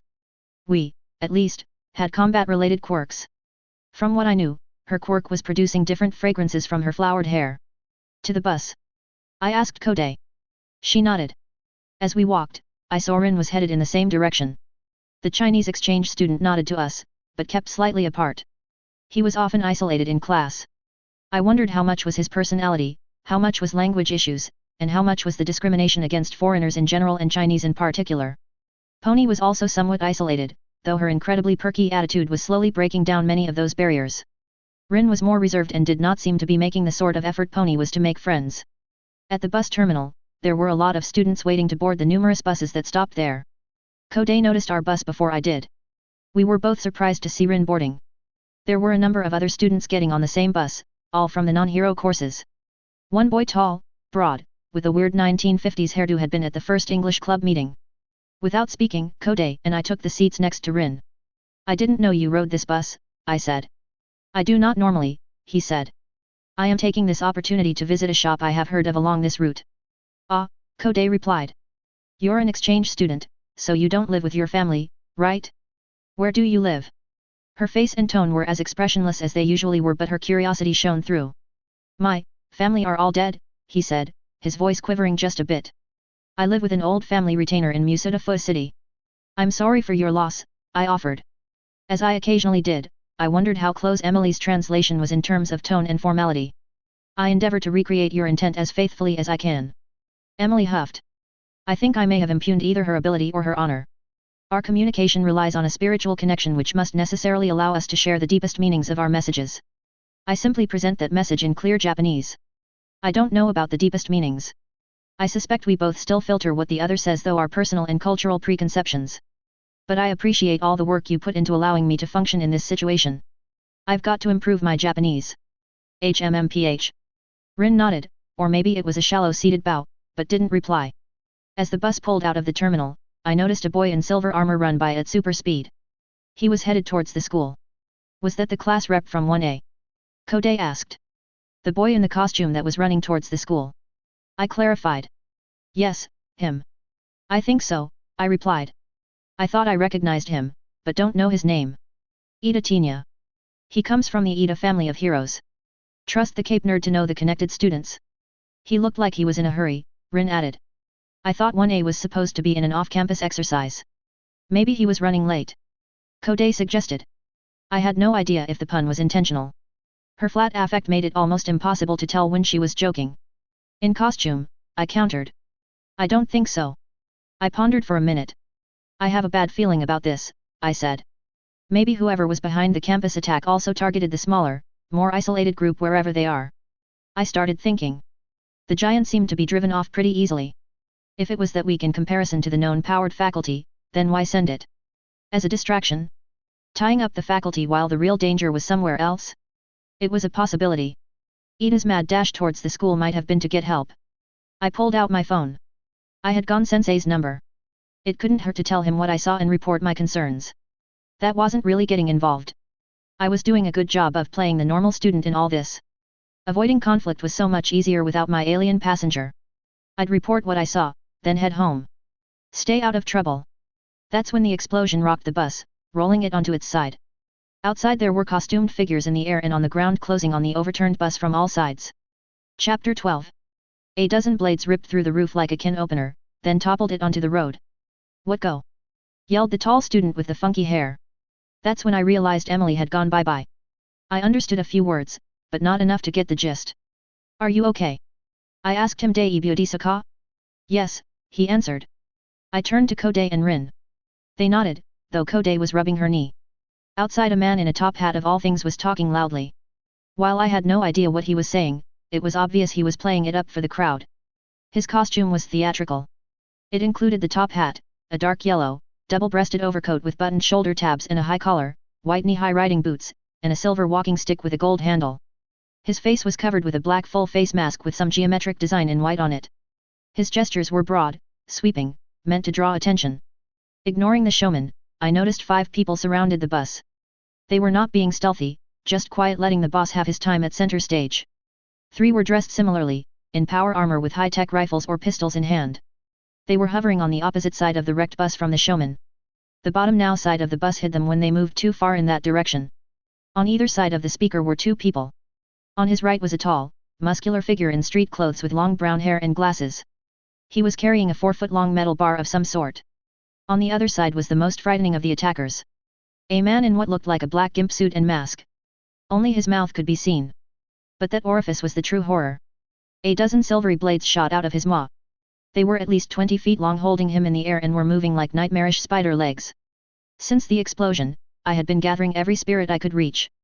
As had often been the case in my old body during a real crisis, my power grew in range. I was drawing in more poltergeists than ever before.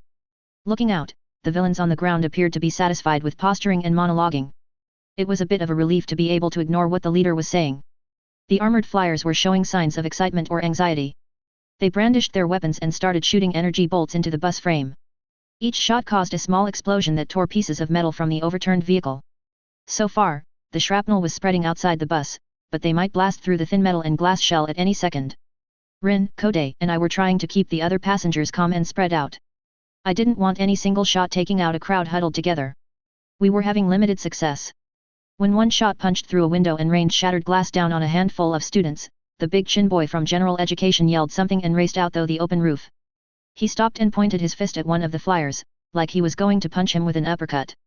Then he grew, changing color and composition as he did. He reached 18 or 20 feet in height and slammed into the chest plate of the flying figure. There the boy froze, a stone statue punching upwards. The powered armor guy was knocked in an arc. He hit a building half a block away and bounced. Somehow, he had inflated, his armor sections spreading on elastic bands. The villain targeted his ricochet just right.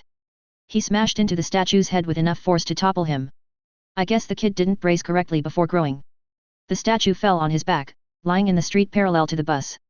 I tried to drag him into the bus, but there was no way I was moving that weight. Neither could I roll him or rock him. He was just too much for my spirits. Blade Mouth started chipping away at the petrified boy. Each blade strike did minimal damage, but there were enough of them that he was digging divots into the stone skin. Rin was taking aim on the blade-wielding villain, readying to fire a scale at him. I rushed to stop the boy. No, I said with my limited Japanese. Danger. Then I continued in English. I protect the big guy. You protect the people in here. I swept my arm, pointing at the other passengers. Then I pointed to myself and lifted several small blocks of concrete and metal that had been kicked up by the explosion and blaster fire. I set them orbiting outside over the stone student. Rin nodded and returned to the passengers. With the debris, I was able to either block or deflect the blades. It was quite a challenge. Blade Mouth thrust with significant force. It took almost all my spirits concentrated on a single metal shield to counter a thrust directly. It took far less effort to brush the blades aside before they impacted the boy's surface. However, I could only do that to attacks near the periphery of his body. Thrusts to the core had to be blocked. I made sure to use broad gestures to emphasize the obvious movement of the makeshift shields, a deception to hide my true capabilities. Testing over the last weeks had proven that using individual spirits too much could tire them out. So, to conserve the strength of my swarm, I tried to rotate the poltergeists so that no one was constantly opposing the strength of the attacks. Some were resting, some were maintaining a sensor shell to track the people on the battlefield, and some were getting more debris as the blades often shattered the pieces that I used to block. Blademouth was toying with me. I could tell. Otherwise, he would have concentrated all his attacks on the guy's core, where I wouldn't have been able to block everything. His compatriots were enjoying the show. They started joking with each other, cheering their friend and jeering when I made a successful counter. They may have been betting on the outcome. Whatever, they weren't taking this seriously. I got the feeling they were stalling for time. Which was perfectly fine with me. The longer they held off pressing their attack, the more likely help would arrive. Part of me really wanted to get serious with these guys. There was enough broken glass and metal shards that I could cause the villains serious harm before they knew what was going on. But that would land me expelled, arrested, and likely in jail for a long time unless I got a good lawyer and a sympathetic or judge. It might also get a lot of people around me hurt or killed.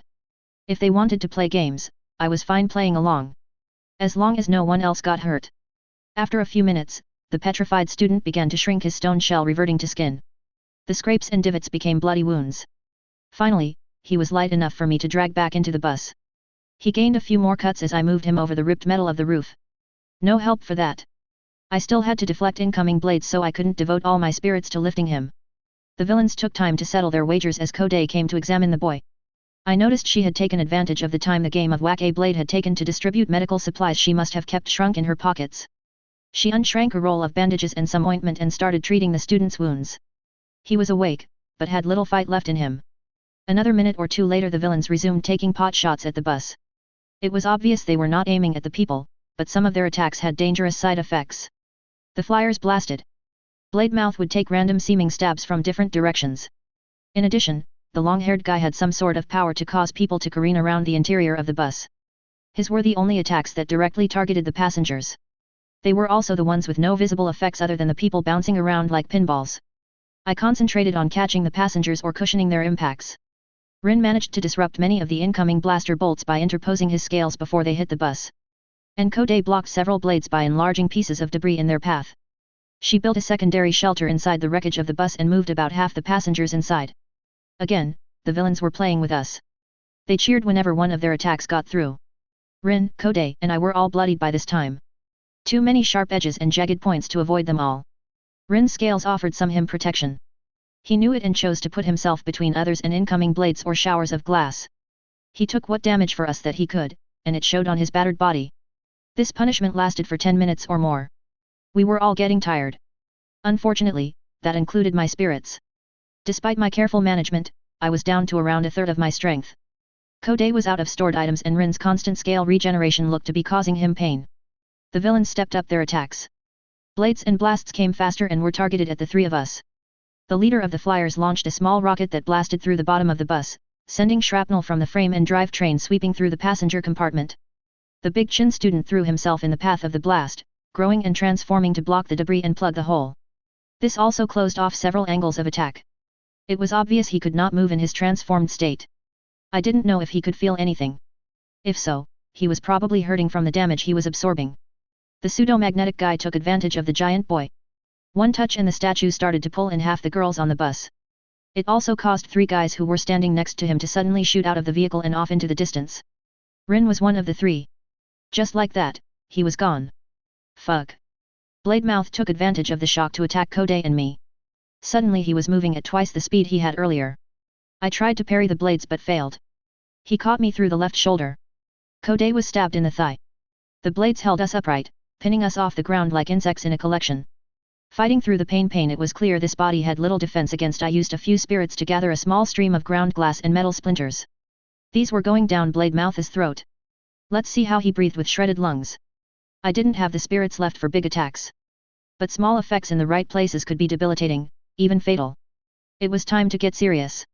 Native.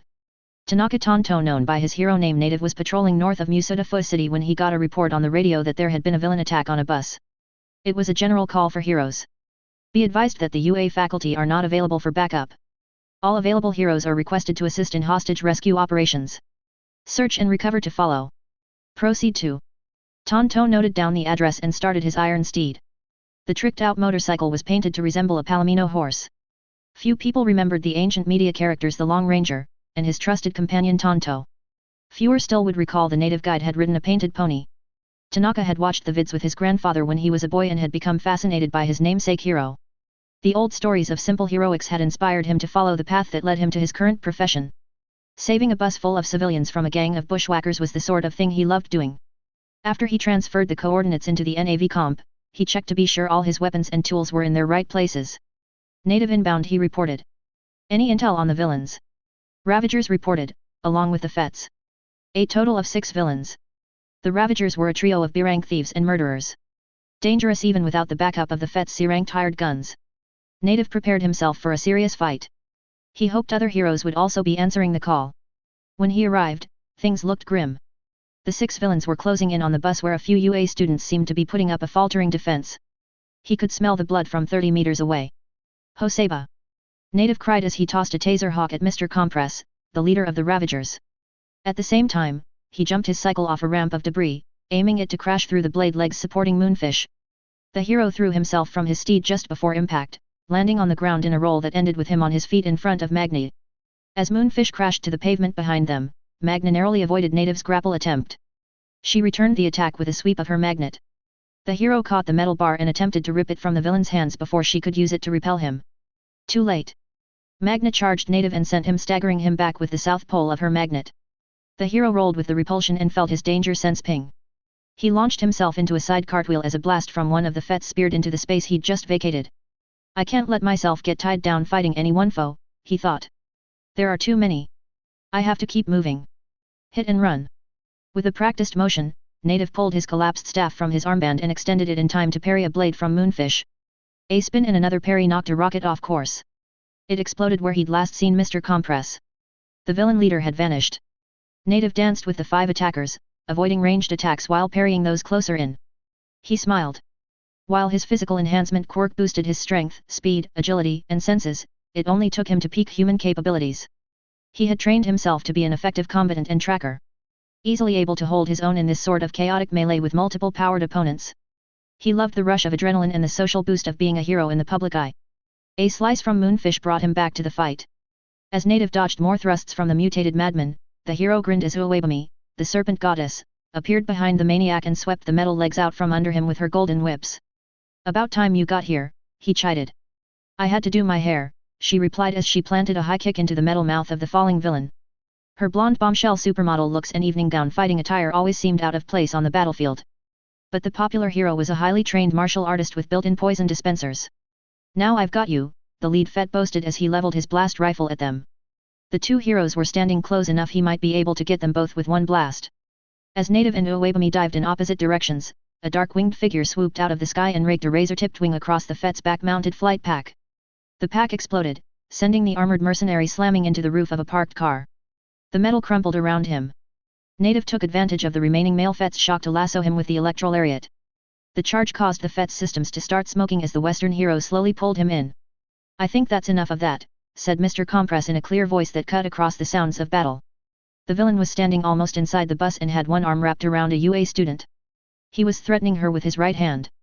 There was no visible weapon, but the heroes knew one touch and he could make the girl's head disappear, killing her instantly. I think it is time for you 3 to just stand down. Walk away and nothing will happen to this little dove. Native shared a glance with Uwebami. They had not worked together often. But they were both experienced enough to know that this was a real problem. Nightwing is another unknown variable. Native hoped the vigilante wouldn't attack and endanger the girl. All right, Native began, holding up both hands. All right. Suddenly another UA student leapt in close to the Ravager, cutting at his wrist with a makeshift dagger.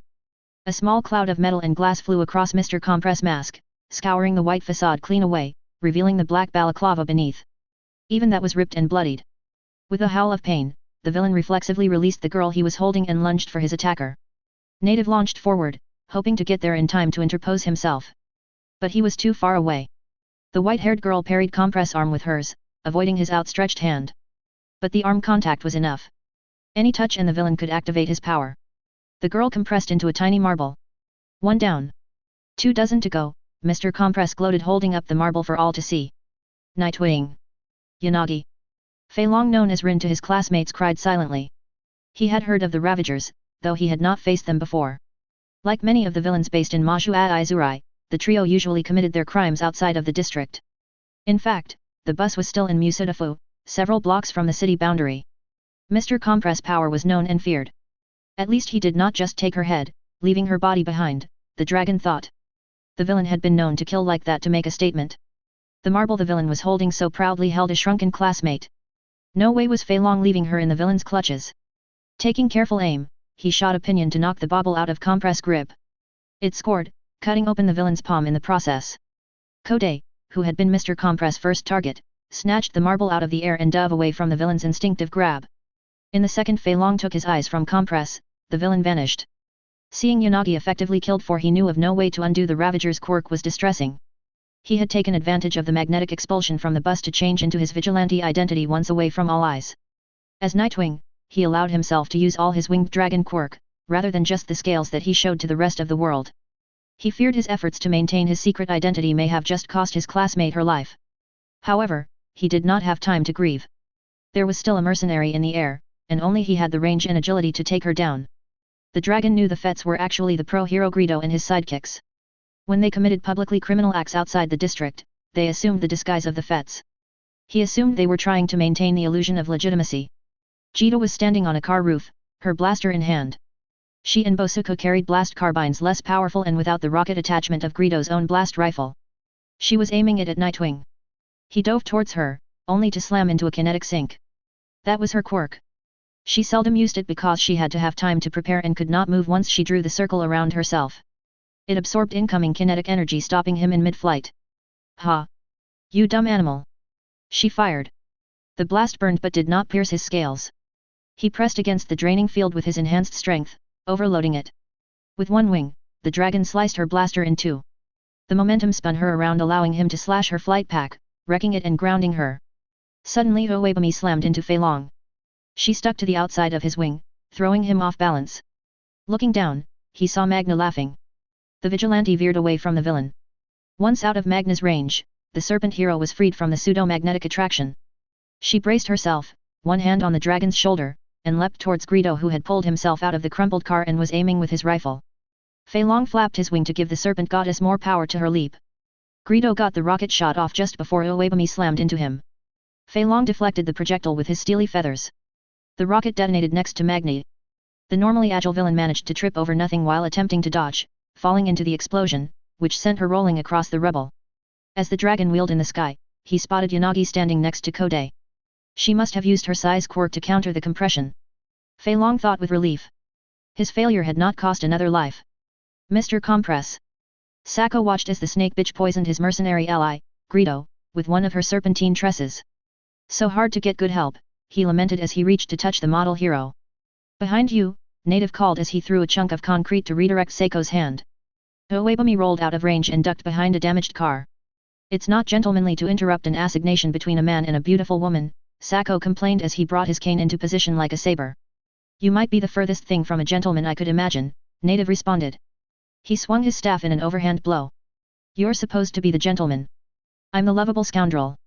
Sako danced to the side and riposted with his cane. You're a killer and a madman. Native did a reverse spin, using his weapon to knock the cane aside and smack Sako's leg. Ouch! The villain expostulated. No need to be so rough. If you don't know how to play nice with your toys, you shouldn't be allowed to play with them at all. He dropped his cane, which disappeared in midair, and slapped the staff, compressing it and pocketing the bauble. Sako dropped into a spin kick, which Native backflipped away from. While the hero's back was momentarily turned, Sako compressed himself, dropping to the ground as a black marble. He rolled under a bench at the bus stop they had been fighting next to. Almost no one knew about that aspect of his quirk. He could see out of the marble he had compressed himself into and could cause it to roll almost as fast as a person could walk. It was a great way to move around stealthily, though it had its limitations. From his hidden vantage point, he saw that things were not going well for his team. Magni and Greedo were down for the count. Bosco was tied and disarmed and Jita was cowering in place. Only Moonfish was putting up a fight. He'd finally recovered from Uebami's kick and was keeping the lady and the dragon occupied. Native was still looking for him, stubborn bastard. Luckily, their time was almost up. Jiren had hired them to attack the bus as a distraction. To draw any local heroes into a fight and keep them busy until 1100. The fixer obviously wanted the heroes away from whatever other plans he had going. Sako had heard rumors that the man was recruiting street trash for some big gig. Greedo and his crew would have been fit for that sort of job, but Jiren knew better than to insult the Ravagers with trivial bullshit. This distraction, on the other hand, was fun and highly visible. He could see the media, police, and ambulances hiding in the distance waiting for the heroes to save the day before coming to help the poor hostages. This job allowed him to mock the heroes and be seen doing so on national television. He rubbed his wrist where that girl cut him. It was tempting to take a few of the students with him for revenge on the girl's temerity. However, there wasn't time. He'd get his own team out, and if any of Greedo's crew got left behind, that was on them. The mercenary should have paid his insurance premium. Finally giving up the search, Native joined the attack on Moonfish. Taking advantage of the lack of eyes on him, Sako rolled to Magna's side. At precisely 1100 alarms sounded from all 6 villains.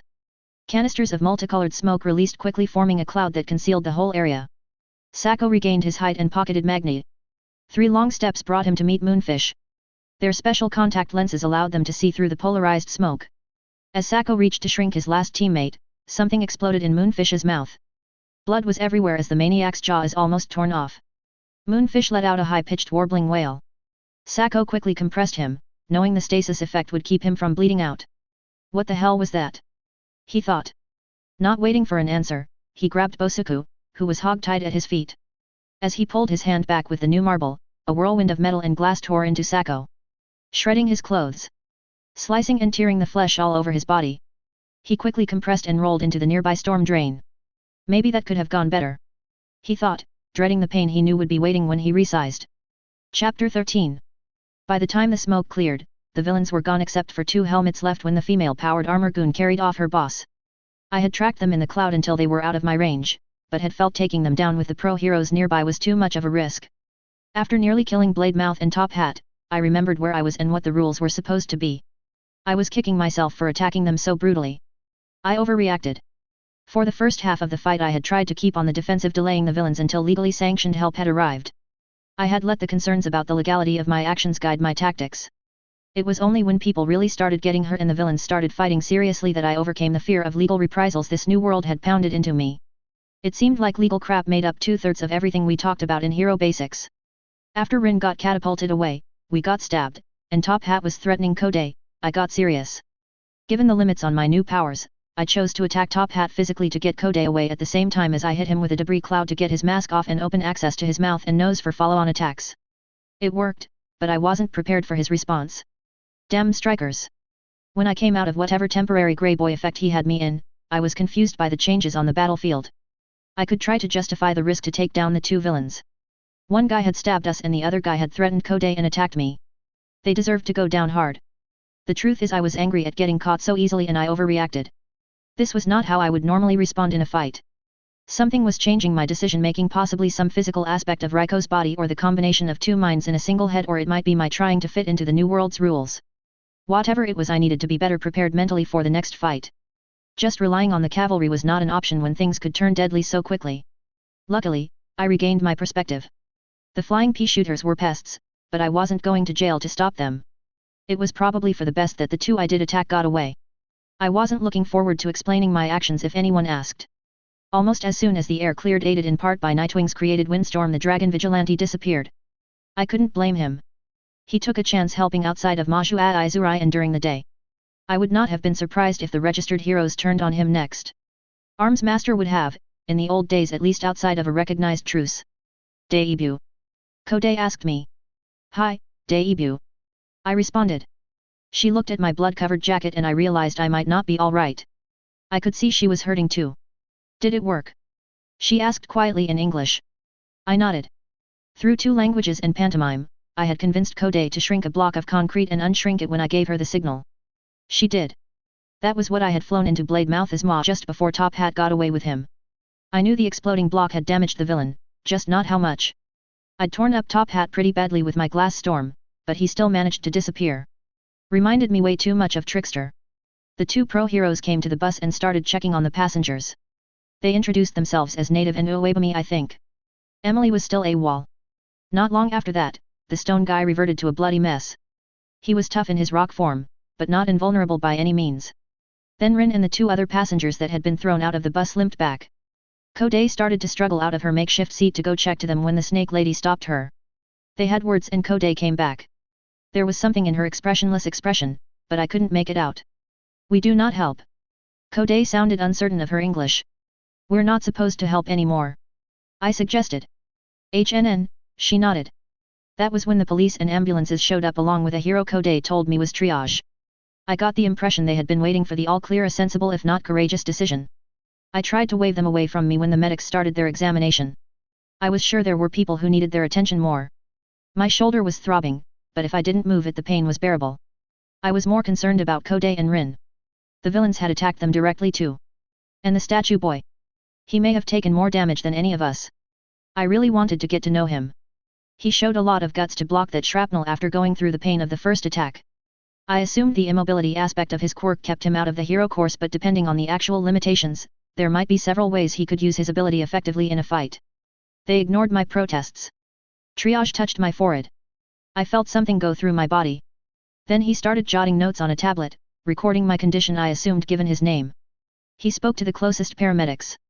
I was still not comprehending. I really needed to find a way to push my language learning. I thought. Today showed that this is too dangerous a world for me to have inconvenient bouts of incomprehension. But who could I work with? I've kept the extent of my language difficulties secret from everyone except the Yanagis. And they're too far away to be useful. I suppose I could let someone at the school know, either a teacher or a student. I just don't trust them enough to spill that secret, especially since it would likely lead to spilling all the secrets. My thoughts were running in circles. I don't know the answer, but I'm going to have to find one soon. I determined. The paramedics were probing my shoulder and checking my vitals. I thought triage had just done that. I wondered if they didn't fully trust the hero's results. The woman of the pair asked me something. I shook my head and said, Wakaranai, I don't understand. Koday tried to explain, but the paramedic shut her down. Some adults don't want to hear anything teens have to say. She turned back to me and repeated her question, more slowly. I just shook my head. She whipped out a penlight and shone it in my eyes. I blinked, then held them open. I had a feeling this day was going to get even longer. Sure enough, I was put in one of the first ambulances and driven away. When I arrived in the emergency room, I saw a pair of nurses wheeling a bed into an elevator. I only caught a glimpse, but it looked like the UA teacher eraser head was on it. Before I could ask anything, they rolled me into a curtained alcove and transferred me to a hospital bed. The paramedic said something to the nurse, who checked her tablet and nodded. Emily? I closed my eyes and started meditating. I wouldn't be able to communicate with the doctors until I got my passenger back online. Are you okay? The fight's over. Time to come out. We need to talk with the nice doctors so they can make us better. It hurts. Her mental voice was tiny and so pitiful. I know it does. I can feel it too. We have to be able to talk to the doctors so they can help the pain go away. Maybe they can call Recovery Girl. No. Then silence. I sighed. It was her first real injury. First real battle, really. When she figures out what I did, what I tricked Koday into doing, she's going to be even more unhappy. But, eventually, she will either learn to cope with the nastiness that exists even in this world or she'll disappear forever. I didn't want that for her. But she'd more or less made that suicidal choice once already. From the sounds outside my curtains, this was a busy day for the emergency room. I sent out some sensor spirits to determine that more casualties from the bus were coming in. My spirits didn't have enough sensitivity to let me tell people apart very well.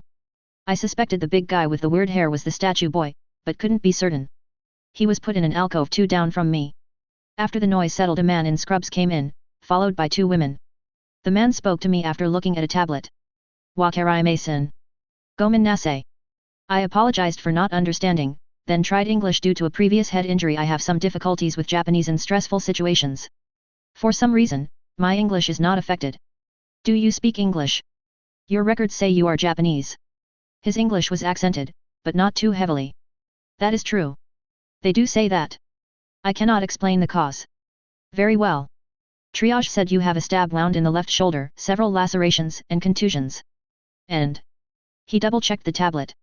A possible problematic quirk interaction. What happened there? I'm not certain, I began. I knew enough to give the doc the important details. There were a lot of powers being thrown around. It's probably when the top hat guy did something to me, not sure what. It interfered with my memory. Or perhaps interrupted it. One moment I was fighting with him, The next I was on my back next to one of my classmates. I think she used her size quirk on me. Which is odd because I didn't think it worked on people. Top hat guy? The doc asked. He was the leader of the villains attacking or seemed to be. Did not get this name, but I would recognize the costume if I saw it again. We think it was Mr. Compress, said a trench coat wearing man with a badge stuck in his pocket. Sorry to interrupt. I'm Detective Tsukachi Naomasa of the police force. The villain with the top hat has been identified as Mr. Compress. His quirk is Compress. It shrinks people or objects into a small marble-like construct. Time is suspended for the person inside the marble. So, if her classmate's size quirk countered the compression, replied the doctor. There may be adverse side effects, including some temporal misalignment. He turned back to me. I think we are going to need to do several tests. X-rays to determine the damage done to your shoulder by the blade and further tests and observation to determine what, if any, effects the quirk interaction may have caused. Without waiting for a response, he spoke to one of the women. Of course, he was speaking Japanese. The detective interrupted, if she is not in any immediate danger, I would like to ask her a few questions before you begin your tests. The doc just shrugged and walked away. He never bothered to tell me his name. The detective's gaze followed him with a slight frown. When he turned back to me, he smiled. You prefer English at this time? He had almost no accent. I nodded. I was hurting but knew better than to talk to the police under the influence of narcotics including emergency room grade painkillers. Can you tell me what happened this morning since the first alarm sounded at U.A? He pulled up a chair and sat, taking out a tablet. I would like to hear about everything you saw or heard. Concentrate on the intruder and the attack on the bus.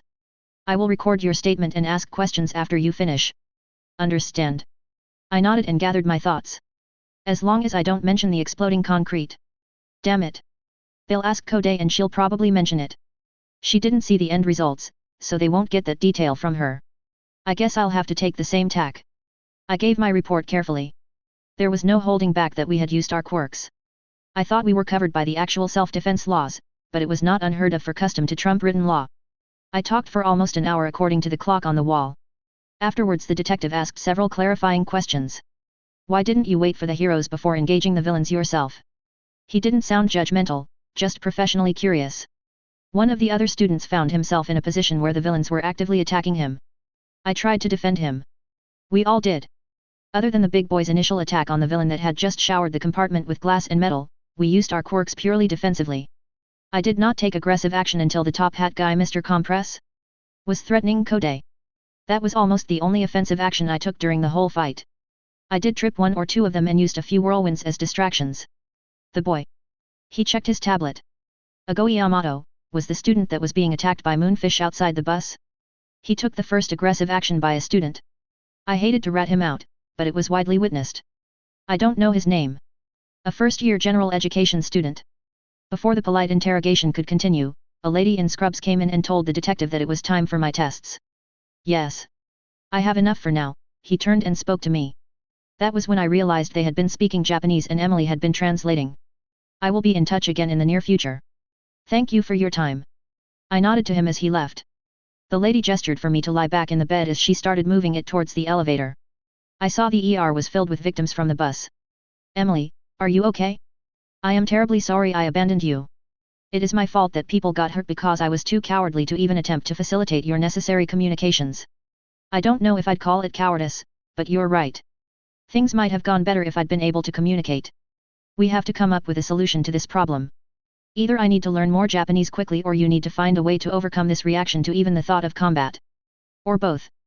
Yanagi-san. The lady pushing me raised her voice to get my attention.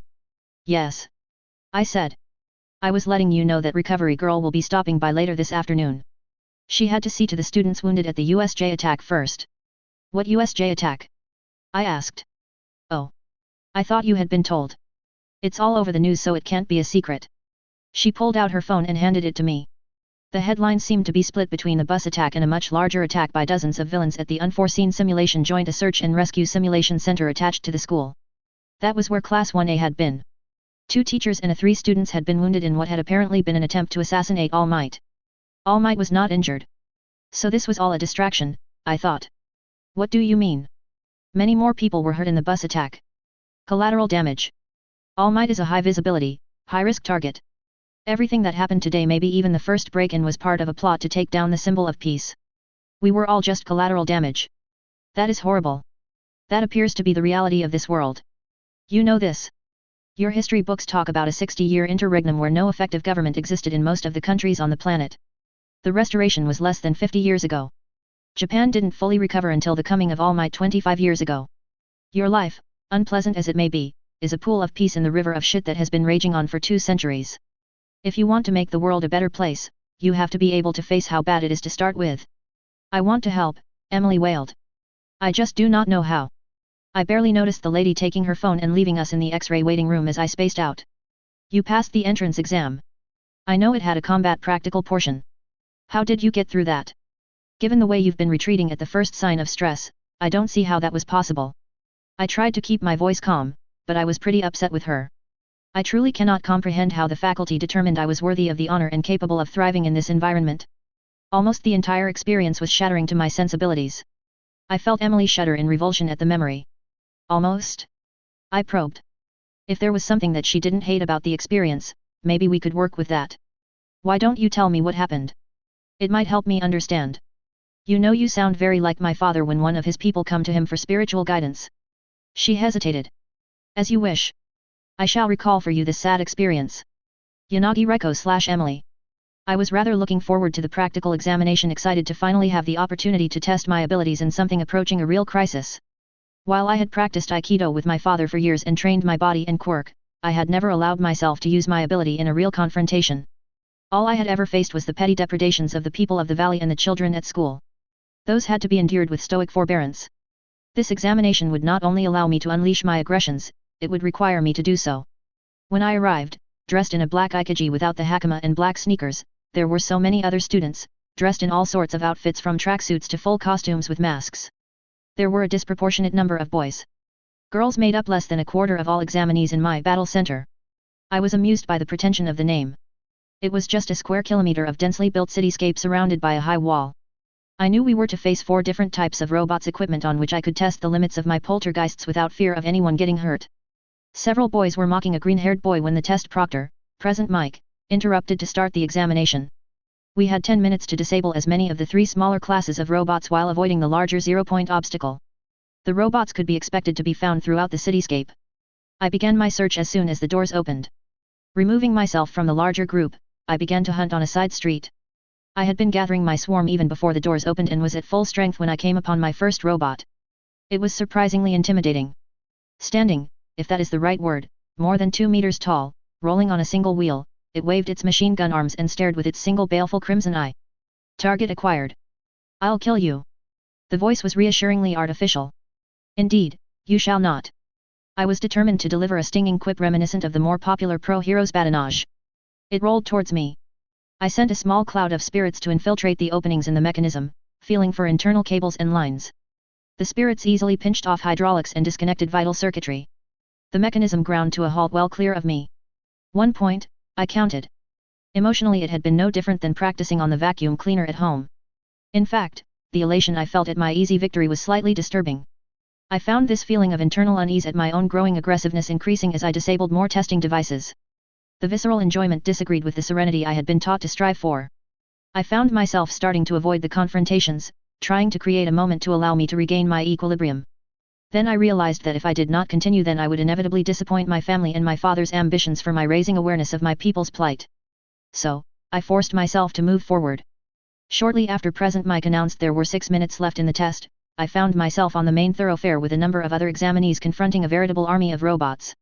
The others used a panoply of quirks to disable or destroy the testing machines.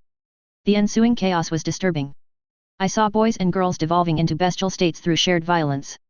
It was almost as if their spirits cried out to me from the harm they were doing to themselves. Watching one girl who had floated a number of robots at once assume a prayerful pose as the machines crashed to their destruction around her was a mockery of all that was meaningful in my life. Then the real violence began. Individual examinees were pushing the limits of their stamina. Exhaustion was making them careless or the machines were set to become more dangerous as the examination went on. People started getting hurt. Robots would shoot children with rockets and bullets or smash them with unyielding steel arms and tails. I worked to prevent as much injury as I could, removing one red-horned boy from the path of a 2-pointer's tail strike or deflecting rockets targeted at a bat-winged girl in purple. I used the ever-growing piles of robotic remains to block and interfere with the mechanical attacks. I was not the only one trying to help others. I watched as a blonde boy in a frilly white shirt shot an energy beam out of his abdomen to save a tall boy with maroon and white striped hair coming to a point from a robot preparing to attack him from behind. My efforts were not enough. Every battered boy or bloodied girl was another blow to my soul. Worse was the madness caused by the growing stress of competition between examinees over the increasingly scarce robotic targets. That's mine. Don't take it. Cried a boy in a yellow unitard and helmet with a white eye mask. It's first come, first served. Replied the dark-haired boy in a white tank top and jeans with a right arm that looked like it had been transplanted from an ogre knee-length, green, and muscular. The boy in yellow screeched, sending a wave of sonic energy that knocked the long-armed boy backwards towards a jagged piece of robotic carapace. I shoved the stumbling boy sidewise to avoid his impalement, only for him to grab the metal debris and throw it at the boy in yellow. I was able to deflect the metal missile into a building but had to remove myself as the horror of the situation swept over me. This was not the only altercation between examinees I witnessed. A small child, no more than a meter tall and possibly less hairless and doughy with no outward expression of gender, was using the whip-like head and neck of a two-pointer to beat an athletic boy in a dark blue bodysuit with half-face mask and black hair into unconsciousness. A boy with a blonde flat top and a sleeveless blue shirt was trading energy bolts with an orange-haired girl in pink with silver sidebars on her head. The pressure cooker of the examination was causing people to abandon not only their heroic aspirations but their humanity itself. I admit I ran, fleeing in panic, looking to find a way out of the nightmare. Then it got worse. A calamitous crash resounded throughout the city. Buildings rocked as the ground itself trembled. Great dust clouds rose to obscure the distance. A robot the size of the tallest building began moving towards the bulk of the examinees. I was off to one side, standing near a quiet giant with silver hair and a plethora of limbs. He pointed his dish antennae-like appendages at the disturbance, then blanched and raced away. I saw many of the examinees fleeing and began to join them. Then I noticed two figures who were not retreating: the green-haired boy from earlier and the prayerful girl. The girl was trapped, her ankle pinned by heavy debris in the path of the oncoming monster. The boy was staring at her, realization of her impending doom just dawning on him. I got close enough to reach out with my spirits, to try and pull the girl free or to shift the debris so she could free herself. All to no avail. I was not strong enough. The boy launched himself at the massive machine and in one mighty blow stopped it in its tracks. I watched in dread as he then fell towards his death, his arm and legs flapping like empty sleeves in the wind of his descent.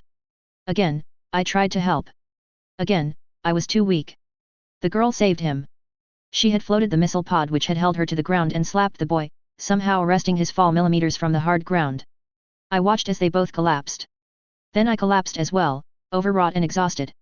I lay on the ground, the boy's destroyed body in the center of my vision. I could not do it. I could not save either of them. And I could not imagine making the sacrifice he had made to be the hero she needed. The hero I had proven I was not and could never be. As the other examinees began to crowd around the two, I withdrew. I could not bring myself to move my body, so I drew my spirits tight to me and closed my eyes and mind to the world, searching for some semblance of the serenity with which I had started the day. It was not to be found then. And I have not found it since. Taylor. Yet. I can see how that might cause issues. I offered sympathetically. A therapist once told me that when people are in a really stressful situation, the brain can produce an imbalance between certain chemicals. Sometimes that imbalance lasts and causes all sort of problems. That might have happened to you. Then, when you brought me in, who knows if your spirit was separated from your brain while still in a state of imbalance. This could be causing you to still be in a heightened fight or flight state. I know this is all probably wrong. I'm not a doctor. I'm just wondering if we should talk to one. If we were anywhere near my brain chemistry, I'd probably be suffering similar issues. I considered. And I might be having similar problems. Something is wrong with me. It might be from your brain's imbalanced chemistry. Or from some sort of spiritual imprint of the stress I suffered before I was killed. Who knows? Who could we even go to for advice? My parents are the only ones I know that might understand. Emily replied. And they already know our situation, I thought. Maybe we can request some recuperative home leave or something. We discussed the possibilities. During the discussion, it became obvious that just talking about her experiences in the exam had helped her open up somewhat. She was able to differentiate her discomfort with the natural excitement she felt overcoming the robots from the disgust she had at the bad behavior of the other examinees. Adding in the fear caused by seeing the several people get hurt by the robots, especially the last guy who almost got killed in front of her, and her high stress was understandable. We were able to pick apart some of the reasons behind her prior actions and current state. We didn't get far, but we made some progress. Recovery Girl and Gon Sensei came around 5 p.m. after we had undergone the initial battery of tests. Smack. Recovery Girl kissed me. I felt my shoulder knitting. I also felt exhaustion overtaking me. Your shoulder should be fine in the morning, but they are concerned about quirk interaction and possible brain injury, the school nurse informed me. You are going to have to stay in the hospital for at least another day of testing. After that you are going home to recover, Gon-sensei added. UA will be shut down for a week so we can revamp our security and repair damages from the attacks. After that will be the sports festival, so you may want to take this time to practice your quirk and prepare for the event. I'll organize a bag for you and escort you to the station tomorrow. Is there anything in particular you want me to pack? This seemed intrusive to me, but he was acting as my parent here. Just some clothes and schoolbooks. Do you know what happened to my backpack or phone? They were on the bus, last I saw. Your phone was destroyed, but your bag was recovered from the bus, he said calmly. It will be delivered here sometime this evening. Your parents should be able to download the police report for the insurance claim on the phone. Thank you both. I bowed as well as I could in the bed. After they left, I started thinking about someone else who might be able to help me with my language studies. Someone who was at least aware that there was more than one voice in my head.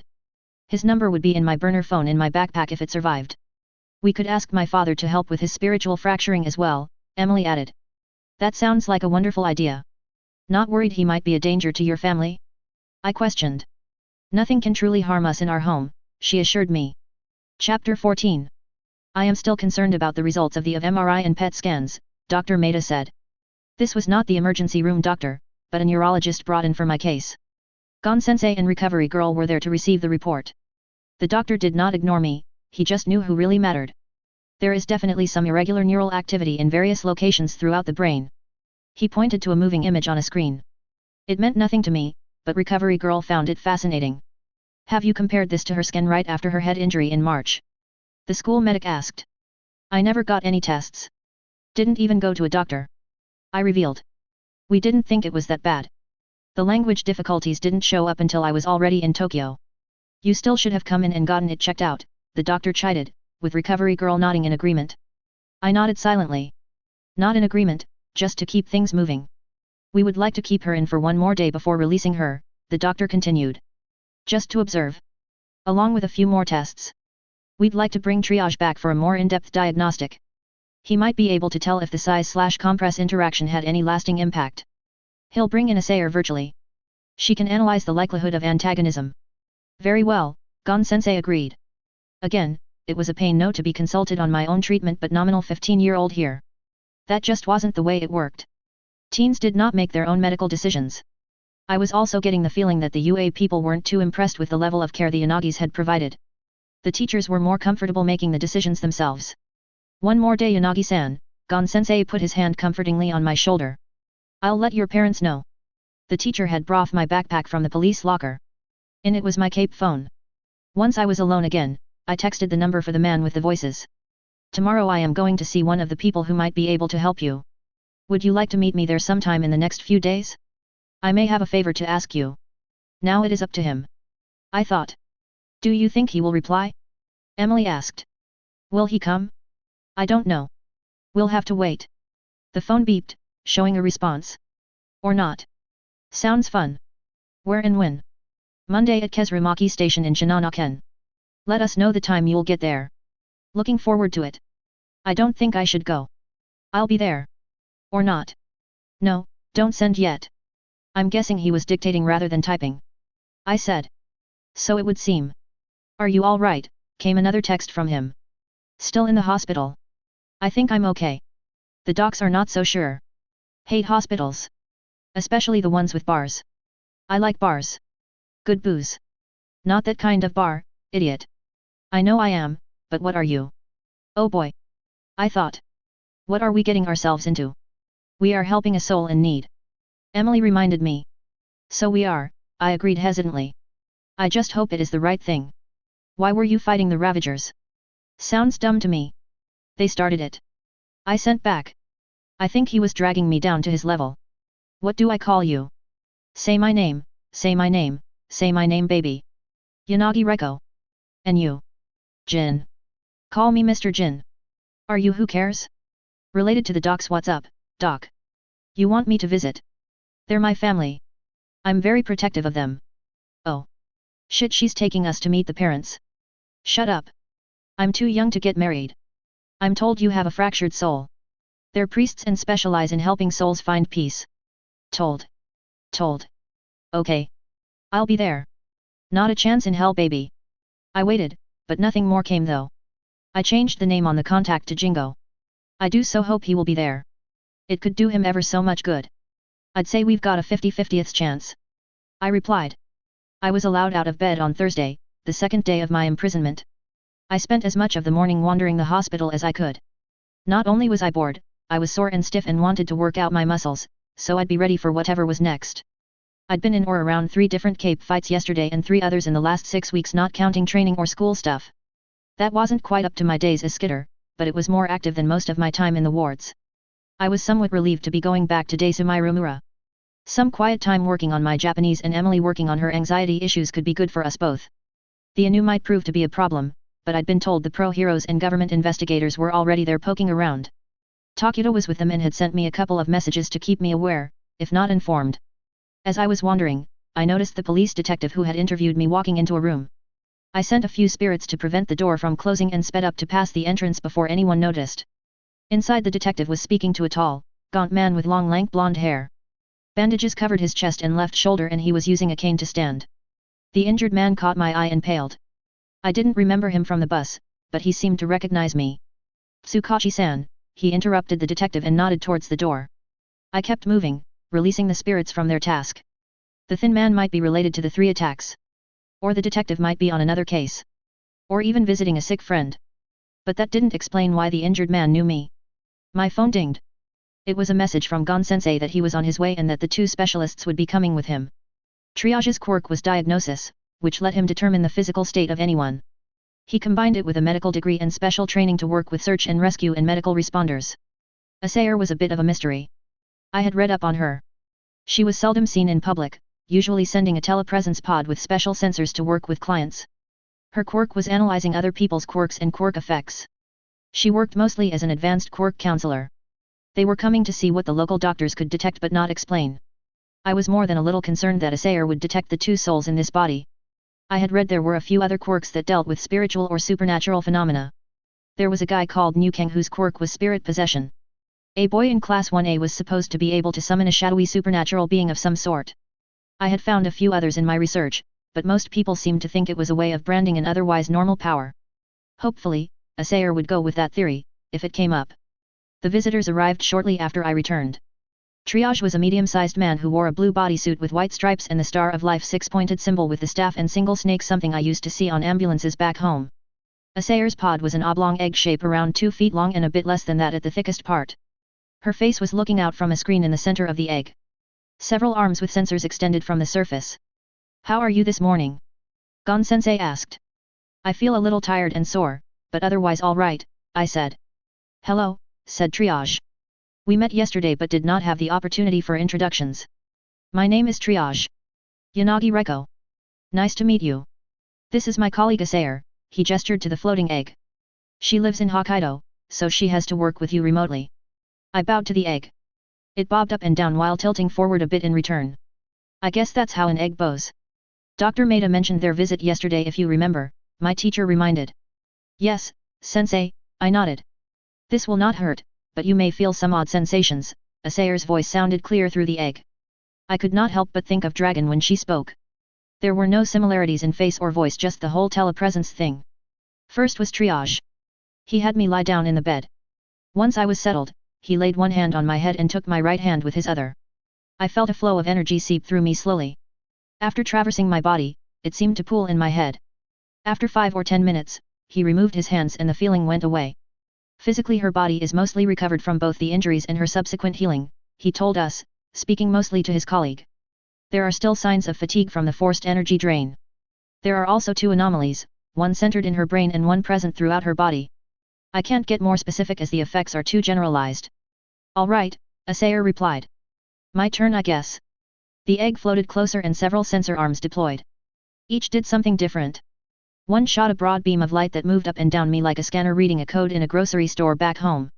2 attached to my body at different places. A 4th strobed a bright light into my eyes from inches away.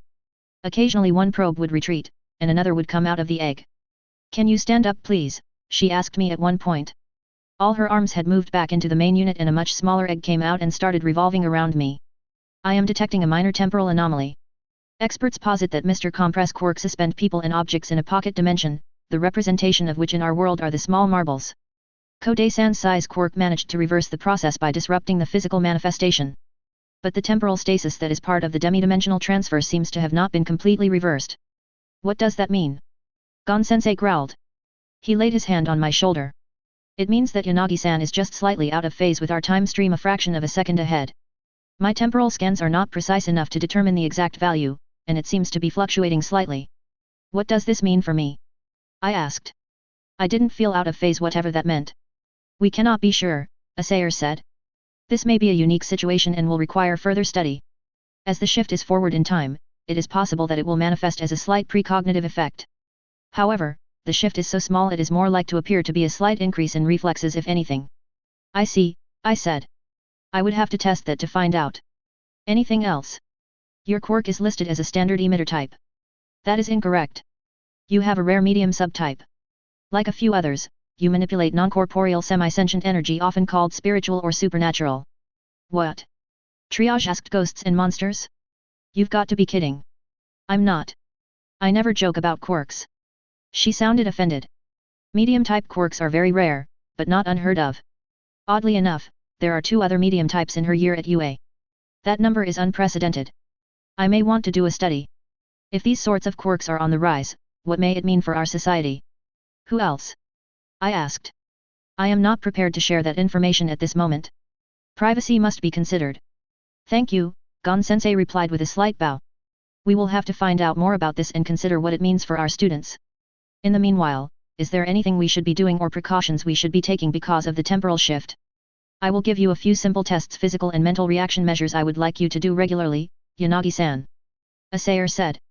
These will provide a baseline for your current reaction times. If they change, we will be able to note and track the changes. I'd like to examine you again in a month unless there are any changes before then. All right, I replied. That would be good for me as well. Getting a secondary thinker/mover power could be good. On the other hand, slowly losing sync with reality would be bad. After the 2 specialists left, Gon-sensei wanted to talk. You didn't sound surprised when Asayer mentioned this supernatural aspect to your quirk. I've been aware of it my whole life, I replied. I registered it as poltergeist. That was not a mistake or a marketing ploy. It is literally my power. I control Fuire, floating spirits. Nay. He mused. My family has been dealing with spirits for centuries, as have many others. It's possible that there is more to it than just quirks. There has been discussion in the past if religious, supernatural, and legendary abilities might have existed in reality before the first appearance of quirks. The vampire-like teacher mused. I pointed to my right canine tooth and then pointed to him. He nodded in response. If there are known, verifiable, repeatable instances where people interact with or manipulate spirits and supernatural beings, then it seems to prove that there may be some validity to the old stories and beliefs. As I say, this has not been a question in my family for centuries. At this point it was Emily speaking through me for the most part while letting me know what she was saying as I mouthed her words. My father and both sisters have medium-type quirks that make our religious tasks easier, but they merely reflect the abilities present in prior generations going back to the Heian period. It might be worth it to see if other medium-type emitters have some ancestral connection to religious orders, he mused. Perhaps I can speak to your family about this. I wondered if the academic in him was looking to get a paper out of the investigation. Not necessarily a bad thing. Even if I preferred to keep as many secrets about my powers as I could, having experts helping me find out what I could actually do might be useful. I did wonder who the other 2 mediums might be. The guy with the shadow creature was likely one. Who was the other? I have you booked on a train to Kesurumaki this afternoon at 1535. You will get there at 1820. I have informed your parents who will meet you at the station. Let's get you checked out. He started to pick up my bag. Instead, I had my spritz pack everything I had removed from my backpack.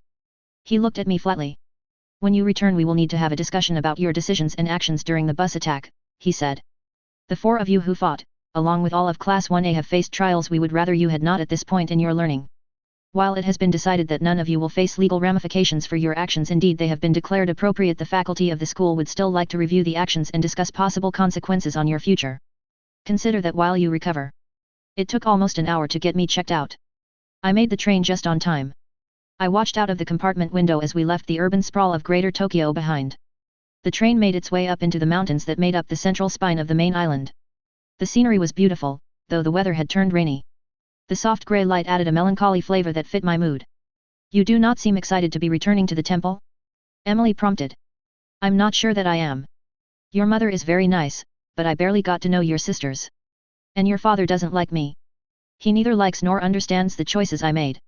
Emily's tone was somber. I wondered if she were regretting those choices. I believe it is me with whom he is most wrathful.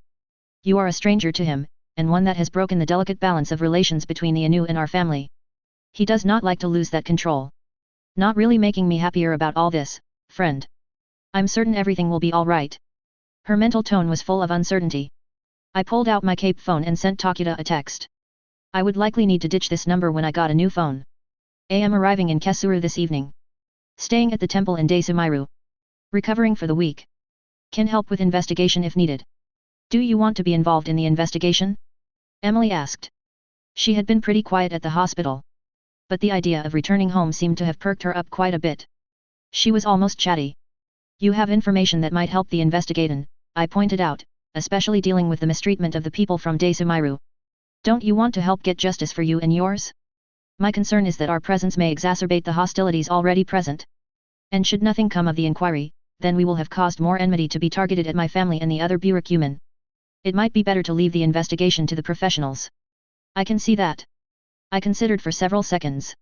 She was right about the potential fallout, and I was never one to put my faith in official investigations.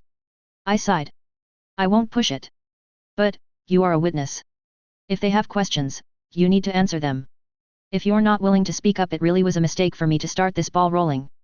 I will answer if asked. All right. I could tell she was retreating at the thought of the potential conflict. Now tell me about your sisters. How do I get to know them better? This seemed to change her mood. While they can occasionally be overly rambunctious, even a little naughty, they really are wonderful girls. The best way to gain their approbation is to engage them in a rousing discussion of their favorite topic, spirits. Their sight is the most advanced of any in our family. They can see more deeply into the spirit world and summon a wider variety of spirits. My limited sight has led me to concentrate on Yurei. However, there are many other types of Yurei and the twins can summon almost all of them. Is that their quirk, summoning? I asked. It is. And my father's is to lay spirits to rest. Should a spirit not pass on to the spirit realm willingly, he can assist them to do so. He can if needed even force a spirit from this world. So if spirits don't belong in this world, where do the poltergeists come from? The spirits of people who perish usually move on to the next world to prepare for their return to the wheel. Her enthusiasm was plain. I noticed her usual exaggerated vocabulary was not as pronounced. I wondered if this was a lecture she had been given as a child, or maybe even given to others as a Miko. Some do not. They stay because of an unfulfilled task or desire. Sometimes they seek vengeance or to care for the family left behind. These are the sorts of spirits that need to be laid to rest. Many spirits return to our world though rebirth. Others return without taking a new body. These are the sorts of spirits I and my sisters usually interact with. They no longer have any identity tied to their previous lives, though their natures may be influenced by those lives. Fuyurei have no individual identities, nor do Hitodama or Tenka or many others. I'm not familiar with those names. I said. Perhaps you can ask the twins to introduce you to some. My quirk allows me to command only those spirits within my range. So far, those have only been floating spirits. They are attracted to me for some reason, so there are always a cloud of them around. When the twins summon a different spirit, I have been able to control those as well. Interesting. I clarified. So we can see spirits if they're around and control them if we can see them. But we can't summon them, not even the floating ones. This was different from my earlier understanding of the power. I suppose that is correct. However, I cannot recall a time when I was without the constant companionship of the Fuyurei. I glanced about the compartment. The constant swarm of spirits was visible from the corner of my eye. My perception reached through them, allowing me to feel what they felt. In their senses I was a constant beacon, though they lacked any sort of vision and weren't actually touching me. I'm not sure how it worked, but it did. My phone vibrated. It was Takeda. I saw you were injured. I'm glad you are okay. I'll drop by to see you soon. Sir Nitai and Kanji Yaiko, NTA, may want to speak with you too. Okay to let them know you are coming. NTA. National Tax Agency. Also Nagase Genji, a national police detective from the Civil Rights Bureau working the Burakumin angle. Yet. Let them know. Thanks for asking. Sure. The story is looking bigger than we thought. But can't say more. Yet.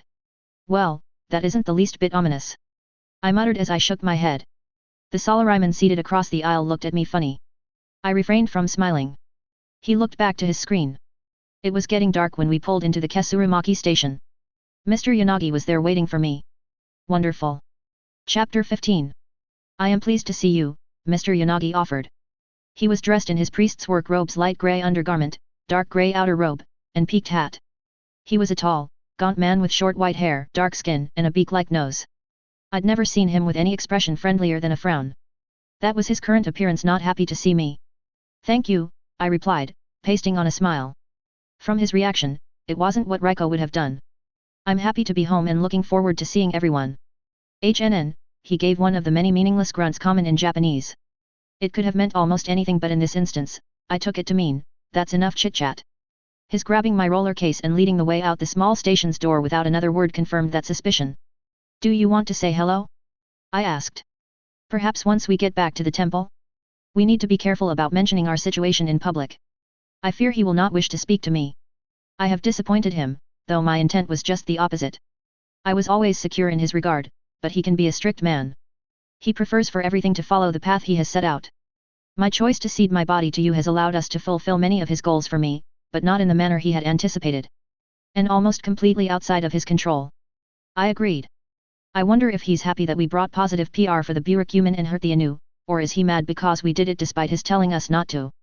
I find it likely that he feels a bit of both. The question is which he feels more strongly.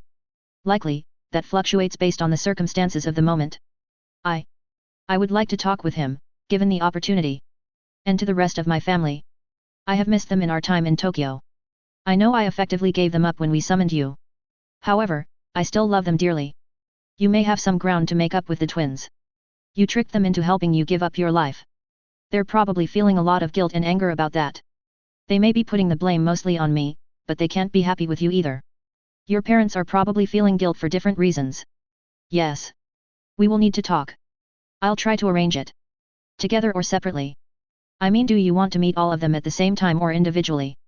It would be best to talk to them all together to get it all out at once. Then I can try to find opportunities to converse with them separately afterwards. That sounds good. You've got a goal for the week. And you? How do you anticipate spending this respite? I need a plan. I've been here about 6 weeks. I've been so busy trying to find my footing I haven't really made time to sit down and figure what I want out of this new life. If there were a way to permanently give you back this body, I would still not wish for that outcome. You have proven to be able to meet the needs of my family and people. You can be the hero I never could. I'm just not sure that's what I want to do with my life. I've been a villain. I've been a hero. I helped a lot of people, but I also hurt a lot of them too. While I don't necessarily regret that life, I don't think I want to live it again. And this is a different world. As tough as things have been here and might be again, I just can't see them getting as bad as they were in my world. If you do not wish to become a pro-hero, do you wish to continue at UA? What other options might you consider? I don't know. I do have other skills. And I'm still young enough to learn even younger in this body. As for UA? It's like going to Harvard or MIT. Even if I don't use everything I learn there, the reputation and connections are a good thing. You may want to consider transferring into one of the other courses within the school. Business or general studies might offer a broader choice of classes. Many successful people, in all walks of life, have matriculated at UA. Maybe. I don't know. Watching out of the window as the greenery passed by in the fading evening light, I noticed the road followed a small stream that flowed down from the mountain. A flash of red light in the shadows of a rock hanging over the stream caught my eye. A firefly? I started looking for more. Flashes of different colors could be seen all around. Then I noticed they weren't flashing as quickly as a firefly usually did. They were lasting seconds at least. We were moving so I couldn't keep my eye on the same one for too long. More and more of the lights were swarming around the moving car, a riot of color and movement. It was beautiful. I knew that bugs didn't act like this or move in the way these things were. As I watched, I realized they were interacting with my poltergeists, going around them, through them, in some cases dancing with them. I remembered once seeing a flock of starlings flying together in a whirling, ever-changing pattern. This reminded me of that, bringing out the same feelings of amazement and delight. Emily, what are those? Spirits? She sounded surprised. Although, I am not certain which sort. I glanced at Mr. Yanagi. He kept looking in the rearview mirror, then glancing at me. I suspected he could see them as well. But, he didn't say anything, so I didn't break the silence. We arrived at the temple a few minutes later, followed by a cloud of blinking lights and glowing spirits. Oh, Kaire disu eni. I understood them, how pretty. The twins were dancing around point to the spirits. Fuyure to Hito Dama to Onibi. I guess they know what they are, I thought. So it would seem. They have always had a closer relation to the different sorts of spirits. I have concentrated on either the Fuyure or channeling the souls of the recently departed. These types of spirits are almost pure nature spirits, they are so far removed from their human origins. Kara wa Anata Osuki Disu, one of the twins said to me. I think she said, they like you. Talking about the spirits, I assumed. I had asked Emily not to automatically translate. I wanted to try to understand as much as I could on my own. I was ready with my new standby phrase Moichido it kyodasei, please say that again. I knew for anything new or serious I would have to ask Emily, but I needed to try on my own as much as I could, at least when around the people who knew my situation. Hello Mieko and Miyoko, I said in Japanese. I am pleased to meet you. I am studying Japanese. Please take care of me. The twins weren't identical, though they often dressed that way and wore their hair in similar shoulder-length cuts with straight bangs. Mieko was the quieter of the two with a round face and searching eyes. Miyoko's face was longer, almost triangular with a sharply pointed chin. She was the cheerful one who seemed to dance even when standing still. They looked startled, then began to giggle uncontrollably, holding their hands in front of their mouths. I smiled at them. Mr. Yanagi just looked at us and shook his head while wheeling my case into the house. You want to say hi? I asked. Let them know you are still around? I would like that. Please say little sisters, I am still here. I have missed you so. I hope you will allow me the opportunity to apologize for mistreating you and that you will someday forgive me. I repeated Emily's Japanese. I had gotten good at parroting her. This time I knew what she was saying, though I didn't recognize the words. I guess it was that perfect understanding Emily had mentioned earlier. The girls stopped giggling and became somber. They looked at each other then responded. Emily translated. What you did was really stupid, big sister. Making us help you do it was really mean, said Mieko. We're glad you're still here, but we're still mad at you, Miyoko continued. We'll forgive you, Mieko said. But not just yet. So why are all the different spirits hanging around you now? Miyoko changed the subject and the mood. Wakaranai, I said, not relying on Emily's translation. Anata wa. I don't know. Do you? Let's go talk to Mom, Miyoko again changed the subject. The girl was going to give me whiplash. Tomorrow we can try to call a smart spirit and ask. Mrs. Yanagi had saved a dish for me. The cooking was much better than I could do on my own, though not as tasty as lunch rushes, but has used quirk magic, so it was an unfair comparison. Emily, that's what we call Reiko's spirit, is still in here, I pointed to my head. I was using English. She has been helping me learn Japanese and doing a lot of translation.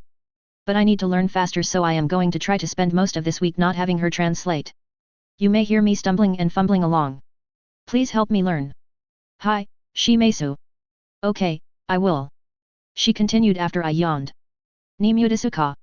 Moichido it kyodasei, I asked her to repeat. She put her two hands up to the side of her face and closed her eyes. Nimu desu ka? Assuming she was asking if I was sleepy or wanted to go to bed, I nodded. Hi, so desu. She reminded me where the bathroom was and helped me lay out my futon in Reiko's room. All the while, she was drilling me on vocabulary, pointing to objects and naming them. I repeated after her. Every 10 or so new items she would go back and point to something we had already covered and prompt me to name it. After she left us alone, I found there were a number of spirits floating about the room. From her lack of reaction, I guessed either Mrs. Yanagi couldn't see them, or she was used to them being around. It was like sitting inside a kaleidoscope, the various colors and shapes moving in ever-changing patterns. Eventually they lulled me to sleep. In the morning, the spirits still filled the room. I could see through them easily, and when I reached out mentally, I had no trouble forming a connection. Each spirit was different from the others. Some were the familiar poltergeists. There were also small balls of light and shadowy shapes that flickered on the edge of my senses. Most lacked real shape, but some spirits showed human traits like glowing faces or floating heads. I noticed a few fiery figures, mostly shapeless and always changing. If I called them, the room began to heat. So, I pushed them back. They didn't leave the room, but faded further from the world, taking the heat with them. Seeing the variety of spirits, feeling them in my mind, was different to feeling bugs or the capes I controlled at the end. Insects are effectively mindless, little more than hunger and a drive to survive. I couldn't remember how having all the capes I controlled as Kepri felt in my head. That was a bad time in many ways. These spirits felt gentle, playful, mischievous, curious, sad, and hopeful, such a range, and all the emotions were pure. These were spirits free of their earthly origins. I was only getting a hint of their essence and none of their purpose, but it was wondrous. I sat silently bathing in their presence. The shoji door opened, revealing the twins in their yukata. Miyoko said. I need to know what they are saying. I told Emily. Please translate. There are so many spirits. Why are they here? I asked. The girls closed their eyes and held their hands out. The spirits started dancing around them, fading in and out of reality. One spirit, larger with an almost full head and torso, floated before them, glowing a gentle blue. The girls communicated with it. I could feel the conversation happening but couldn't make out any words or images, only getting vague impressions. They say you are interesting. Different. Tasty. Miyako said, stressing the last word. So many? I asked. And so many different types. Something changed. She replied. Is this because of the possessing spirit? Emily, you want to join in? I asked aloud. Please speak for me, she requested. This is your sister speaking. Taylor and I have been joined together for 6 weeks and yet we have seen nothing like this until we returned to the valley. It raises the question of whether the cause is a recent occurrence or if the location is the essential element. Has anything changed? Miyako asked. A great deal has happened, but I cannot think of the temporal displacement? I interrupted her. Could that have anything to do with this? I suppose it is possible. Perhaps being ever so slightly removed from the human world is bringing us closer to the spirit world? Stop that! Miyako demanded. I can hear you whispering, even if I can't understand it. That's impolite. Says a twin that communicates silently with her sister using only raised eyebrows and grimaces. Emily shot back. I smiled. I didn't know sisterly rivalries and teasing firsthand, but I had seen it with Emma and Anne. Before things turned to shit. We were thinking of something that happened as a result of the fight we were in a few days ago, I said. The docs say we're partially out of phase with normal time, whatever that means. Just by a little. Maybe less than a second. Could that mean anything? The twins resumed talking with the spirits. From their faces, I could tell they weren't making a lot of headway. After a few minutes Miyako's face set into a frown. Miyako turned to us. They don't know, she said. Her twin huffed. I don't think they understand time the same way we do. All they say is that you are more interesting to them. So now you'll have more spirits following you. You should get to know the different types and practice using them. It's going to be so cool when you go back to UA with so many new spirits. Remembering what Emily had said about connecting to her sisters, I asked, can you two help me with that? Emily says she doesn't know as much about different spirits as you do. That sounds great. Miyako cheered, bouncing up and down, clapping her hands. Only if you'll listen to us. Miyako said more sternly. She was frowning, but I thought she might be fighting to suppress a smile. I will. We moved to the same bench that looked over the valley that I'd found my first night here. In the sunlight many of the spirits disappeared. I could still sense them around me. It felt pleasant rather than crowded. The girls raced to the bench and claimed the seats before I arrived. They looked so satisfied. I had some poltergeists create a seat for me in midair and didn't gloat. While every spirit is an individual, Miyako lectured. I heard her father's voice in hers. There are 4 broad categories that most of those following you fall into. She counted on her finger as she named them. Fuyure you already know. They are the simplest of the spirits furthest from their humanity, though the ones most prone to interacting physically with the human world. They often act as servants of more advanced and powerful spirits. She summoned a gently glowing orb about the size and shape of a tennis ball. It faded from direct view, being easier to see from the corner of my eye. It reminded me of the stories of the will-o-wisps or fairy lights Mom would tell me from French folklore. This is a hitodama, a soul light. They are remnants left behind when human souls leave their bodies. They are as simple as the fuyure, if for a different reason. They are mostly invisible to normal humans, though they sometimes glow. They are light and can see light, Miyako added. Since you can feel through the fuyure, I'll bet you can see through their eyes. Or use them as a distraction because other people can see them. Zoom. Miyako gestured for another shape, this one dark and amorphous. This is sort of the opposite of the hitodama. It is an inca written as shadow fire. They are remnants of spirits who pass to the spirit world. They are never seen by normal humans, though their dark fire may be spotted on rare occasions. They know without seeing, Miyako chimed in. If you can use their knowing while they're invisible, you'll be able to use them as spies. How cool would that be? Many of the more advanced spirits among these, Miyako gestured to those with more human shapes, are onibi. They are spirits who have a connection to the human world but are not driven by strong emotions or purposes, or they lost them over time. Inca are a type of onibi. Then she called up a flaming mass the size of a small dog. The flames flowed and undulated in the air. I could feel the heat on my skin and in my mind. This is a tenka written as heavenly fire. Be careful with them. These spirits can burn things in the human world. They are less common than the onibi, but far more dangerous. I don't think you should use them unless someone is really bad, Miyoko said, crossing her arms. So many different kinds of spirits. I wondered. Oh, these aren't all. There are lots more, Miyoko said. The ones that aren't here don't seem to be attracted to you, her twin added. Or maybe they just haven't found you yet. We'll have to hope none of the really strong spirits are attracted to you, especially the angry ones. They can be very dangerous. I don't know if you could control them. Thanks, I said, offering them a bow. This is great. Maybe you can help me work with them. If these sorts of spirits are willing to help me like the poltergeist do, it could really expand my capabilities as a hero. I don't know. Miyako started. Come on. Miyoko interrupted her. It'll be fun. Oh, all right. Her sister sighed. I stopped and asked them something that hadn't occurred to me before. Do you two want to be heroes? While it'd be cool, the perky twin answered. Our quirk doesn't really work great for fights and rescues. You go save the world. We'll stay here and keep the temple going for another generation. Someone's got to, Miyako muttered. There's always been Yanagis at Hatsukiji Temple. That was when Mrs. Yanagi called us for breakfast. You have to leave for school shortly, she reminded them. They rushed towards their rooms, though Miyoko stopped to give me a big hug before running to join her sister. At breakfast, Mrs. Yanagi informed the girls of my language lessons and insisted that unless we were working on something very important that I should forego the use of my translator and speak only with my own language skills. Of course, if you want to let them practice their English on you, I have no objections, she said in English. The girls ran to catch the bus before I could test them in that language. I helped Mrs. Yanagi to tidy up in the kitchen, using my spirits to move the dishes from the table to the sink and to scrub them clean. She smiled and began her naming game again. Just as we finished, Mr. Yanagi came in. He gestured with his ceremonial baton for me to follow him. He silently led me to the temple hall where we had our first conversation several weeks ago. He settled himself on his knees on the tatami floor.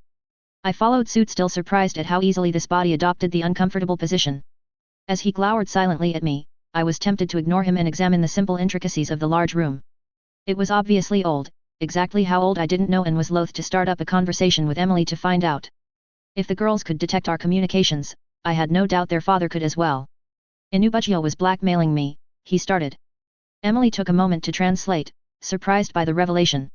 He had found that his family holds the deed for this temple. They always had. Their ancestors paid for its construction and supported it for centuries. I saw the muscles in his jaw clench and unclench repeatedly. He looked into the distance, gazing over my head. He came to me demanding money weeks before your entrance exam. He sounded desperate. I believe he would have sold the temple out from under our family, ignoring our history and the fact that the Yanagi have upheld our side of the bargain for all these years. I paid him and he was satisfied, at least for the moment. Then you came along, he glared again, pointing with his baton. You had to defy him. His voice was rising. He slammed his fist onto the rice mat. It lacked the satisfying crash of striking wood or metal. You almost cost this family everything. He roared. He thrust the baton towards my chest. I caught it with my hand before it could touch me, locking my arm in place and keeping my body from rocking with my poltergeists. He struggled to push the baton forward, then to pull it back. I kept it still for 5 seconds, then released it. He snarled at me. I returned his look blankly. I wasn't going to start a conflict with Emily's father, but I wasn't going to let him hit me either. And now? I asked. I realized Emily was still translating. I wondered if she was getting better or if she was too used to conflict with her father for it to affect her greatly. Now that the heroes and police are investigating him, what are you going to do? Have you told them of the blackmail? Given their presence, I'm guessing this is a lot bigger than him and me or him and you. What are you doing to protect your family now? He closed his mouth tightly and blew through his nose in frustration. He tried to stare me down, but he was an amateur compared to so many I had faced before. I have my weaknesses, but being easily intimidated isn't one of them. After several minutes, he looked away. He is hiding something dark and dangerous, and it is about to come out. His voice was quiet, almost contemplative. And he is going to blame us. You and me. And he will try to take us down before this ends. If he is desperate, I began, my voice cold and biting. Do you think he would have been satisfied soaking you just once? You, a man he hates and still has power over. Yanagi paled, his eyes jerking to mine as I ground inexorably on. Or, would he have been back asking for more and more, until you had nothing left to give? Then would he have been satisfied? You know him much better than me. Would he have left you and yours alone after that? Or would he have still sold the temple and kicked your family out to suffer and starve? What kind of man do you think he is? He sighed. The very worst sort. He must not have known all these years. He must have just discovered the deed, otherwise he would have been holding it over my head every day of every year since he took over his family. Sounds like he was coming after you, one way or another, I stated. Maybe it was a good thing I managed to get outsiders over whom he has no power involved. You couldn't know this would happen, that the pro-heroes and government investigators would come. You were lucky. Maybe. I agreed with him, to a point. There was some luck. But I was working to raise awareness. To get people asking questions. To shame the government into acting. And it worked. It's not over yet. Don't count them out, Anu and his family. They have more resources here than the investigators have brought into the valley. The outsiders may not be able to stop Anu before he does us irreparable harm. Then we'll need to be prepared to protect ourselves. I said. I could think of ways to help fortify the grounds and buildings. We would not be an easy target. HN. He sat silently for several minutes, looking at the statue on the altar. It was old. The carved stone had lost most of the original details, but you could tell it was a sitting Buddha, smiling over the room and grounds beyond. It was draped with beads and paper chains. Unlit candles flanked it on either side. An unpeeled orange and a flower blossom sat in a tray before it. Finally, he broke the silence. So, who is this person in need of help you are bringing on Monday? He calls himself Jin. He has at least 2 active personalities, often clashing with each other in the space of a single sentence. But, I am going to let Emily tell you more about him. She's the drive behind helping him. I prodded my passenger. Your turn to talk. I think I defused most of his temper. Father.